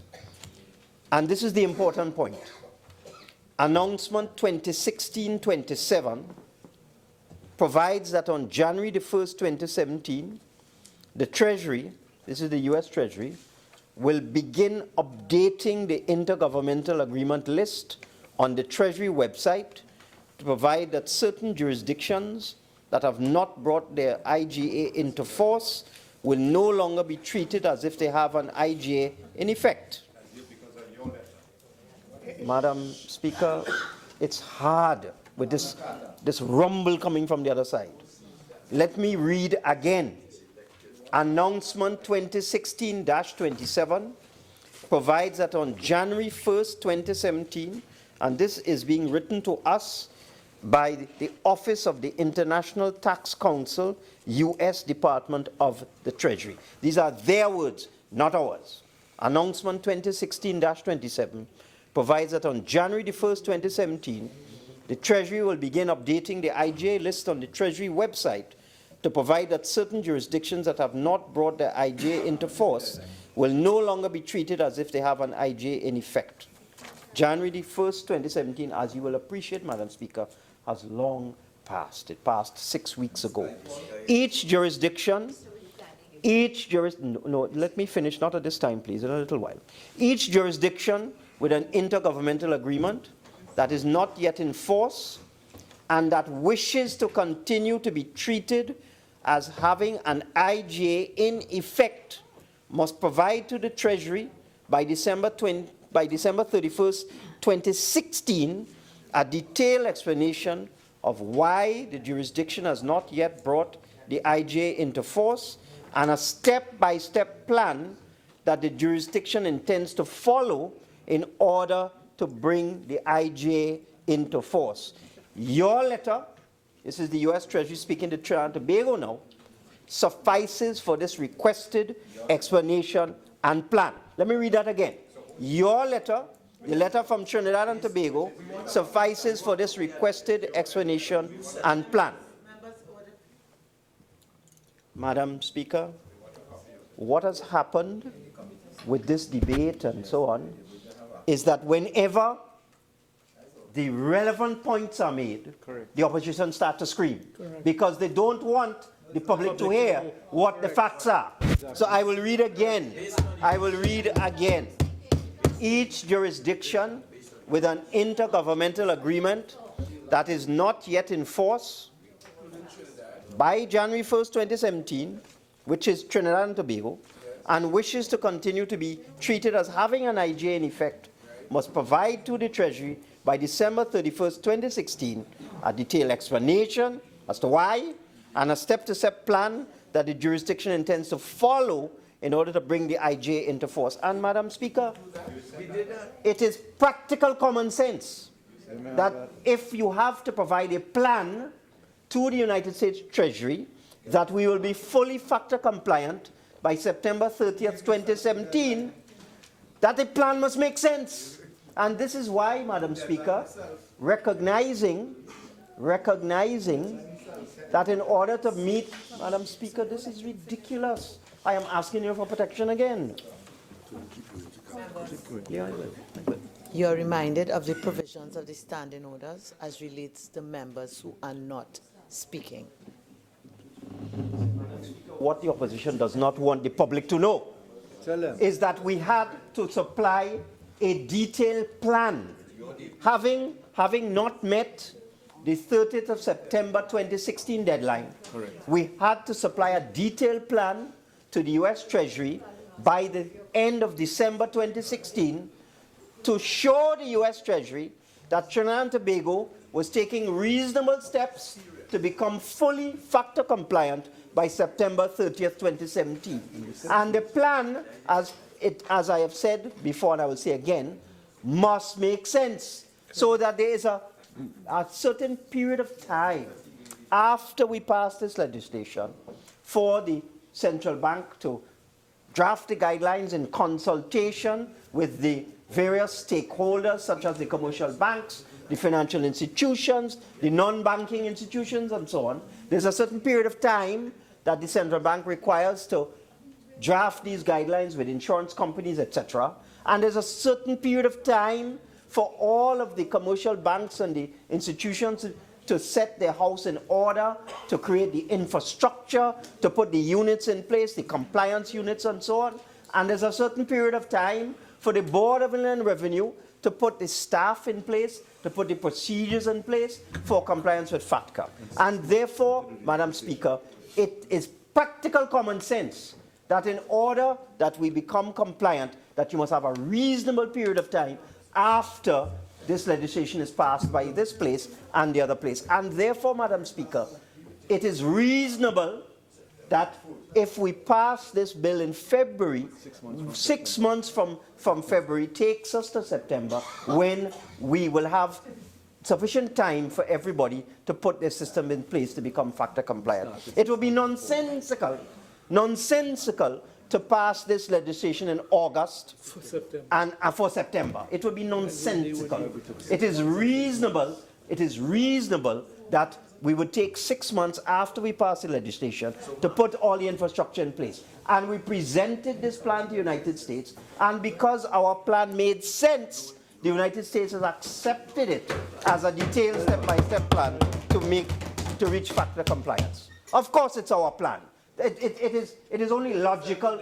The United States has asked us to submit to them a plan. So whose plan could it possibly be? It has to be our plan. And in that plan, Madam Speaker,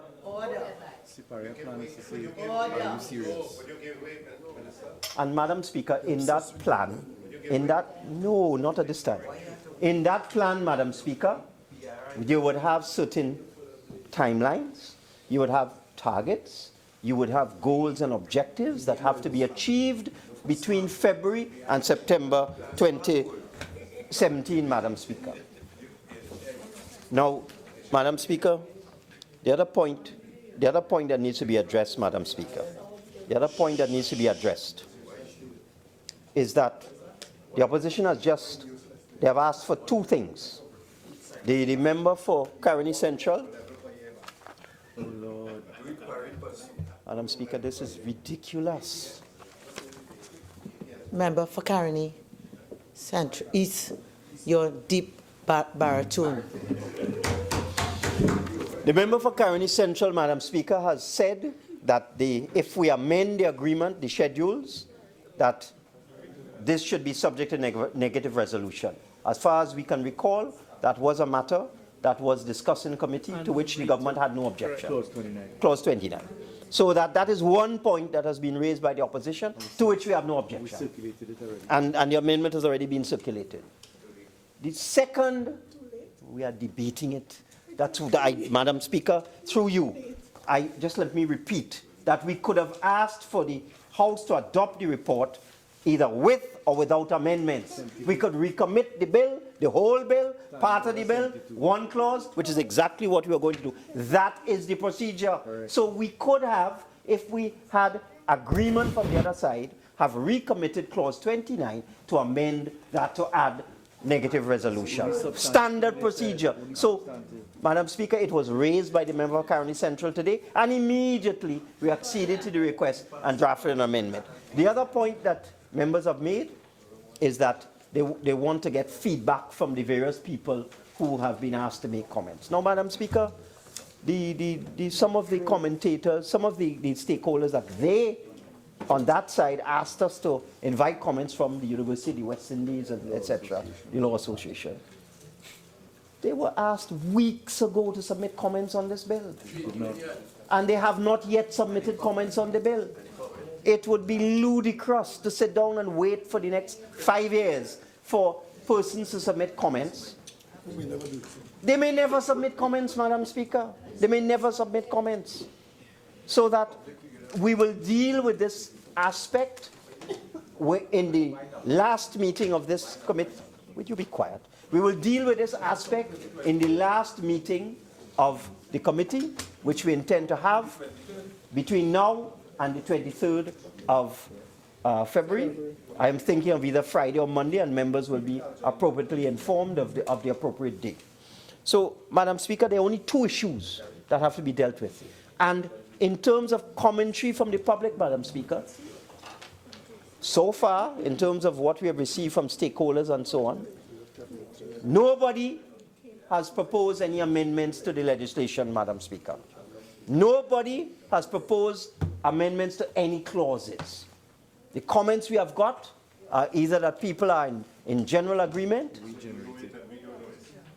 no, I am talking about the comments that, Madam Speaker, I keep hearing this rumble. I'm talking to you, Madam Speaker. I am speaking about the comments that have been circulated to members of the committee that form part of this Joint Select Committee, now interim report. In none of the comments coming back, Madam Speaker, so far, in none of the presentations made to the committee, the oral evidence, the examination of the Board of Land Revenue, the Bankers Association, the Securities and Exchange Commission, the Credit Union Cooperative League, etc., Madam Speaker. None of these important stakeholders have asked for amendments to the bill that would destroy the purpose and intent of the bill. Some of them have asked for amendments that tighten it, and we have incorporated that into the Joint Select Committee report. But we have not received a single recommendation from anyone recommending any amendment to the bill that the committee has not addressed. But we will deal with this. We will deal with this matter, Madam Speaker, at the final meeting of the committee. So, Madam Speaker, I just can't believe what I'm hearing. I mean, come on. These are people who have higher degrees and educated and saying the committee is functus. We have an interim report. The committee is alive, obviously. And if it is being recommitted, sent back to the committee, clearly the committee is still functioning and cannot be functus. So, Madam, a little learning is a terrible thing. It's a terrible thing. So, we agree to your interim report. Madam Speaker, a lot of things have been said today which are simply not true. Simply not true. And I will close by reading the verbatim report into the record. And Madam Speaker, I want to deal specifically with the request for public comment which came from Senator Ramdeen. And when Senator Ramdeen suggested that we advertise for public comment, one of the independent senators, Senator Roach, made the point that this has been going on for a very long time in Parliament. Members of the public have been following this. You see, Madam Speaker, there's the partner. Yeah, of course. Yeah. And I would like to say that the 2 independents on the committee have signed the report and are fully in support of the recommendations. 2 independent senators, both of them have indicated no reservations with the amended bill that is the subject of the report. So Senator Roth said members of the public would have been following this. Up to this morning, I am watching the head of the Banking Association. A guy came before us speaking that they had an international person from Deloitte Touche dealing with it as well. People have been calling in on shows and commenting continuously along this line.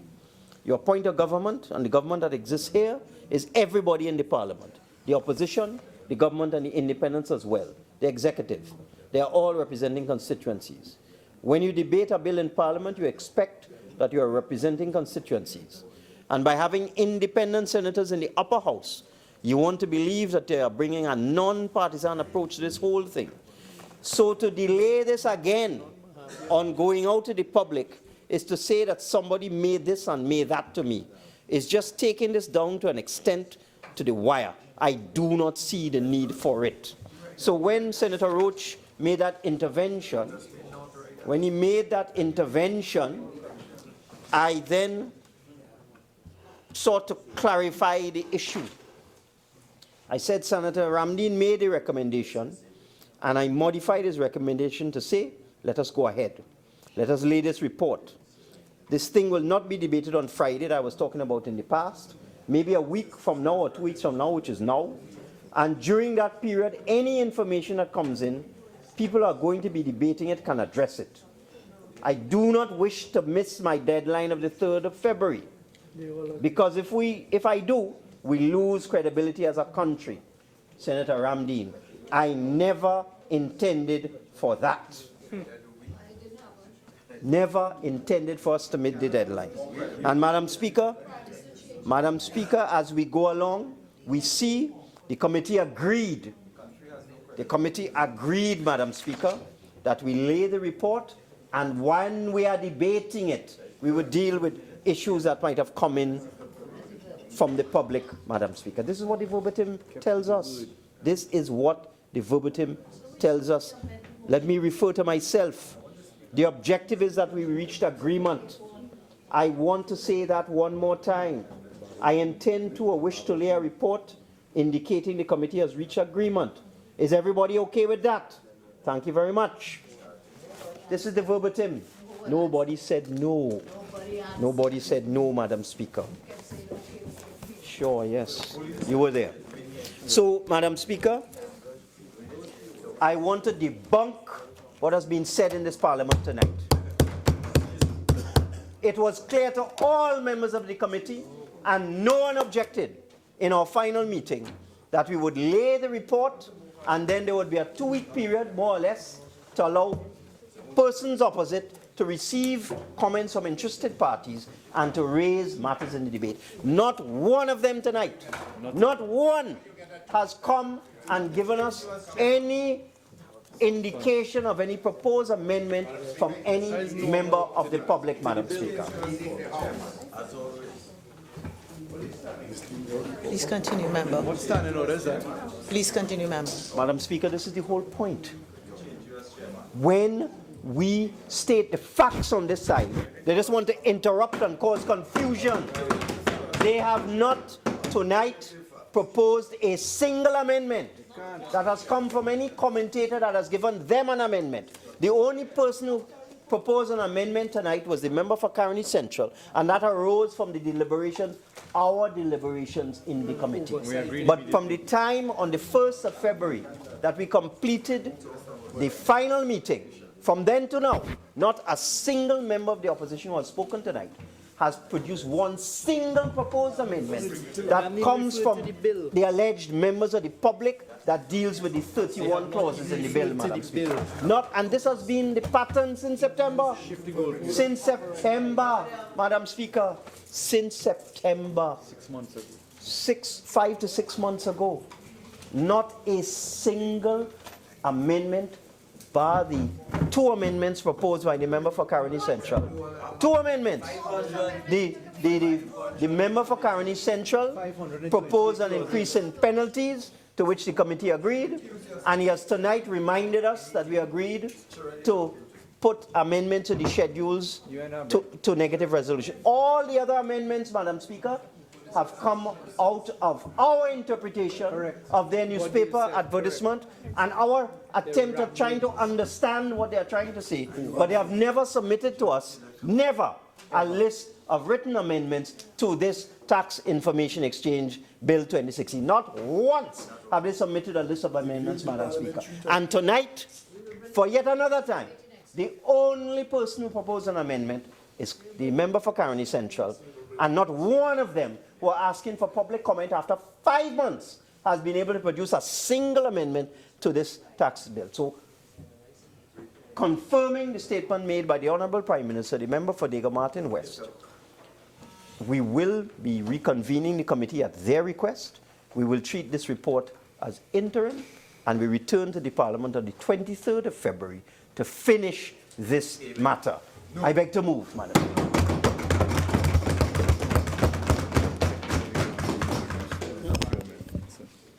Honourable members, I shall first put the question on the amendment proposed by the member for Diego Martin West and seconded by the member for Aruka Maloney to the amendment proposed by the member for Tabaquite and seconded by the member for Chaguanas West. The question is that the amendment be amended by adding the following words to the end: by Thursday, February 23rd, 2017.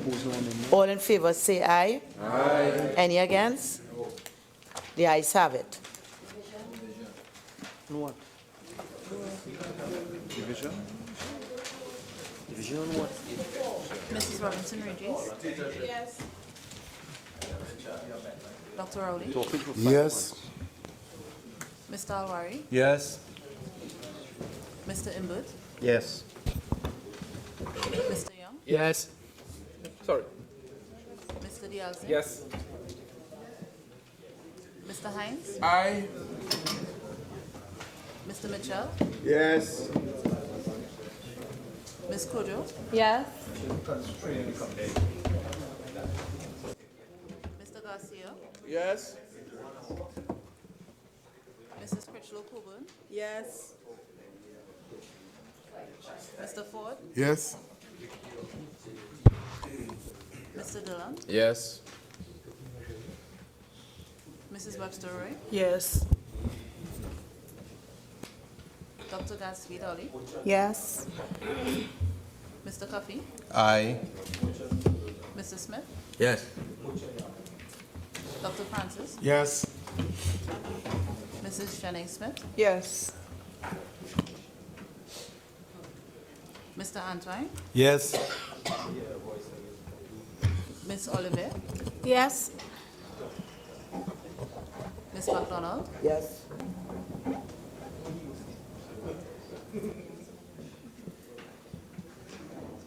Mr. Lee. Yes.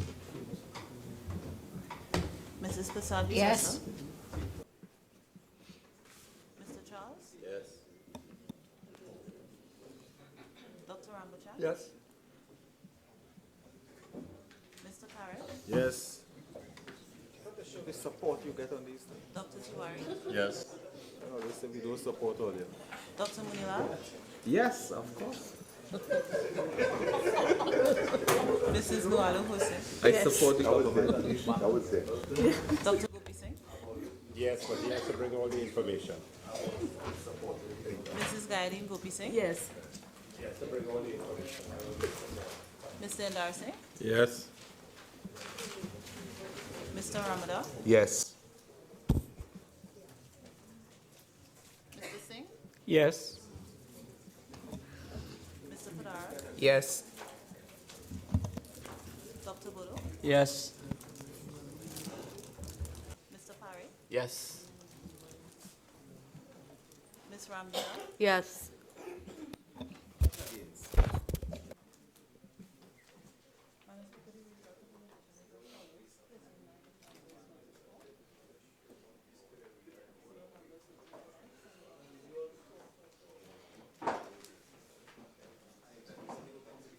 Honourable members, with a decision of 39 members voting for, no members voting against, and no abstentions, the motion for the proposed amendment is approved.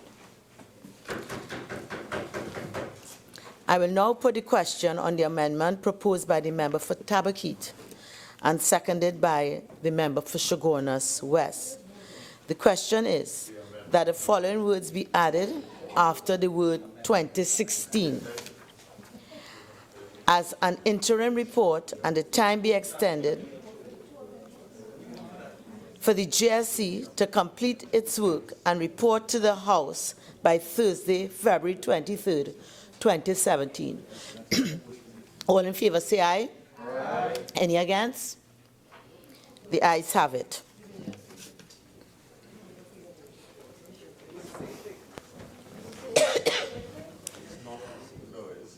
Mrs. Robinson Regis. Dr. Rowley. Aye. Mr. Alwari. Aye. Mr. Imbert. Mr. Imbert. Yes.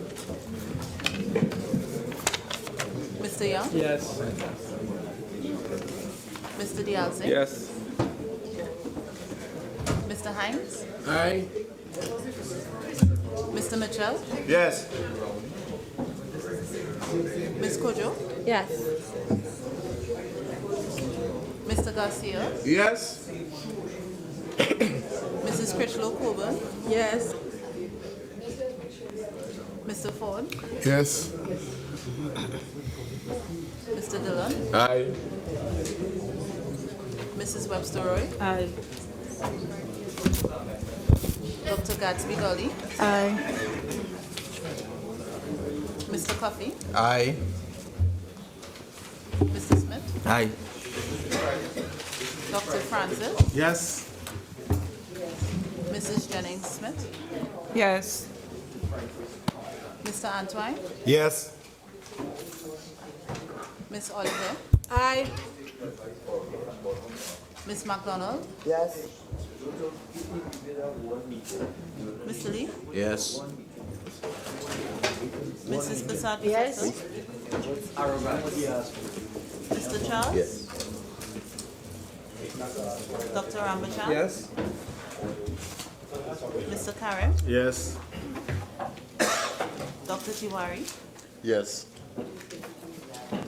Dr. Munilal. Did you say yes? Yes. By saying yes to Mrs. what? Nuala Hussain. Yes. Dr. Gopi Singh. It's the same thing we voted on just now. Dr. Gopi Singh. All right, you want me to say yes? Yes.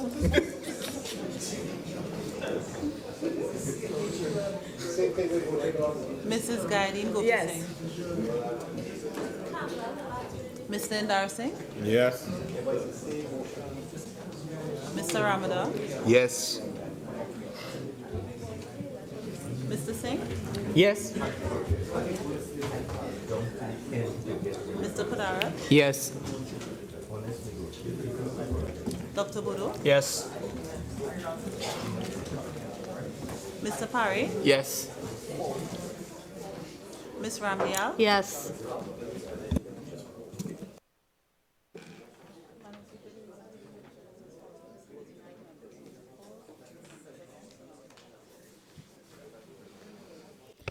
Honorable members, with a division of 39 members voting for, no members voting against, and no abstentions, the motion for the amendment is now approved. Honorable members, is it that leave is granted of the House to withdraw the motion for the amendment as proposed for the member of Port of Spain North, St. Anne's West, and seconded by the member for St. Joseph? Okay, I take it that it is yes. And then I will now put the question on the original motion as amended. Be it resolved that this House adopt the report of the GSC appointed to consider and report on the Tax Information Exchange Agreement Bill 2016 as an interim report, and the time be extended for the GSC to complete its work and report to this House by Thursday, February 23rd, 2017. All in favor, say aye. Aye. Any against? The ayes have it. Leader of the House. Thank you very kindly, Madam Speaker. Madam Speaker, I beg to move that this House do now adjourn to Thursday, the 23rd day of February at 2:30 p.m., at which time we will debate the report of the Joint Select 2:30. We'll debate the report of the Joint Select Committee and conclude this matter. Thank you very much, Madam Speaker. Madam Speaker, can I ask under Standing Order 33.5 if we will be having 33.5 on the 24th of February? Private day. Private day. Member, for point of order. The question is with respect to the adjournment. I believe on the 23rd, the leader of the House will indicate that. Madam Chair, if on the motion, can I speak on this motion for the adjournment of the House? May I speak on this? You may. Thank you very much. The Honourable Leader of the House has indicated that we will sit at 2:30 on the 23rd. We commenced at 2:30 today, and I think sometime a week or so ago, our standing orders make it clear that the House will sit at 1:30 p.m. Now, there may be extraordinary circumstances on certain days, but this is becoming a regular feature, 3 in a row.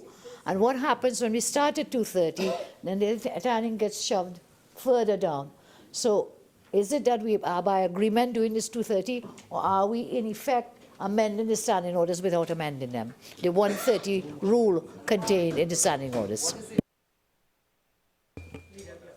Madam Speaker, as we rightly know, the House can regulate its own business. Madam Speaker, as you also know, this sitting at 2:30 was the first time that we have sat beginning at 2:30. Madam Speaker, on previous occasions for the Finance Committee, as it relates to the budget, we have sat at various times. And Madam Speaker, as you well know, and I'm sure those on the other side are well aware, Thursdays is Cabinet. And as a consequence of that, we are proposing the motion that we sit beginning at 2:30. And Madam Speaker, where the member for Superior is saying today is Monday, it was by agreement on the last time. Madam Speaker, if I may be allowed to continue, it was by agreement on the last occasion that we meet today at 2:30, by agreement. On this occasion, Madam Speaker, I have put the motion for the adjournment, asking for it to be 2:30. And Madam Speaker, the explanation is that we have Cabinet on Thursdays, which the member for Superior is well aware. But Madam Speaker, if there is not agreement, may I suggest that we put it to the vote? Thank you very much, Madam Speaker. Members, the question is that the House do now adjourn to Thursday, 23rd February 2017 at 2:30 p.m. All in favor say aye. Aye. Any against? No. The ayes have it. This House now stands adjourned to Thursday, 23rd February 2017 at 2:30 p.m.